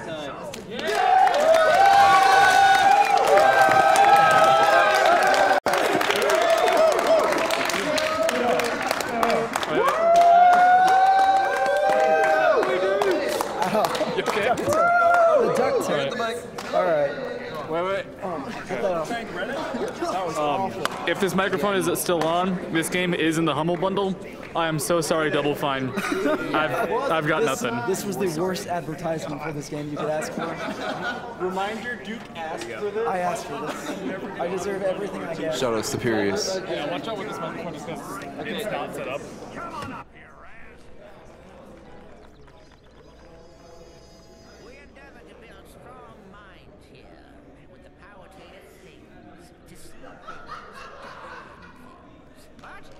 It's a special quality of your heart, not your mind, that truly makes a great psychonaut. This young man has it. We did not give it to him. He got it from someone else, long before he came here. But we can give him this, to honor his mind, his courage, and his heart. Son, we do not normally ask this of someone so young. But it is obvious to us all that you are not average. Will you join us, Rasputin? Will you be a psychonaut?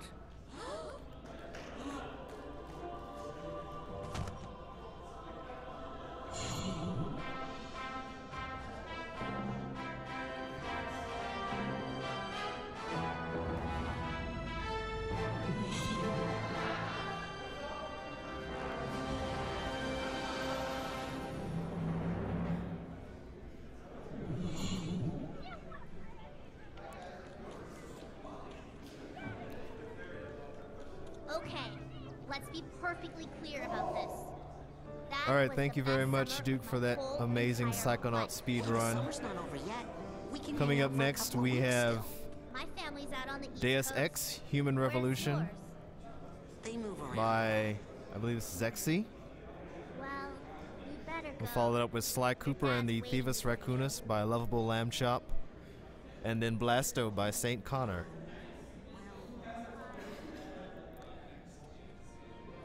We have a $35 donation from Hagmania. It says, glad to see the meme team at full strength in support of their boy. Here's to Duke, aka Lieutenant Surge's choice. Children, it's an emergency. There's been another kidnapping. We have a $28 donation from Pat in the Hat. No, this time we Hey you know guys, what it is. commenting on my friend's behalf since I just introduced her to your guys' channel. Like myself, she'd like to congratulate you on a job well done running this event. Keep up the great work, and I'll be sure to send in plenty more donations throughout the course of this marathon.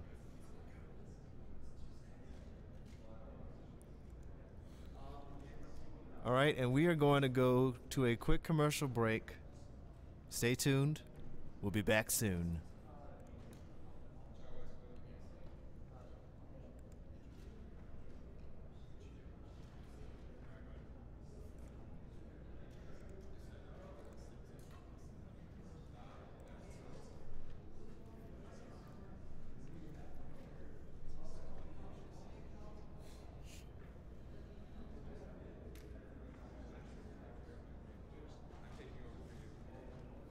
I'll do it in a second. Unless you want to keep reading, because you are more than welcome to keep reading. You're more than welcome Do you want to do it? hosting if you want to. You don't want to host? Well, I mean, I'm technically written down to do it, so if you want me to do it, I can do it. But otherwise, I can keep working the board. It's up to you. Do they need help back there? What? Do they need help over there? No, not necessarily. But like right now, I'm doing the board, and so if you wanted to keep reading.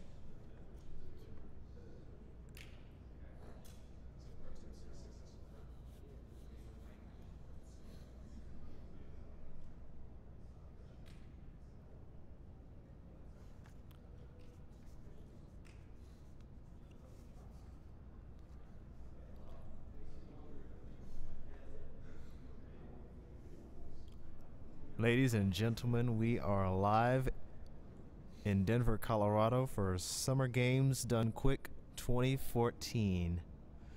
Our next speed run will be that of Deus Ex Human Revolution. Our bid war for choosing the ending of Deus Ex Human Revolution is set with Seraph in the lead at $184. As a reminder, all donations through Sgdq 2014 will go to Doctors Without Borders. We also have language restreams in French at jeuxvideo.com and German at twitch.tv/exe_de.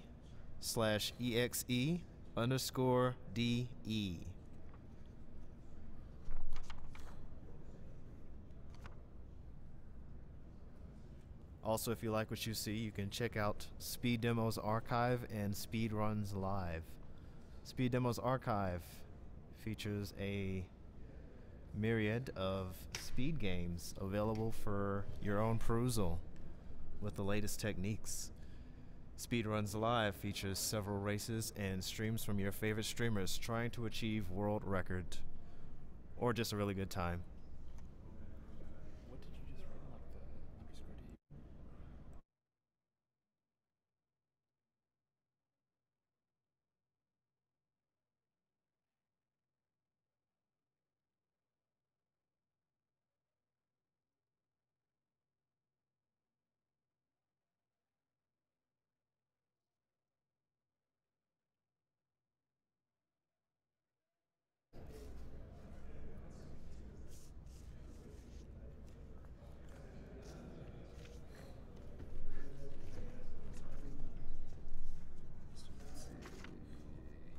Sorry, Germany.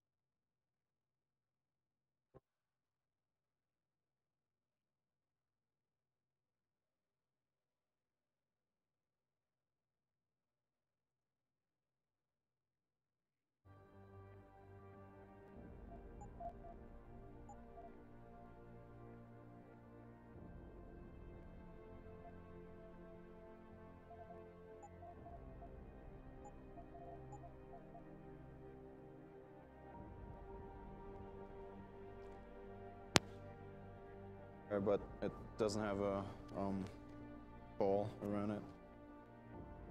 There should be another one, right? Or is it? Okay. Oh. All right, so time is in 3, 2, 1, go. No, too late. Zim, what are you doing? Alright, so I am NatureBlink. I'll be running Deus Ex Human Revolution. And to start off the game, there is a wonderful 5 to 5.5 minute unskippable dialogue. Kind of like. What did you mean back there, man? Not really a cutscene, but it's How you just found it. lasts for a while. It's just my nerves talking. Megan hype. There's something I should know about this place, about Sarif. Megan. Alright. Hold on. We're still getting So, biochemical fluctuations across. this would be a pretty good time for donations. But the increased neural peptides coming from the PDOT cluster could be throwing off your calibrations. There's Alright, none. yeah. Double check that. Alright, so what this cutscene is, it's basically just setting up like the background of the story. You're a security guard named Madam Jensen. This is Megan. And basically you're trying to protect her, but stuff happens, bad stuff happens. And that's this cutscene in a nutshell. If we had a better cytometer, We might get a more accurate reading of the theory. I'll ask David to consider it. well, if he orders one from Page Industries, maybe they'll throw in another cappuccino maker. So this game was run in Sgdq 2012 by Carcinogen, and then his time was 148, I think. And now after like 2 years, like he played through almost the entire game, and now we skip probably half the game. So now like an average time is about 106, 107. So like the parts that will be skipped are all of the first time you go to Hangsha, and then when you go to, or you skip part of the Picus Communications building, and then you skip all of Detroit too. So he had to go through a lot of things, like he had to worry about like finding windmill, just going through all of those quests in Hangsha to be able to get into Taiyang. Now we can just use a glitch and get right there right away. And then for Detroit, you used to have to do the social battle with Taggart, and now you meet Taggart once in this game, and he used to be like a major kind of antagonist to the game. You're right. The teacher would just. And then there's a new skip found just last week actually, which skips the ending conversation with Hugh Darrow. So now he's kind of in a similar situation with Taggart. You see him like once in the game, and he's like supposed to be one of the biggest characters in the game. He's a good man. Admit it, Adam. A part of you likes him. No, I like everyone, don't you, Reed? Yeah, right.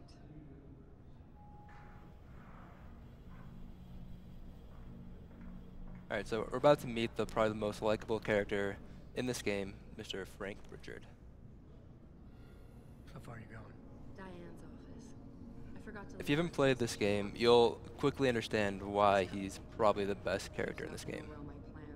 Did you destroy that vase yet? I moved it, and I fenced in the yard, like you always said you were going to. Yeah, never got around to that. Sorry. Me too. About a lot of things. Adam, there's something And Frank Pritchard. Good evening. Pritchard. So, are we all ready for the trip? Look how smug he looks. I'd better hurry. See you at the helipad, Adam. Sure. Did I interrupt something, Jensen? You fixed that firewall yet? You don't fix an entire firewall. You find the loophole and plug it. Then did you plug it? Yes, I did. Alright, so I'm gonna briefly kind of introduce the main glitches that we use throughout the run, because it's all based off the same idea. It's Sarif has to see you too. It's just like a huge kind of glitch with the physics engine. What you can do is you can use an object, usually a box, and you throw it against yourself when your back's against the wall, and the box kind of just pushes you right out of bounds, so you clip through walls pretty easily. We'll be doing that around 4 or 5 times. and a couple more times with other objects that aren't boxes. That look kind of different, but it works the same way pretty much. In Washington, by my side. Man doesn't jump for anyone. He's a Nobel Prize winner. Senators love this guy, Lyle. The hearings will go much smoother with him there. Alright, so we're near the end of this cutscene. Everything in place? Yes, sir. Capitol Police will escort us. This is David's Earth. Protection Services takes over. Good, good. His ending is one of the possible endings that I will choose for this run. She explained it to you? Not really into the whole science thing, boss. It's incredible. All those purists out there accusing us of tampering with the natural Oh yeah, when do you want to cut off donations? When I hit the final level will be when, Panchea. I'll say when, but it's gonna be when I kind of ride like a rocket. Okay. It sounds weird, but it's Yeah. you'll understand when you see it. Laboratory subsection 6. Because it doesn't really change the run until I have to physically go and see Sarah for Taggart. Use my elevator to get All right. down there. You know the code? Yeah, 0451. Let me know what you find. Alright, and the game finally starts. Athena, get someone to shut off the damn racket. Yes, sir. Let's go. Alright. Oh.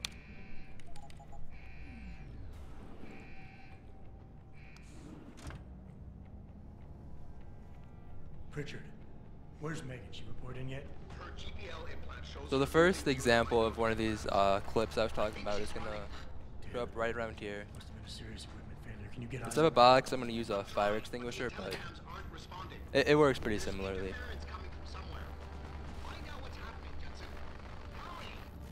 Pritchard? Pritchard? Alright, so I'm just gonna take this fire extinguisher here. I could throw it, but throwing it can make it break sometimes, and it's just not fun. So now I'm here, and nope, messed it up.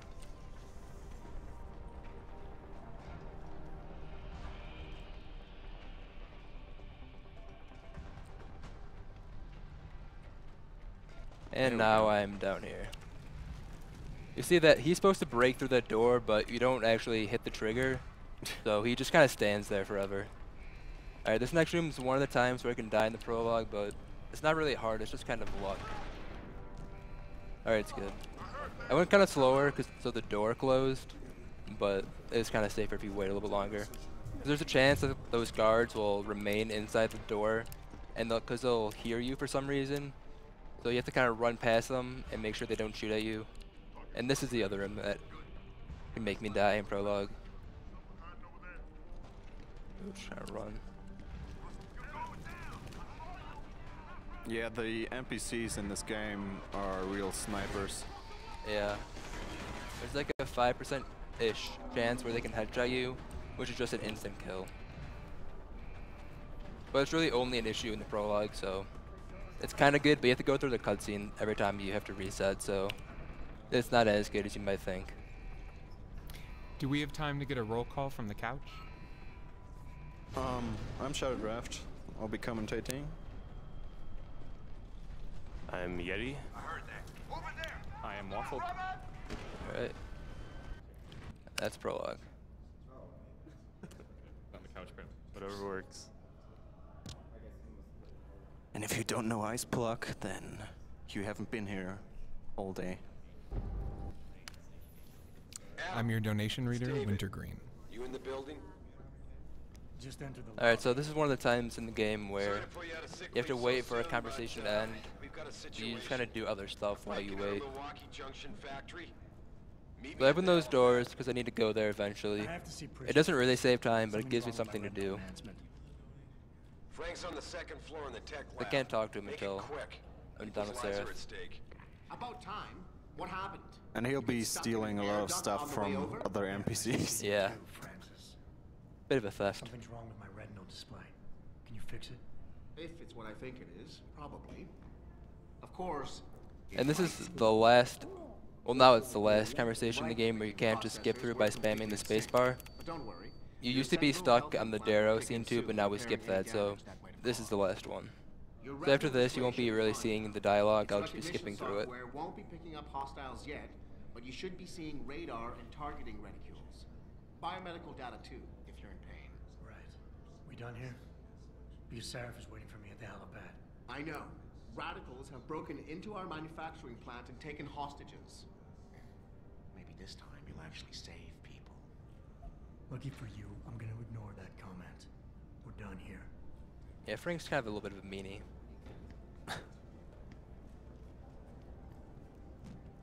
Alright, so now I'm just gonna have to run to the helipad. Do we have time for some donations? Yeah, go for it. We have a $10 donation from Kieran Forrester. Hey guys, I think it's great what you guys do. Keep up the speed and let's make it to 100,000. I'll brief you as we go.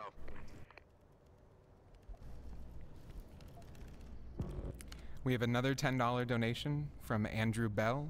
Psychonauts is one of my favorite games, so that speedrun blew my mind. Thanks for all the great work all of you runners are doing to support Doctors Without Borders.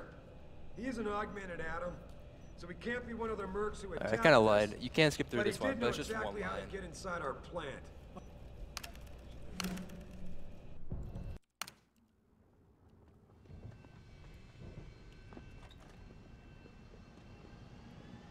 Alright, so this coming apart, this won't look hard, but I've died so many nimes here, it's really not funny. Jensen, it's me, Pritchard. Where are you? On a roof. Alright, I got it. Good. Your point of entry should be through shipping and receiving. Should be. So if you don't grab onto that ladder, you hold the ground and you just die. And you can't quick save yet because you're in a conversation. So if you're So it not gets a fan of the really frontal assault, annoying I if you suppose fall could and die. try accessing the building's roof. Pritchard. Take this take the concussion for later and shoot that guard. The Typhoon is in the factoring labs. There's an elevator just Yeah, past this the new assembly stun lab that gun will is take our you new to it. best friend. Oh yeah. Until we get our frag mines, but those come later. We have a $20 donation from Michael Chase. I had to stay up till 2 in the morning to watch one of my favorite games being speedrun. Shoutouts to all the runners and also Alliance Tufexis. Someone's changed the protocols. What? Didn't you plug the... I'm on it. But until I find this particular breach and fix it, you'll have to hack the door These manually. cyber boost Richard out. bars get he's it. picking up are for later augmentation. Right. What they do is you eat them and it refills your energy. Alright, so we can get this. Oh, hey, camera. No.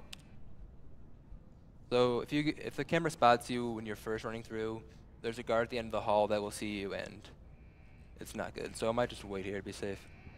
Just wait till it turns a little bit. Alright, that's safe. If I can clip through the air vent that like I tried to do, then the camera is not facing this way. It's kind of facing the way that it was when I waited, and I can just run through easily. But you don't really save time if you don't get it while you have to wait, because I can't open this door until then.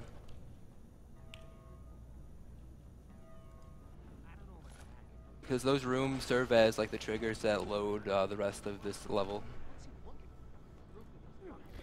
We have a $7 donation from Plague Father.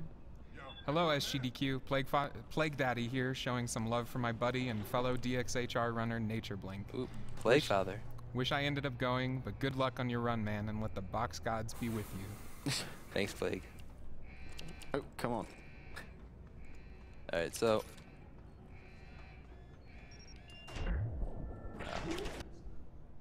So, before the run, I turned off the setting for post-processing, and it's really weird, but when you turn the setting off, the flash, like any concussion or flash grenades, don't actually last as long as they should. They last for a split second, and then they just go away. So it allows us to shoot the turret really safely. Adam, it's David. You got the Typhoon? I mean, I say safely and I died, but You were right about it's there being supposed to be something safe. more behind this. Because I've also got a dead purist in here with some pretty interesting cerebral implants. Don't touch him. We'll need an expert to recover his neural hub, in case it's booby-trapped. Alright, so you'll see this, what I was talking about the concussion coming up here in a second. I'm going to throw a concussion grenade at 2 guards, and they'll be affected and I won't be, pretty much.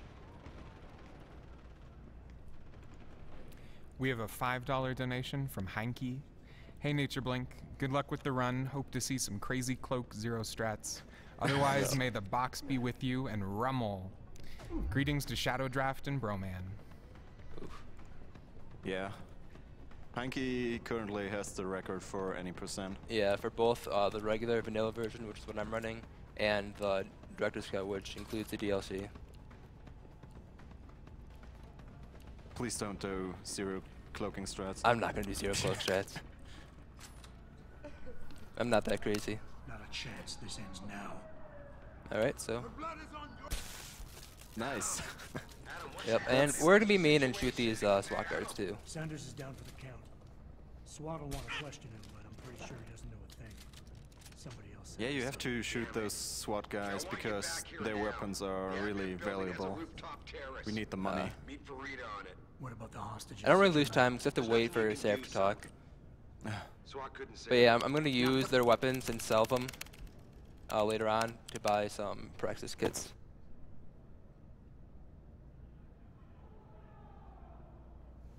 And Praxis kits are what you use, in case you haven't played this game, they're what you use to unlock your augmentations. New order.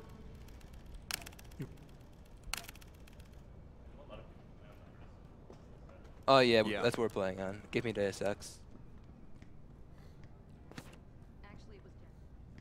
Alright, so now we're heading back to our good friend Pritchard. Who, even though we didn't kill anybody, like, he's still gonna be mean to us. Well, you didn't rescue the hostages. That's true. But he sarcastically calls us Gandhi because we saved people. Yeah. We didn't kill any of the people who were threatening the plant. I don't really get it, but he's a unique person. Now we're heading back up to Seraph, which is where we were at the beginning of the game in the cutscene. And we're just gonna have a nice little chit chat with him. Yeah.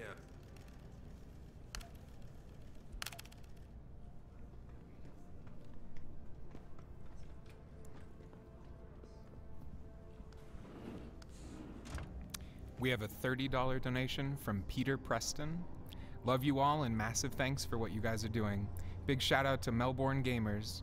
Big shout outs to all the runners. RIP Sleep.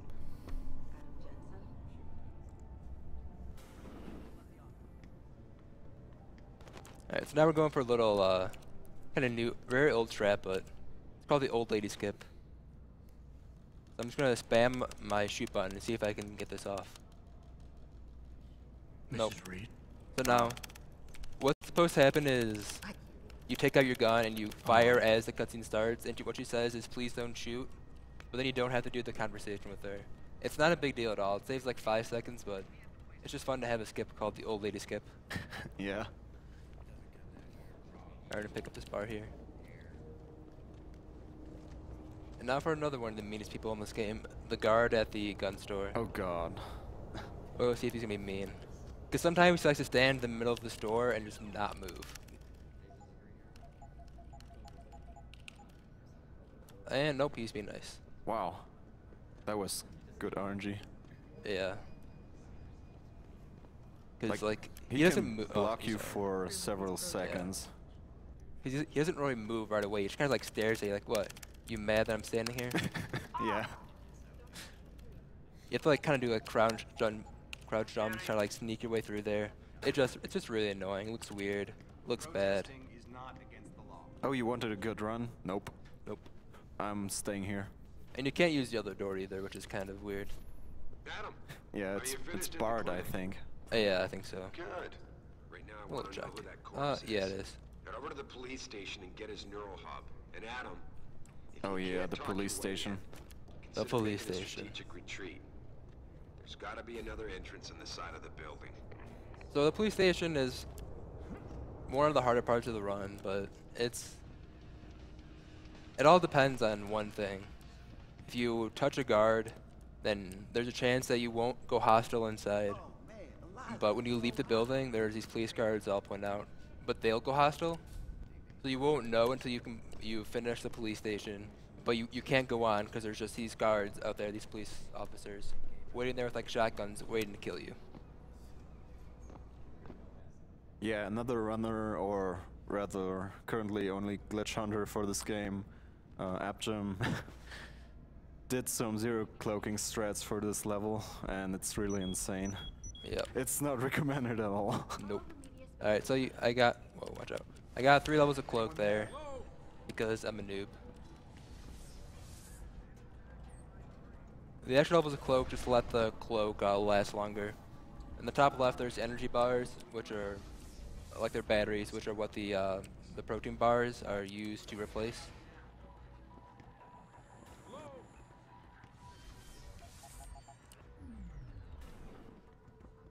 Yeah, but Boss, I got the neural hub. Looks like it's been modified with some kind of wet drive. Pritchard should have a look at it. no, don't bring it here. Frank's not finished running his diagnostic, and I don't want to risk connecting any tech to our networks till he's done. Alright, Especially good. if the tech is If that guy is too far back, you have to kind of wait behind him, and it gets really awkward. I'll have Frank contact you there. Alright. Nice. That guard right there is one of the, like on the way in and the way out is the guard you can bump into, and okay, good. And then these guards out here will become hostile, and you won't really realize it until you leave.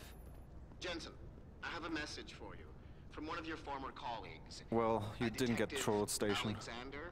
Jenny, what did you want? She said she could use some help if you can make your way over to Grand River Road. And might I Oh, and just you'll see add, them kind of spamming the run key. It's just a little bit faster than like running until it's empty and then letting it refill. It just gives you more uptime on your sprint. You're not using the jumping glitch? I don't really believe in it. It saves time, but it's like, I just don't like it. Yeah, over the course of the run, it's like 8 seconds. Yeah. It's one of those things you do once you've already done everything perfectly, and you're just like, well, I need to save 4 seconds to improve my world record. Let's do this then. Right. There's a couple more of those. The throwing the fire extinguisher in the prologue is one of those. Saves like 3 seconds, but if you mess up, you reset. And then throwing a box later, which I'll point out. Yeah, throwing objects in this game is really dangerous. Yes. You're sending me to Highland Park. Because they like to break. Frank's figured out why the network's been compromised. There's a persistent transmission coming from Derelict Row. Street gang Like, territory? they can survive one or two drops to the ground, but other than that, you should be really careful with the boxes. Right, you see me throw like most boxes, like 1 or 2 times, unless they're reinforced. Or they're the metal ones. It's kind of it's like the weak-looking cardboard ones you have to watch out for. And the one I'm going to be using in like 5 to 6 minutes from now is one of those. Now we're going to head into Derelict Row over here. And then here, it's still public territory, so even though they're your enemies, they won't go hostile. They'll just be kind of mad at you. They'll threaten you, but they don't actually do anything. But here is when they will. The transmission that's making a mockery of your security. So we have to efforts? use some cloak. It's keeping a back door open into our network. None of us are secure unless you find the antenna that's sending it and shut it down. But cloak makes this game, anything, or at least like this part, pretty easy. As long as you know when to use your cloak wisely. Alright, we're gonna grab a pistol and 2 frag grenades for later on in the run. If I can grab it.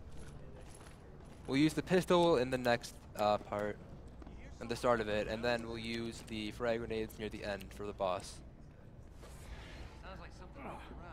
Anyone there? We're just gonna steal their candy, because gangsters don't really need candy.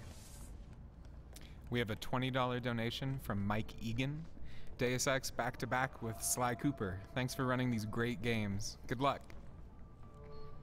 Alright, so now we have to go pretty slowly. You have to crouch, and then toggle walk.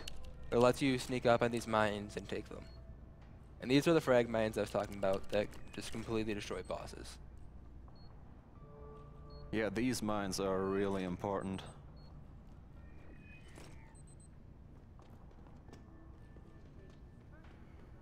They'll be used for 1 or 2 boss quick kills, I think. 2. Boss, is that back door still open? Do a little Jensen dance. Jensen dance. Yes. Frank just sent me the all clear. Now it's time to find the bastards who attacked us. Farina, are you standing by? On the line, boss. I'm gonna reload here. Loud and clear. Stay close Switch to to the the antenna. mines. So this is another example where you have to wait for the dialogue to finish. Yeah.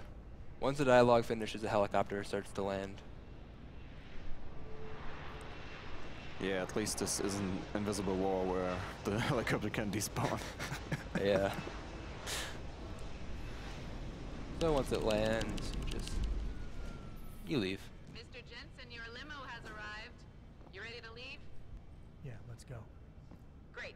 Detroit local. This is Syrup Industries Bravo Echo Echo 008. Continuing on. Also, fun fact, all those house hog guys didn't see that helicopter landing. Yeah, they just ignored it. And the two guards that were up there kind of just left. I was only able to pinpoint the approximate area, Jensen. So scout I'm gonna shoot out this window before I trigger a cutscene because the guards aren't actually spawned yet. So there's nobody that will go hostile. Unlike right now, which there are. Why? What's going on? This is the box I was talking about. You can throw it through the window that you just broke through, but if you miss, the guards will hear you and then your box can break. It saves like 5 seconds because you can run a little quicker without holding on to the box, but it's really not like a big deal because it would be right up here.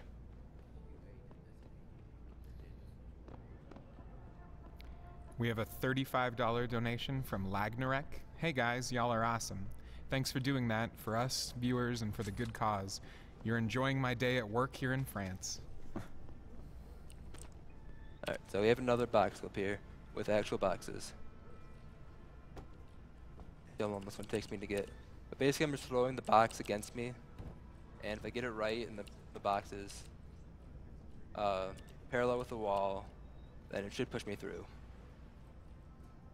And what you saw just there at the last clip attempt, he clipped into the wall a little bit, and if you crouch, you like fall through the world. Yeah, it's really dangerous to crouch, which is why I kind of waited before I did it. So these clips are not that safe. No. There we go, finally got that. Nice. Thank you, Based Box Strats. Yeah, box strats are awesome. Yeah, the box completely carries you through this game. Alright, now I'm going to pick up some money because we're waiting for the elevator to come up. We have a $5 donation from Cranky Pancake. Cranky Pancake here. Had to stay up for one of my favorite games ever. Shoutouts to Plague and Heinke for helping me learn the game. Save Malik. Alright, so if you've played this game before, you'll know this is the elevator you're supposed to take up after you beat the boss to return you to the helipad where Malik gets you. But because we glitched through the wall and we activated the the elevator button, we're able to just write it down to the boss room. Although not quite, as you'll see, we need to do another box clip.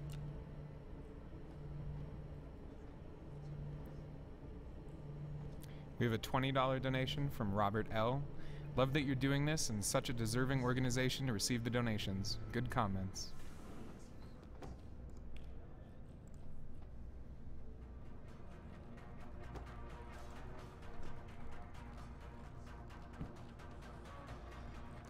Scary boss music. Yeah. The game kind of thinks you're in the boss battle now. Because you're basically in his arena, as you'll see in a second. And this box flip is probably the hardest one in the game, because there's like a very precise point you have to be in.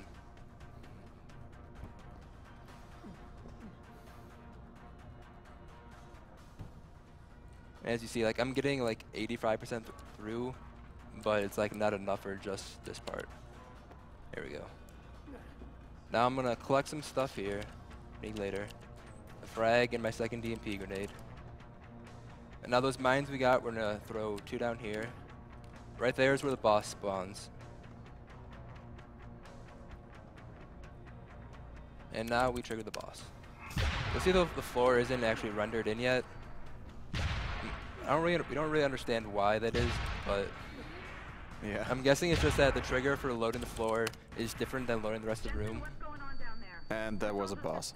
Yeah, that was a boss fight.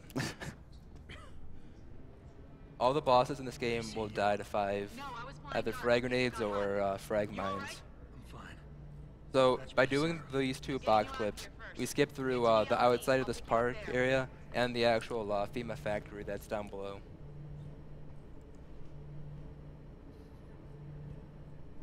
And this is kind of one of the first major deviations from Carcinogen's run a couple years ago, was that we didn't know about how the boxes and collision worked.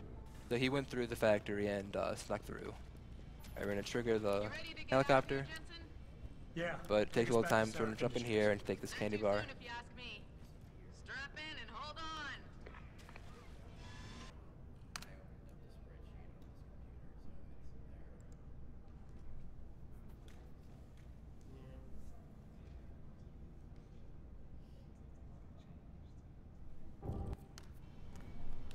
Alright, so now we get the speed run augment, we get the faster sprint augment, and the higher jump. I'd love to, Francis, but I have to debrief Sarah first. So like the big plus side for doing 1 cloak or 0 cloak is that you're able to get the sprint augment faster. So when you're running through Detroit earlier on, you run faster, so it takes less time. But the trade-off is that you only have 1 cloak, or 0 cloak. And so the police station is much more dangerous.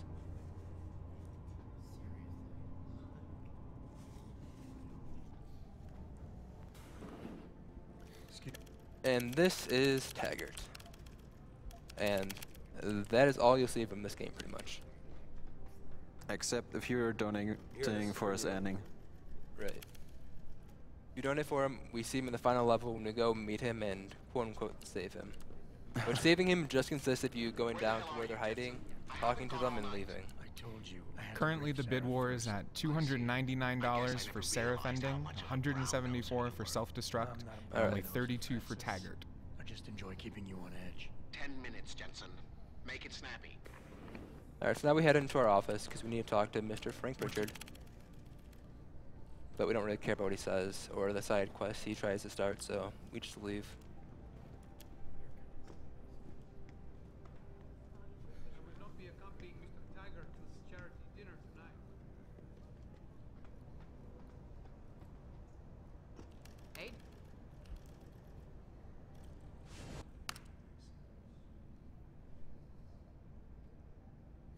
So from now on, we're going to be doing a lot less of the game and a lot more skips. Like, to put it into perspective, like, this is close to, like, the halfway point of the run, but this is, like, supposed to be, like, a quarter of the way through the game. So right now, you're supposed to have to find Tong, talk to him, then find this guy named, I think his codename's Windmill, and talk to him. And these guys called Bell Tower, which you never really see in the speedrun. Like, kind of chase after you. That's unfortunate. Huh? Where did it go? I fell down. We're going to be using this box for another clip, and there's no boxes down there, so we have to throw one over. But there's a lot of junk up there, so it can get caught or bounce back. So you're supposed to have to find a key card, I think, to unlock this door, and you'll get through after you're finished with Hank Shaw. But we can just use box clips and get through the door eventually. We have a $35 donation from Wolfgang. Love the stream. Looking forward to all the other great runs yet to come. This goes towards the Seraph ending and playing as Carrie in Castlevania 64.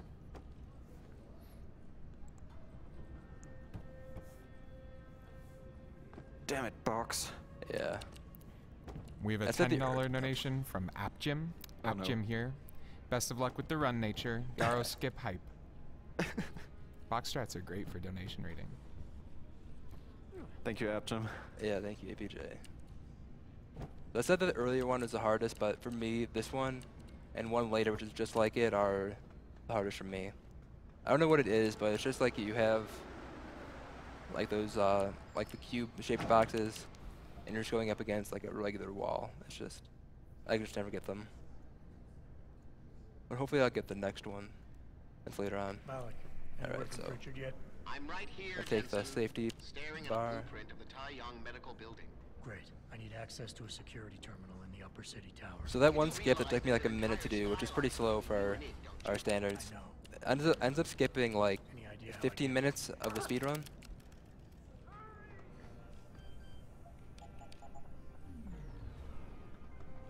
So we'll save this guy because we're nice, but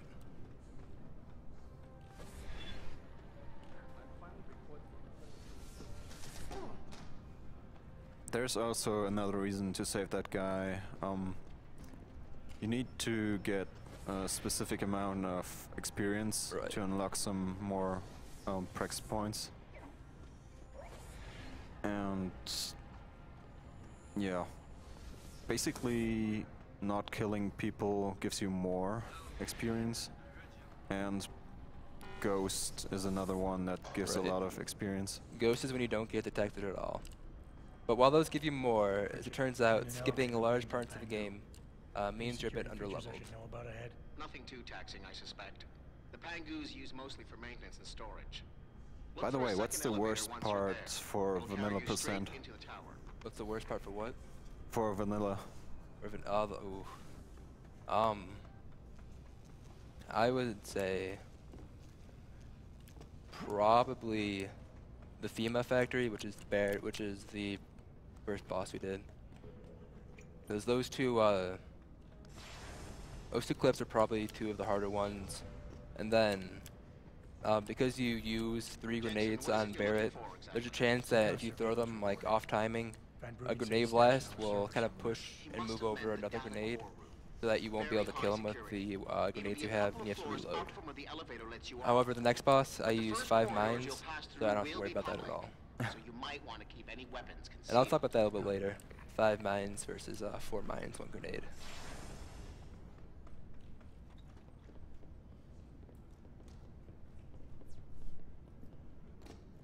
We have a $15 donation from Biff. Hi everyone, I'm glad to be here for another Sgdq. Your logistics is really impressive. Thanks to everyone who participated in this amazing event from far and near. We support you from the French Restream. Thanks to Mr. MV and the whole team who deal with this restream. I would like to put this donation to rename Yoshi as Muxie and Paper Mario the Thousand-Year Door. Thank you for your devotion. We've been getting a lot of complaints about the temperature in the data flow. Alright, so there's no really skips in this part, just using Cloak to basically just skip through most of it. Because you can go through the lasers when you're cloaked and they don't go off.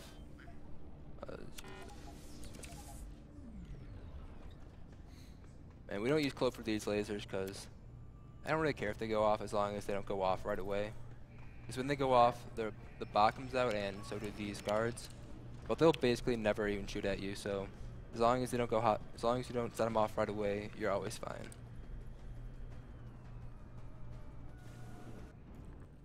Boss, did you get that? I heard. I just... Megan and the others. They're alive. Mess it up there. If you touch the lasers, the alarm goes off, and you can turn off the alarm, but the guards are just in a weird position. I heard. I just... Megan and the others. They're alive. We've got to stay focused. Nice. There's hours of residence at the top of the tower. It's off limits to everyone except her and her guards. Now get up there and find out what she knows. We're trying to cloak through these idiots. We don't realize that why there's like a door opening, and nobody's there.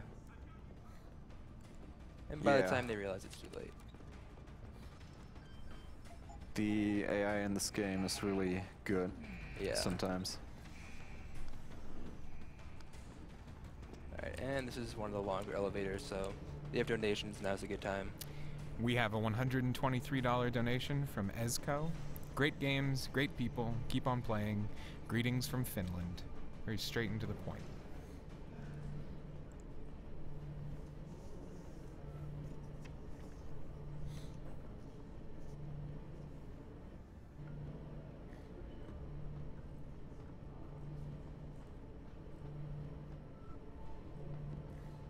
If you haven't noticed now, you will later, but there's a lot of elevators in this game. It's what they use to like load the next area, since it's like partially open world, like hub based, but so this is pretty much just like a giant loading screen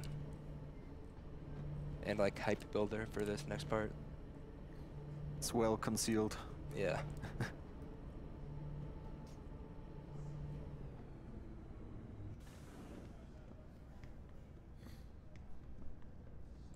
Alright, so now we're in like in the penthouse of a lady that we haven't met yet.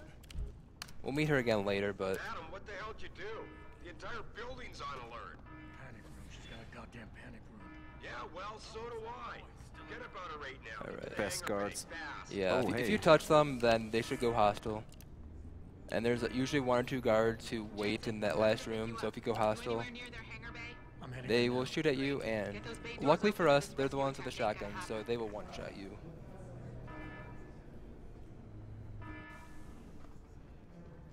Alright, so coming up, we have... This is kind of like a mini-boss almost, but you can just use 2 EMP grenades, and you'll just kill them. Yeah. Those bots don't like EMPs. No, they don't. Alright, so this is another time you have to wait. You have to wait for the helicopter to land. While we do that, we're going to take this, the jar of energy, and run over here and take the grenade.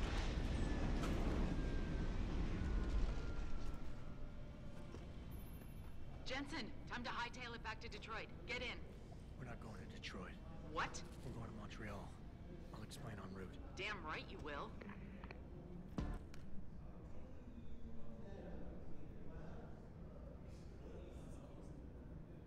So this is another skip that's been discovered since Carcinogen's run. It's not that big. It saves about 3 minutes in the speed run. So you can jump on this and then fall. First try. Yeah, I got it. And I can't push myself. But believe it or not, this is actually out of bounds. It really doesn't look like it, but yeah, it is. Room 404.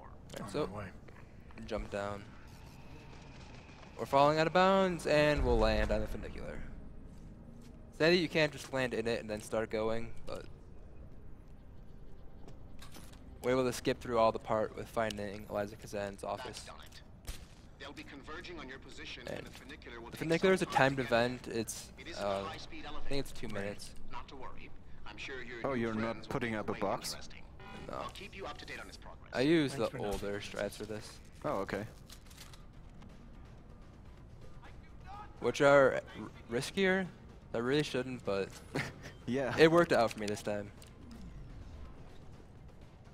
Sometimes when you cloak in that room and try to shoot that guard, the other guards will either hear you shooting him, or that one guard won't leave. He'll hear you when you're cloaked, and bad stuff happens if you go hostile here. Jensen, I've been tracking your progress through the 3D layer. You ever seen me try to race this game and go hostile there and lose like 5-10 minutes, or just get stuck in general?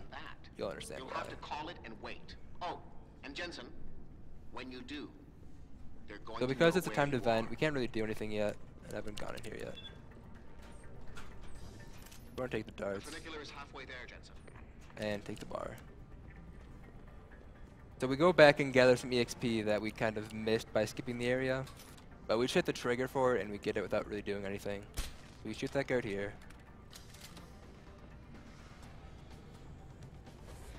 And just run through these guards.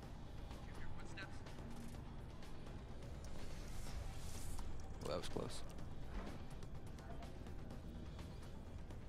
So as long as I'm not really unlucky, they won't come over here. And I can just wait behind this box until the funicular's arrived. If I'm unlucky, I just have to go under there, though. So it's not really a huge deal. So there is a backup strat.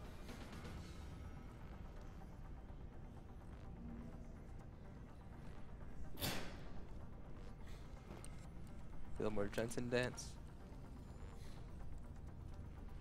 Hey, where's that guard going? Goodbye, guard. Oh. Normally I cloak and run into the thing just to be safe, but he left, so I really don't even have to. I guess they found the other guard. Probably. Alright, so while I'm in here, I'm going to pick up 2 augments from my inventory and combine the mine template with my frag grenade. I'm beginning to think that not everything is what it appears to be. Now I've got 5 frag mines instead of 4 frag mines and a frag grenade. What this is it's just safer for the next boss coming up. There's no chance for one of your blasts to move the grenade so it doesn't hit the boss, and like you can't miss it. It's just overall safer, and it only costs you like 3 seconds to do. And this would be another time for donations. Oh, let's get through some shoutouts. This is Summer Games Done Quick. We're raising money for Doctors Without Borders. Doctors Without Borders is an international medical humanitarian organization created by doctors and journalists in France in 1971. Today, Doctors Without Borders provides independent, impartial assistance in more than 60 countries to people whose survival is threatened by violence, neglect, or catastrophe, primarily due to armed conflict, epidemics, malnutrition, exclusion from healthcare, or natural disasters. In 1999, Doctors Without Borders received the Nobel Peace Prize for their efforts. Summer Games Done Quick is hosted by Speed Demo Archive, the premier community for video game speedruns, completing games as quickly as possible through extensive planning, practice, and knowledge of game mechanics and glitches. Also hosted by Speedruns Live, the best site to race video games online against others. Players of all skill levels are welcome to join, whether you'd like to become competitive or just race casually with friends. Be sure to come to speedrunslive.com for more information and to watch a wide variety of speedrun streams. Alright, so we're gassing those guards so we can do a clip up here.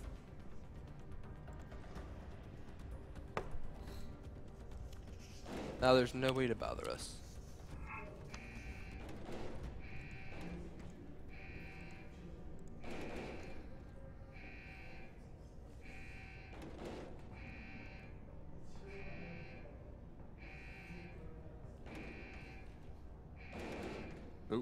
That's uh-oh. Alright. So if I were to crouch there, there's a good chance I would have just fallen through the map. So the path that we take at the end of this game is determined by bids. And currently, Seraph is in the lead with $299. Right. Self-Destruct is second with $174.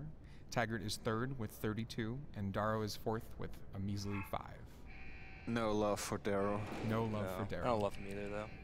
Alright, so I took too long in that last time, so the guards upstairs ended up coming. There we go, finally. There we go. Nope. Yeah. That's not going to happen. So that skips through wandering through the basements a bit. So I'm gonna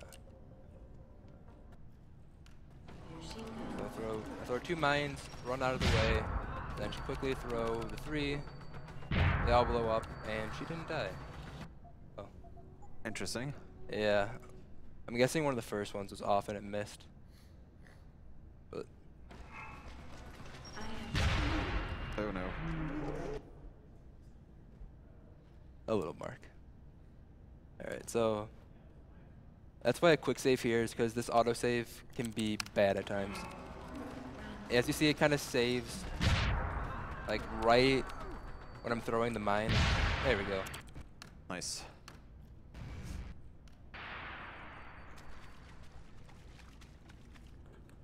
So we're gonna run through here a little bit, then turn back. That triggers the helicopter to come down, but you can't interact with it right away, so we use this time to pick up some items for the rest of the run.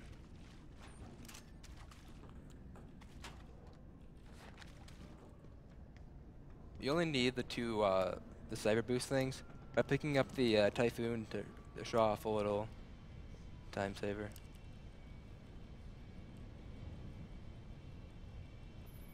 As you see, I had to wait for the elevator. Or happen. To wait for the helicopter to be interactable. You ready to go?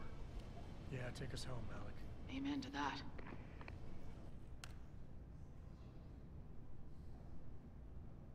Alright, so this next part is probably the weirdest outcome with the glitch in the game. The glitch itself isn't weird, but what it does when you go through, after you do it, you go into the Seraph building, and it basically just takes you to the end of the chapter. What you're supposed to do is you're supposed to go into your apartment, talk to Seraph, and do other things. And then at the endish, you go back to your apartment, and you go to the helipad, and the Malik takes you, and you go to Seraph. But we don't do that. Instead, we go to Seraph a different way, but the outcome's the same. It'll make more sense once we get there, and I'll explain it more then.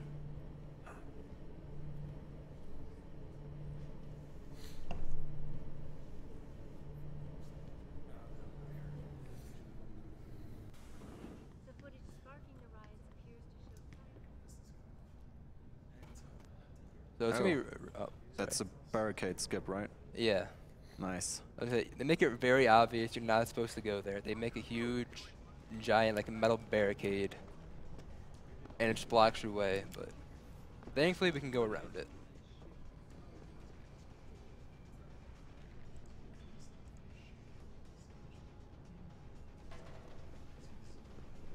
Sadly, we have no time for basketball today. We have a $20 donation from Arton. Thanks for hosting such an awesome event for such a wonderful cause. This is a reinforced box, like I mentioned earlier. You can throw this one around pretty much as you want, and it's not going to break. The yellow bar that you'll see for like a split second is its health, and you'll see it basically just stays at full.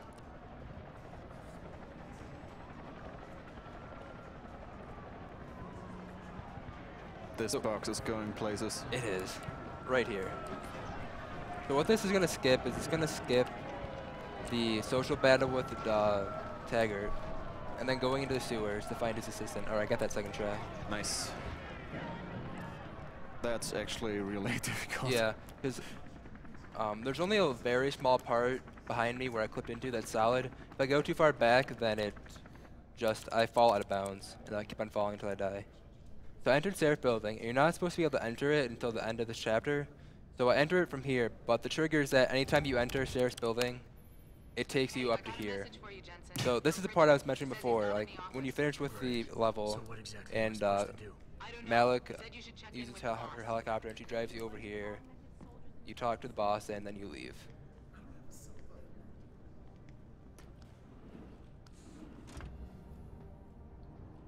It's a pretty good run so far. Yeah, not bad. Everything except for the box clips have been pretty good. Yeah, and that one mine being a huge troll. Yeah. Alright. So we can just skip that and run back in the elevator.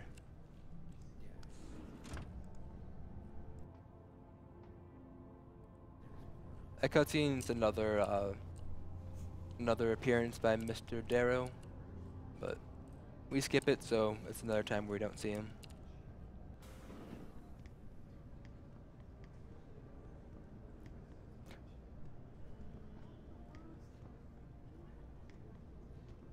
Alright, so Malik has been great to us all game. She's ferried us around places, she's come to save us.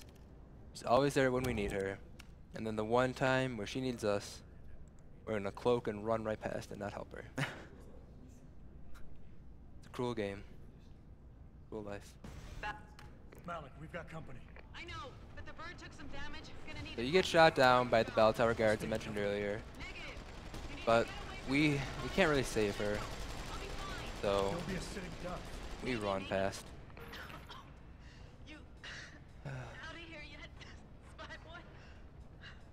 Malik? Just find Vasily. And then because we didn't save her, the game forces us to watch her die.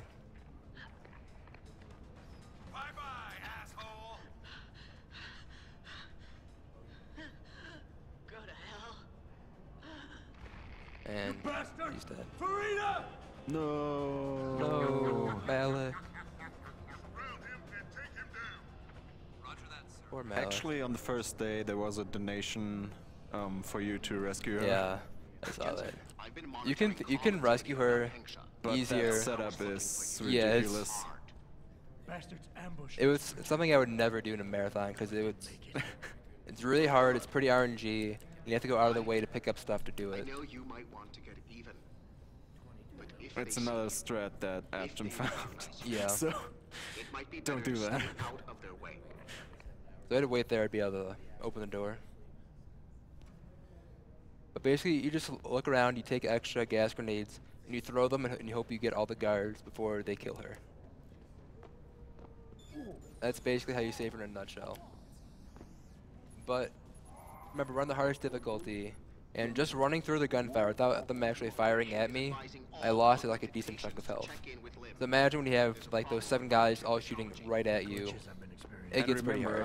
They are snipers. Yeah, so there's still the chance that they can just headshot you and kill you in one Running a bullet. few more tests, but since I can't exactly run them on you, and we So don't this guy know likes to what's stop happening, us you might not because want to we're wait. wanted, so we just cloak and run right Up to past you. him. by these guys who are not doing their job very well. Like, I'm able to run past them without cloaking. And there's like, yeah, what? What? Silly bell tower. Mr. Jensen. And because we don't like Dare that much at all, we're just gonna cut off this conversation, so. And he's done talking.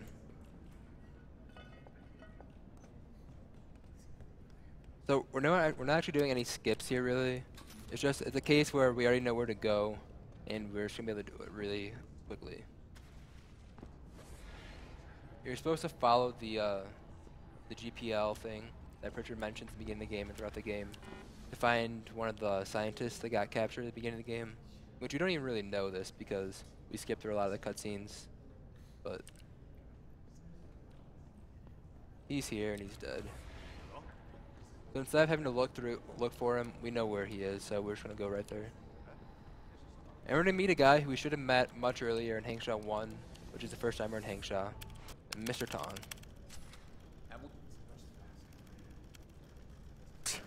That yeah, twitching. He talks a lot.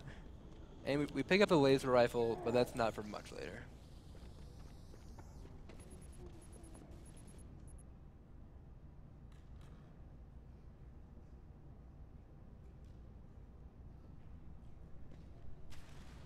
Alright, so you see occasionally there's little glitches in my UI. That's part of the story.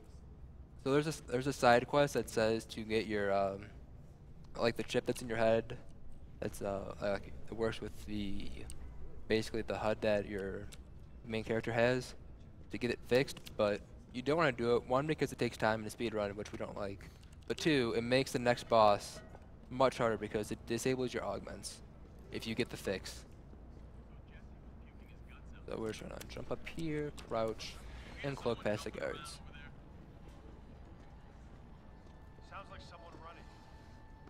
Actually, this next boss fight is really dangerous. Tom, It's how did you get this if I get frequency? unlucky, it gets embarrassing almost. But yeah. You're going to plant that package in Administrator Wang's office.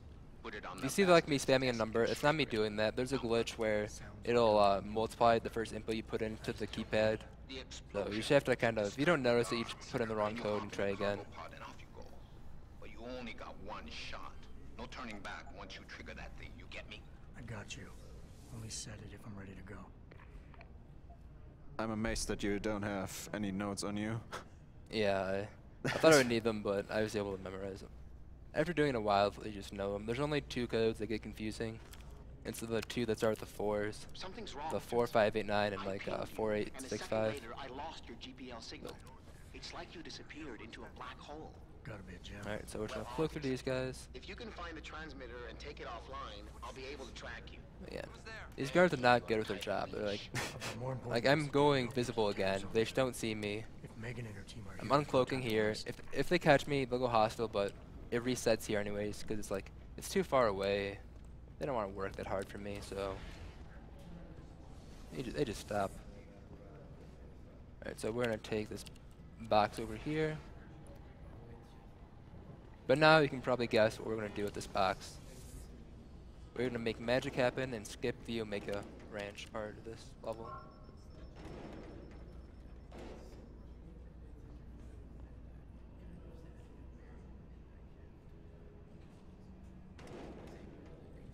So this is the other one I was talking about that's similar to the earlier box up in Hangsha.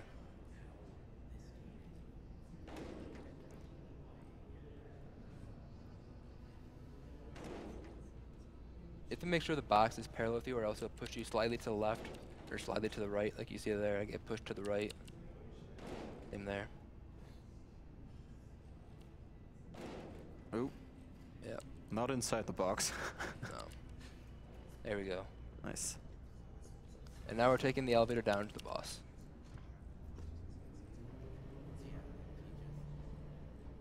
So another one of the scientists that got kidnapped is in the building that we skipped, but who cares about her?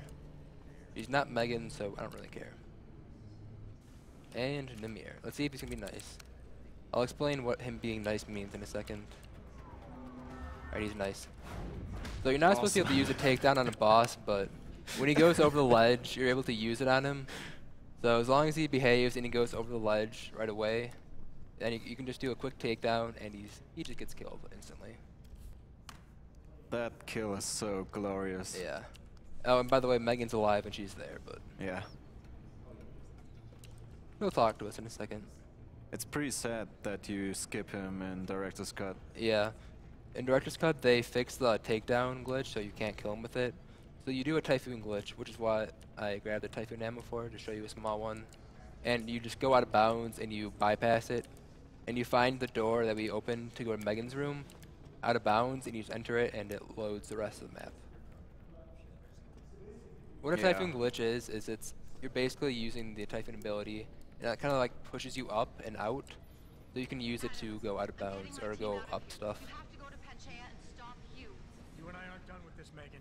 I know how it looks, but you have to stop the broadcast. I think it's causing the Alright, we have to wait here before we can activate the button. terrifying hallucinations.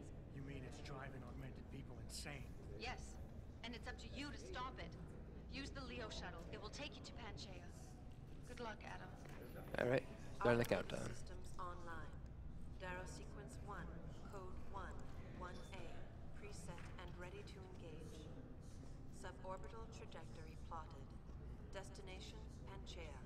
Begin countdown, Mr. Darrow.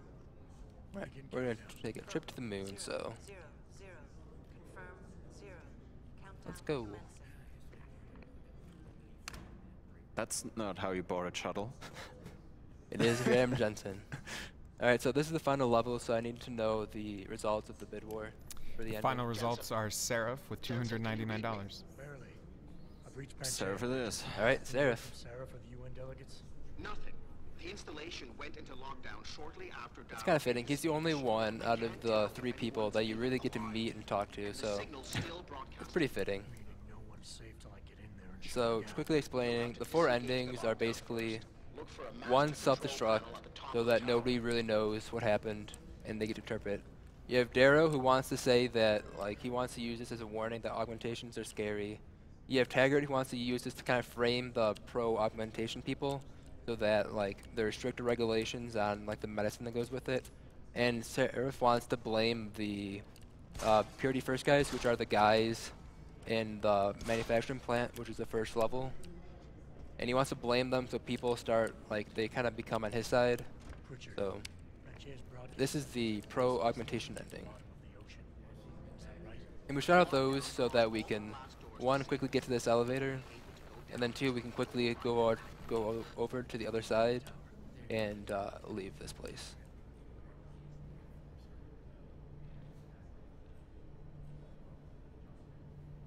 Alright, so coming up we have a pretty pointless Typhoon clip, but because there's no more Typhoon clips in the run, because this is a director's cut, and doing the box clip is better than the Typhoon clip for Namir, because you can still do the Typhoon clip that director's cut uses, it's just harder and like just dangerous to do. So I'm going to take Typhoon, move back here. This will look really weird, but it'll make sense in a second. So look where I am now, and hopefully I am now upstairs. It saves like 10 seconds maybe, and you're now in the range of the turret, so it can shoot at you if you're unlucky. But it's pretty cool.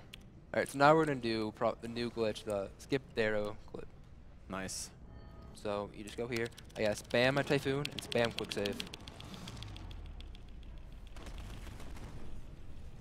So we're going to basically trigger the conversation and then just skip it.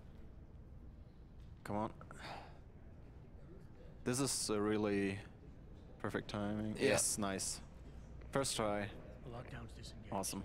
So that skips a 5, or not 5 minute, like a 4-minute-ish mandatory conversation with Darrow, where he kind of just like criticizes you, says you're stupid, you don't understand his plan. Careful there, Francis. You almost sound like you'll regret that. So just doing that cuts off a solid 3 to 4 minutes. And the conversation with him is RNG, so sometimes your responses are good, sometimes they're bad. So we have to get the Casey augment so we can always fail it, because whether you fail it or not, it's the same outcome.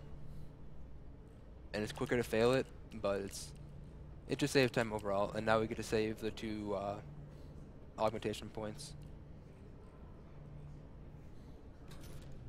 So this is why we opened up the windows over here. You can just go through, jump. Oh, hey, hello. Hello. This is why we get. Hold on, this is kind of. What? That's weird. Am I cloaked? Who cares? Okay, I died. Wow. That's incredibly unlucky. A little late to save. I've never seen that happen before. It basically never happens. Thankfully, there's an autosave here, but because I missed the first jump, they got here a little bit faster. I'm guessing just the RNG to their like pro troll pattern, they were kind of closer than they normally are. So yeah, a mix of a lot of bad RNG and me messing up a pretty easy jump. All right, so this is Taggart, but we don't like him, so we're not going to save him.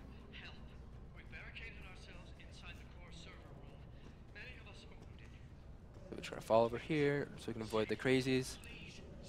And the crazies are people who kind of went insane when you dare like overstimulates a certain part of the augments, and it's like driving the people insane. Megan talks about it briefly in the one dialogue part where we kind of waited for the shuttle. All right, so this is Seraph. Actually, we're gonna do this a different way. So we're gonna take the silo. What this taking the silo means is that we have to wait for the elevator, but overall it's safer, so I'm gonna do this. We need to stun these crazies down here. It isn't permanent, so I need to kind of move quickly.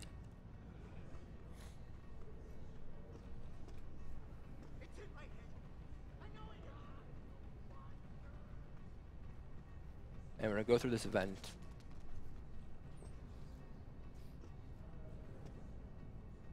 And this event takes us right to Seraph. And the only way back up is the elevator that I was going to use to come down. And you have to wait for it to come down, but you can wait safely, and it's pretty much just quicker and safer to do it this way. And you'll see why it's safer in a second.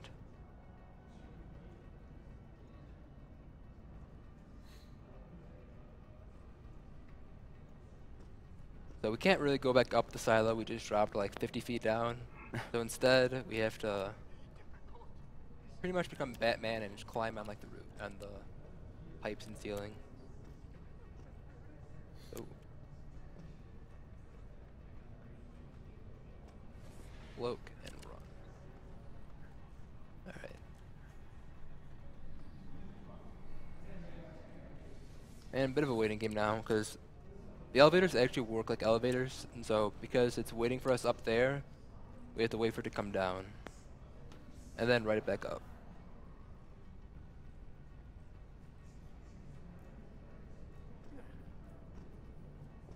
But by talking to Seraph, it unlocks the ending, so that when we go to after we kill the final boss, we go into the final room, his button is now unlocked. So there's going to be 3 potential buttons, and then 1 to the side. Deus is always unlocked, and you have to go talk to Seraph or Taggart to unlock theirs. And then there's a self-destruct button to the side that's always unlocked too. So you have to go through the lecture part and find Seraph and Taggart in order to unlock their endings.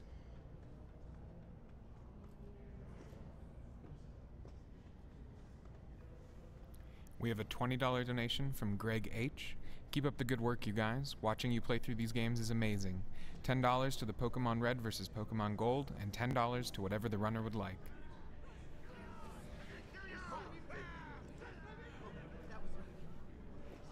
So same rule as when we were running past those armed guards in the penthouse. You touch them, they'll go hostile even though you're cloaked. You have to kind of jump and run your way through there without touching them, hopefully. And the last elevator of the game. However, like I said earlier, the elevators are used as loading screens, and so to kind of poke fun at that, they even say loading on the elevator. So this is going to load the final boss's arena and herself. Now the final boss really doesn't make sense because we never see her, but it's the woman whose penthouse we went into and who called the guards on us. It's like she ends up getting hooked into a machine and we kill her very quickly. So normally this last boss is pretty hard. You have to worry about some robots and stuff, turrets. Just overall, it's pretty hectic, but I don't think the game realized that her health is less than the damage a laser rifle has. So it's actually really, really easy.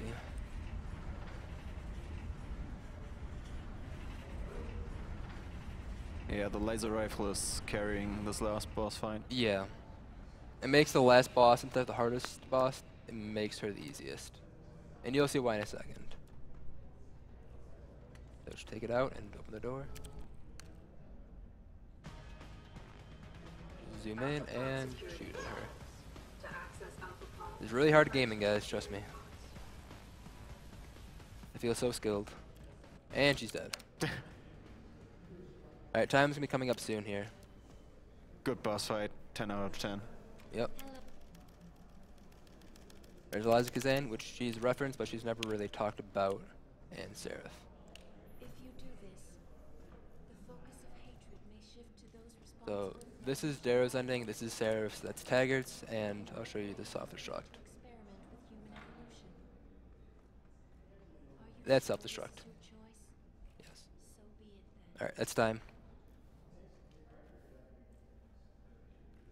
Time? Time.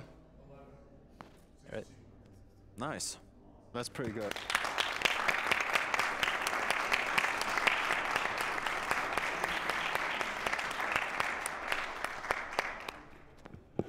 Good job, dude.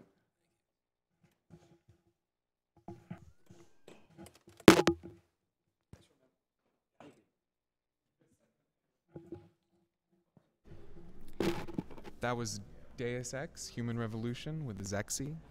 His Twitch is twitch.tv/natureblink. That was a pretty fantastic run. You're watching Summer Games Done Quick, hosted by Speed Demos Archive and Speedruns Live. Speed Demos Archive is the premier community for video game speedruns, completing games as quickly as possible through extensive planning, practice, and knowledge of game mechanics and glitches. Speedruns Live is the best site to race video games online against others. Players of all skill levels are welcome to join, whether you'd like to become competitive or just race casually with friends. You can go to their front page, http://speedrunslive.com, for more information and to watch a wide variety of speedrun streams. Coming up next, we've got Sly Cooper and the Thievus Raccoonus, run by LovableLambchop. Current estimate for that is 1 hour and 30 minutes. Right now we're going to run a quick commercial. So just a note about commercials. All ad money goes to us helping to make future marathons possible. There's a lot of equipment that goes into making this successful and to making this easy for us and for you. If you whitelist your ad block for our stream page specifically, that money will go straight towards helping make future marathons better. So please consider whitelisting our ad block or subscribing to the channel. All subscriptions to the channel will be donated directly to Doctors Without Borders. Thank you very much for doing one or the other and for donating if you can. So we're going to go to a quick commercial and we'll be right back.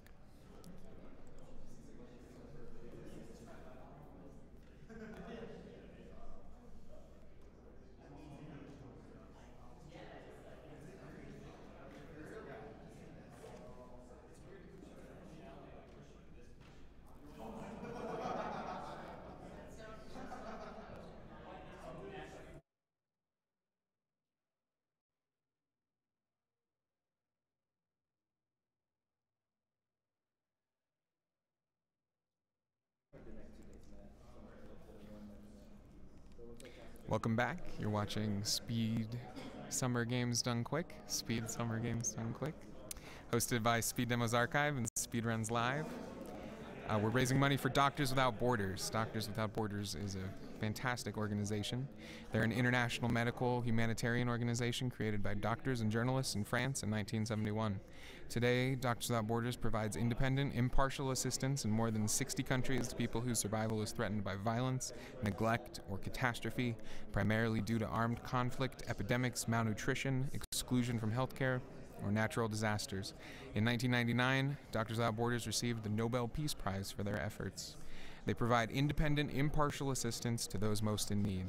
They reserve the right to speak out to bring attention to neglected crises, challenge inadequacies or abuse of the aid system, and advocate for improved medical treatments and protocols. Coming up next is Sly Cooper and the Thievus Raccoonus, run by LovableLambchop. We're just taking a few minutes to get set up here, and we should be back to the marathon momentarily. Thank you everyone for sticking with us at this late hour. I know we've got a lot of foreign viewers, and it's not such a stretch for you, but it's just such a pleasure to be here, such a pleasure to have everybody join us for this, to raise money for such a good cause. And you know, look how many people we got out. It is currently 3:40 in the morning here in Colorado, and we've got a pretty great group here set up to watch Sly Cooper. There's a lot of enthusiasm here at the event, and the enthusiasm that we're getting from you is palpable, and it's just, it's such a great experience. Thank you.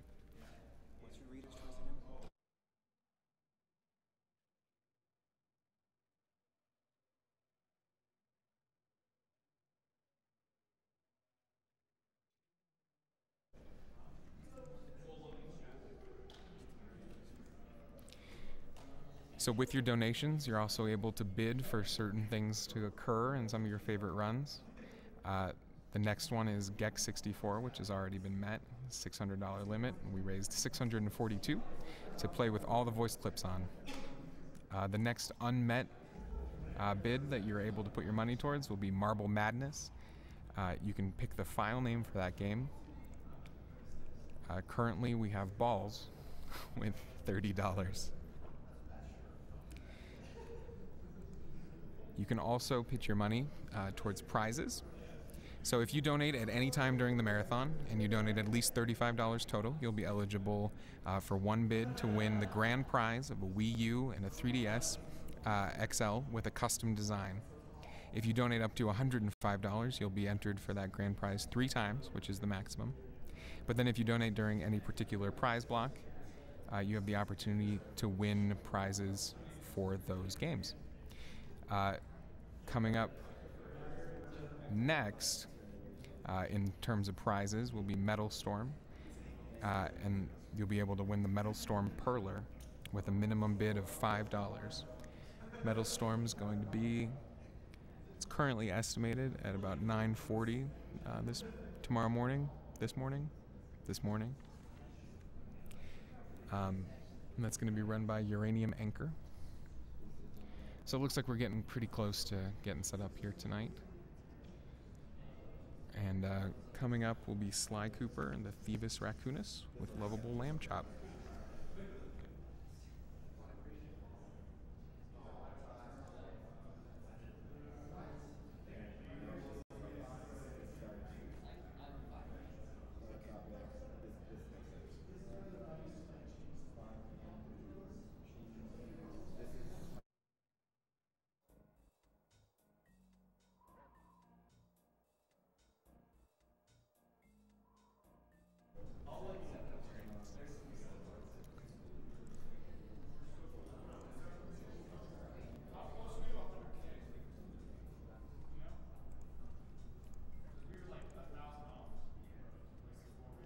We're currently at $99,632 with 72 cents. It's about $368. Yeah. We're gonna hit 100K. 100K hype for Sly Cooper and the Thievus Raccoonus. We have a $20 donation from THM. Greetings from Denmark. Never donated for this, so this is my first time. It's the power of the lamb chop. Best of luck with the run. One of my favorite runners and one of my favorite games. Looking good on that couch, Viva. Remember to remove Bentley. We have a $100 donation from Shannick. Suplex the train. We have a $10 donation from Anthony Schomer. Hey, Lambchop, Cricket here. I just wanted to say I've enjoyed watching you get better at Sly over the past 7 months, and I know you will do a great job at showing off the game. Good luck on spinning and Bentley skip. $10 for Lambchop's choice for killing or saving the animals. P.S. I will throw in an extra $5 for every extra computer you smash over 60.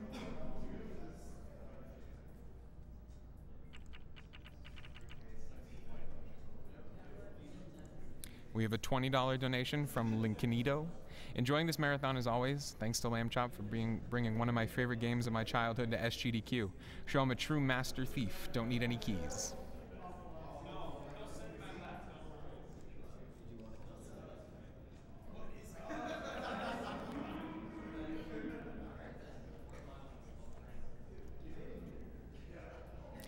So in that time, we're now at $99,777.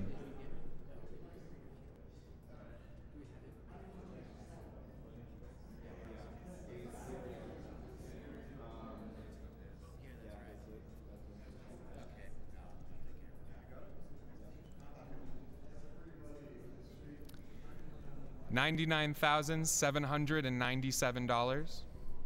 So we're about $203 away. 100K hype.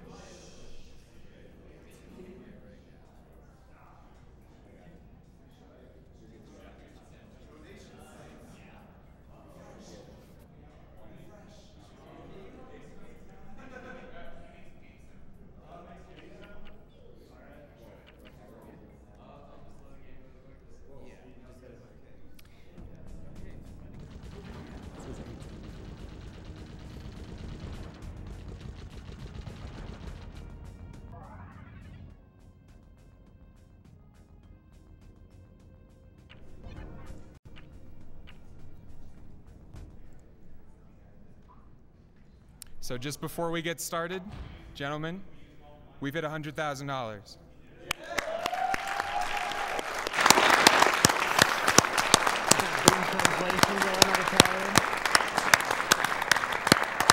Congratulations, everybody, and thank you for making that possible. What?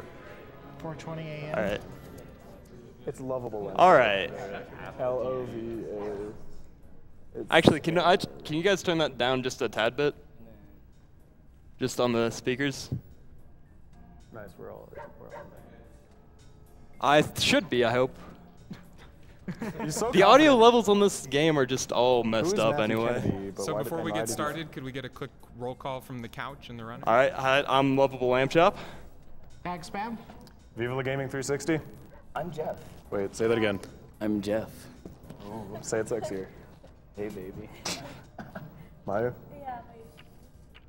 Okay. Most important thing. Which file? A or C? C. A. C. A. C. I'll take Anybody? C for $20. Lambchop, it's from your fellow Sly Runner. C. Let's go C. Yes. All right. Lambchop, you got this, dog. What? All right. Are we good whenever? Blaze it?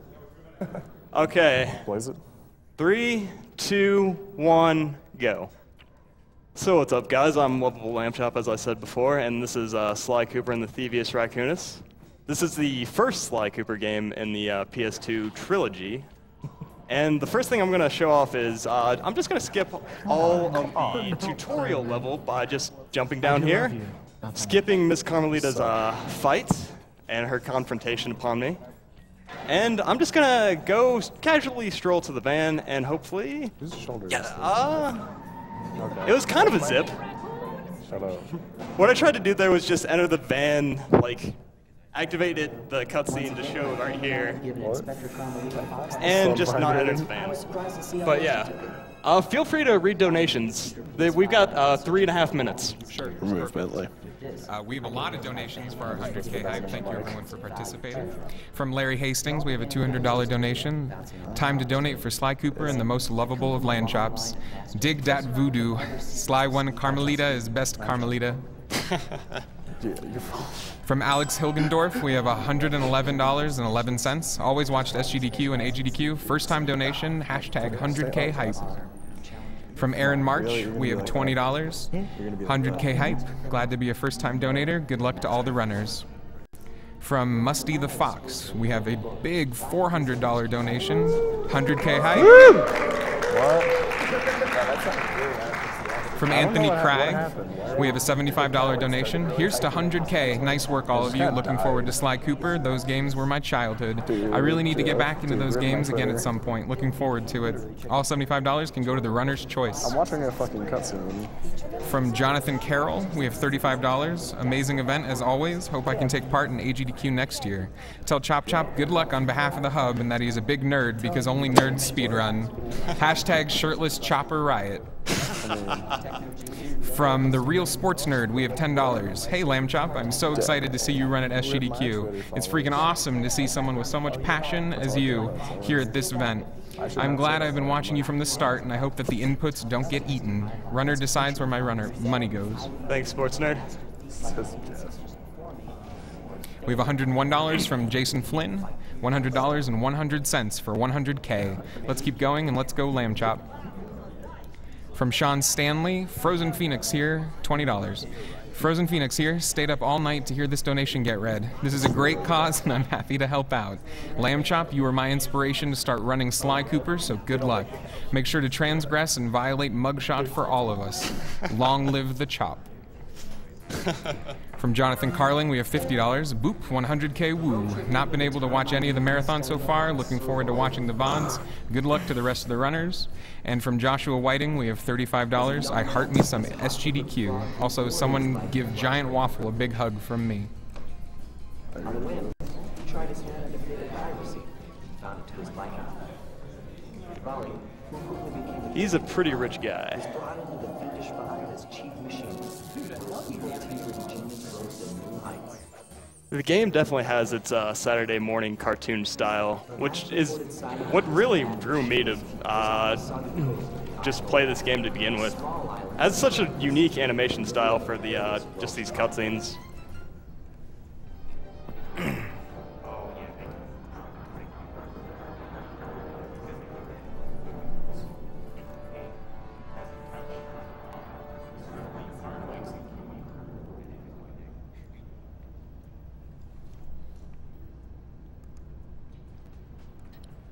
All right, so to explain a few things to begin with, the first trick we're going to do right here was we're going to get catapulted, which is pretty much what other communities call a proxy. Pretty much, it's just getting stuck in a tight spot, and the game doesn't like that, so it launches you out at very high speeds.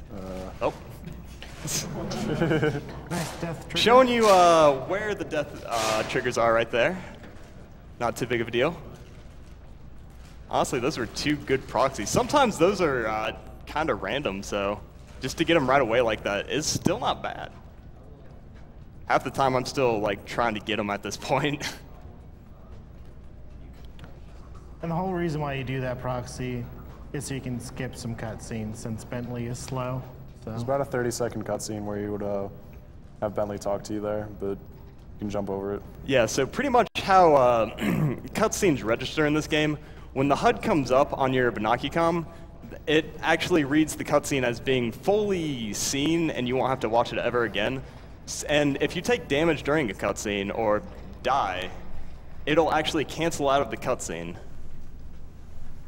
That's why he just died just there, as he slid off during it.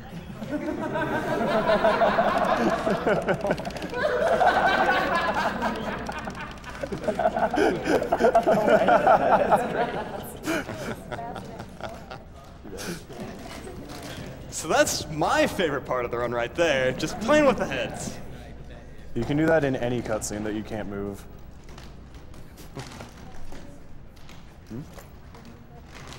So So pretty much the rest of the level is just go through, don't get seen, although sometimes I get seen, because I don't. Honestly, sometimes it's faster to just run through the spotlight than it is to go around it, so. And there we are, the first key. So, I'm going to point out a technical flaw in this game. The enemies are not smart, as they put the key right in front of the gate it unlocks. That's just sloppy design. It's poor lore. Alright, so whenever I go into a new area, I usually right away load the game file I'm on. This will warp me to a place closer to where I want to be, and it also skips over a cutscene. So here, we're gonna go get this Lucky Charm right away. Sometimes that Lucky Charm likes to jump up and avoid my swings. We're gonna jump up here to Mr. Octogard. We're gonna bait him into shooting at us, which will destroy this generator below, which allows us to go to the second area of the hub world early. So as soon as I get to the other side, there's a cutscene that activates. I'm gonna save and then reload the game, because it's actually faster to do this all over again than it is to watch that entire cutscene. Plus, it gives us a chance to get another Lucky Charm, which we'll use later. Should be pointed out that reloading your game automatically places you in the center of the hub world. Sly Cooper set up that there's one main world and other small worlds that you hit green loading zones behind Octogard to go into for missions. You can skip cutscenes and just move your location by reloading your game, and it takes you to the center of it. So normally with the generator, you have to get 3 keys, and then you destroy it through Kane. But for whatever reason, the guards attack or count the same as the Kane, and so that's why he's able to destroy it. The guards' attacks deal splash damage, and they're homing missiles, so they follow Sly when you jump off. So I'm just gonna do this trick and explain it during the cutscene. So what I did right there is I activated the final boss fight of the first world early. So you saw me do a double jump and then swing my cane as I was hitting the ground, pretty much.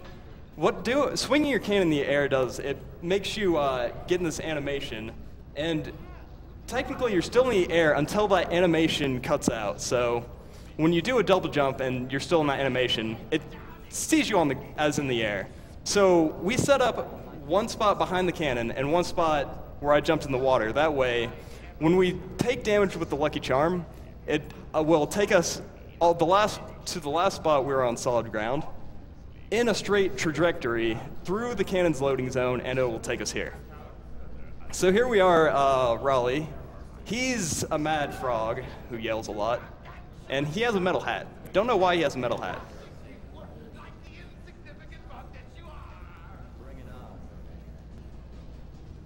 But this boss fight is pretty simple. He just tries to jump on you 5 times.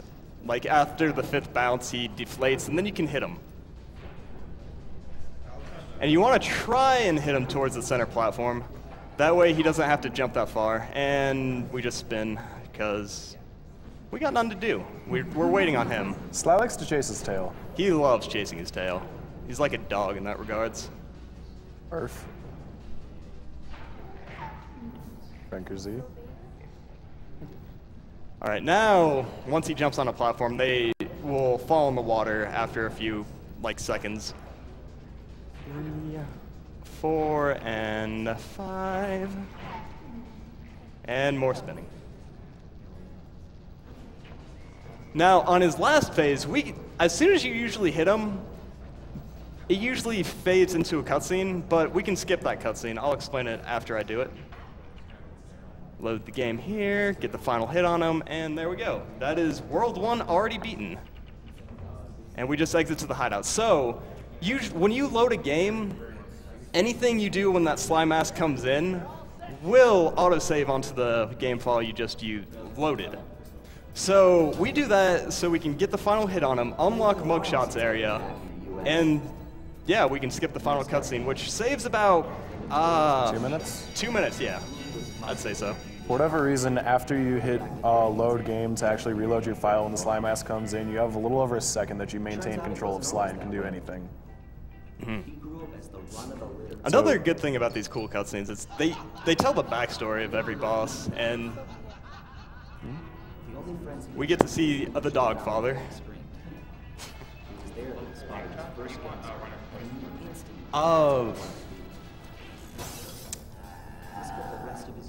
Link to the Past? Is that met yet?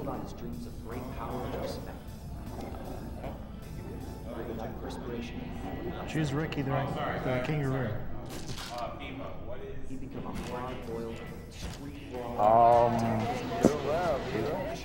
Who donated to me? Is a Link to the Past met yet? I'd like to see some ALTTP. I don't think it is. Just the OB run. Hey, is what? All right, put it towards the Link to the Past. Thanks. Sly Cooper in Wait. Sunset. Snake Eyes. I would have. I thought it was Matt. I'm sorry. Whatever. Chop's run is about to get interesting again. So, here we are in Grand Ole Mesa City. So the first thing I'm going to do is jump around this area where it wants you to go up and learn how to spire jump, but everything revolves around jumping and hitting the circle button, so I think I'm fine on that. So I have this extra lucky charm. I'm going to skip a cutscene right on this platform, the same way I did the earlier one. Just activate the cutscene, take damage, and then we can move on. That cutscene skip saves about 20 seconds. Oh god. Oh god, the shirt's coming off apparently. Got the shit staying on. The sweatshirt's coming off. Hashtag remove Bentley. So Bentley is just the turtle who is your sidekick. Bentley is a nerd who we're never gonna see. Yeah. He just slows down the run by a lot. We talk to him pretty much in every cutscene, so the more cutscenes we can avoid, the better. And we don't have to hear Bentley. He's a fine character overall. He just talks very slow. Yeah. Now we just avoid the lights there. Kill this dog, and again, key right outside the lock, it unlocks. This is really poor fortress design. They didn't want to lose the key, okay? Well, I mean, they might as well just keep it in the lock at this point. So again, as soon as I enter this hub world, I will load the game I am on. That way I can just warp to a location faster. And then I'm going to load the game again because there's a cutscene that plays here where Bentley tries to tell us, like, Mesa City. About them gun-toting dogs, you know. Pretty much, yeah. So I'm about to do another catapult, but this one's a bit more interesting, I'd say. We get to fly up to the ceiling right there. And then we're going to go out of bounds. Right here. I'm going to walk on thin air right here for a second. Oh, there we go. Ooh. That was a little dicey. But here we are. We're inside the Mugshot's casino early. Usually you have to get 3 keys to get in here. So I'm going to come down here. I'm going to set my point right here where I'm on the ground. Do these double jumps where I swing my cane, jump on his mustache, and it'll take me through the elevator into the loading zone. Nice. Raccoons can go through walls. Who knew? The other fun thing is the way the cutscene skips work is this game lets you pause during all cutscenes, and as soon as the HUD shows up, it decides you've seen it. So reload the area, and you're done. These kind of cutscenes we can't skip, though. Yeah, these ones transgressing violated. But yeah, Mugshot tries to yell at us. Very not intimidating. Although until he stands up, it's pretty comical. Well, he does have 2 mustaches, so. I think they just resized it a little bit. They literally are the same thing.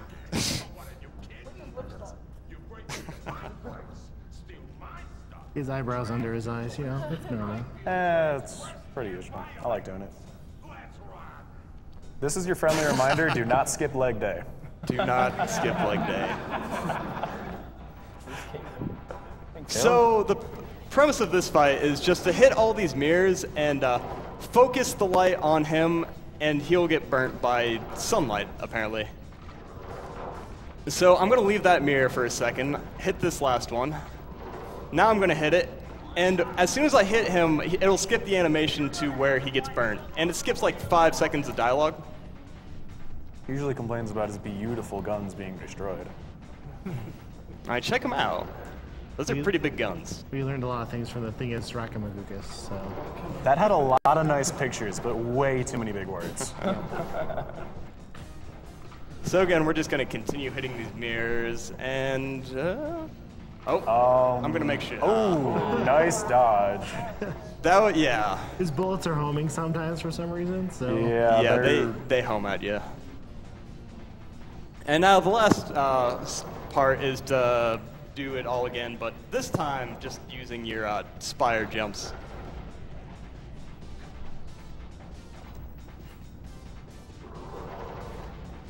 There's a faster way to get 2 mirrors in one of his cycles, but it is really, really risky, and it saves 15 seconds.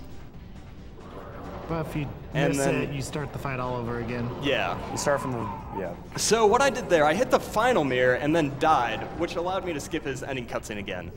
All these bosses have ending cutscenes, but we never see them. It's usually just Carmelita coming in and busting them, and there's a funny news headline. Feel free to read some donations right now. Sure. We have a $10 donation from Valk. Have to donate during Sly to support the Lamb Chop. Sly is a great game, and Lamb Chop is genuinely lovable. If you like Sly Cooper and burning lampshades, you should really follow Lamb Chop. He's a good guy. Just put this to runner's choice. We have $20 from I Can't Pronounce This. Yo, Lamb Chop, this is ICP. Great to see you running at Sgdq. Don't forget to remove Bentley for ruining my chance for sub 110. Long live the chop. Thank you, ICP. We have a $135 donation from Rabram with no comment, but thank you so much, Rabram. We have a $10 donation from Zelkis. Thanks for these amazing events every year. Shout out to Mr. MV for the incredible work he does every year for French people, and shout out to Viva La Gaming, who represents Canada Zelkis. I'm not Canadian. I am not Canadian. I live in Ohio. Yes. Ohio, Canada. No, I am not Canadian. Dang. I love you, Zelkis, but I'm not Canadian. So, now that we're in the third world, unfortunately, we have to get all the 7 keys in this world. There's no way to skip directly to Ms. Ruby, because there's an interesting thing that happens with her final fight. Usually, the green orbs that enter levels, they are already spawned for both Mugshot and Raleigh, but for some reason, they're not for Ms. Ruby or the Panda King, until you unlock the 7th key gate, I guess. And right there, I just jumped out of bounds in order to skip a cutscene trigger. There's a small platform in which you can land on that tree, and if you do that, you can come down here early. Skip Bentley talking about these voodoo guys and how they're going to shrink my head. And we just have to destroy all these candles in order to unlock whatever is blocking the key, some voodoo magic. I thought it was mojo magic. Yeah?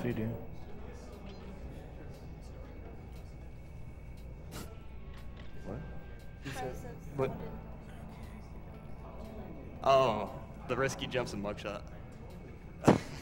Those are not marathon worth. It's not marathon friendly, Yeah. I'll say that. And again, I'm loading the game in order to get down here earlier and to skip cutscene.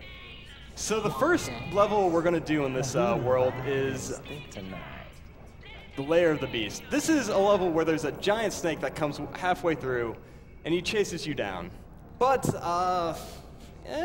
he's kind of slow. Again, I'm going to load the game during this cutscene. And we don't like snakes anyway, so. Nobody likes snakes. So I'm going to jump on that tree trunk to get up here early. Just a little time save right there. And I'm going to follow this vine. Shout out to Shero for these strats. There we go. That saves about 2 seconds over the old way. And then, yeah, we're out of bounds right now, and you can see the key and safe right, like, to the left of the screen. Please grab. And it's right there. Oh. So what I tried to do there was try and... If you pause on the, like, right couple frames, you can actually skip those animations by just leaving the level. Because it's auto-saving and Yeah. you hit it, so. Anytime the percent meter shows up, it's an autosave, and because Sly's cane moves for a couple frames after you actually pause, if you break the case the key is in after you pause, you can exit the level and skip the little cutscene where Sly like jingles it in front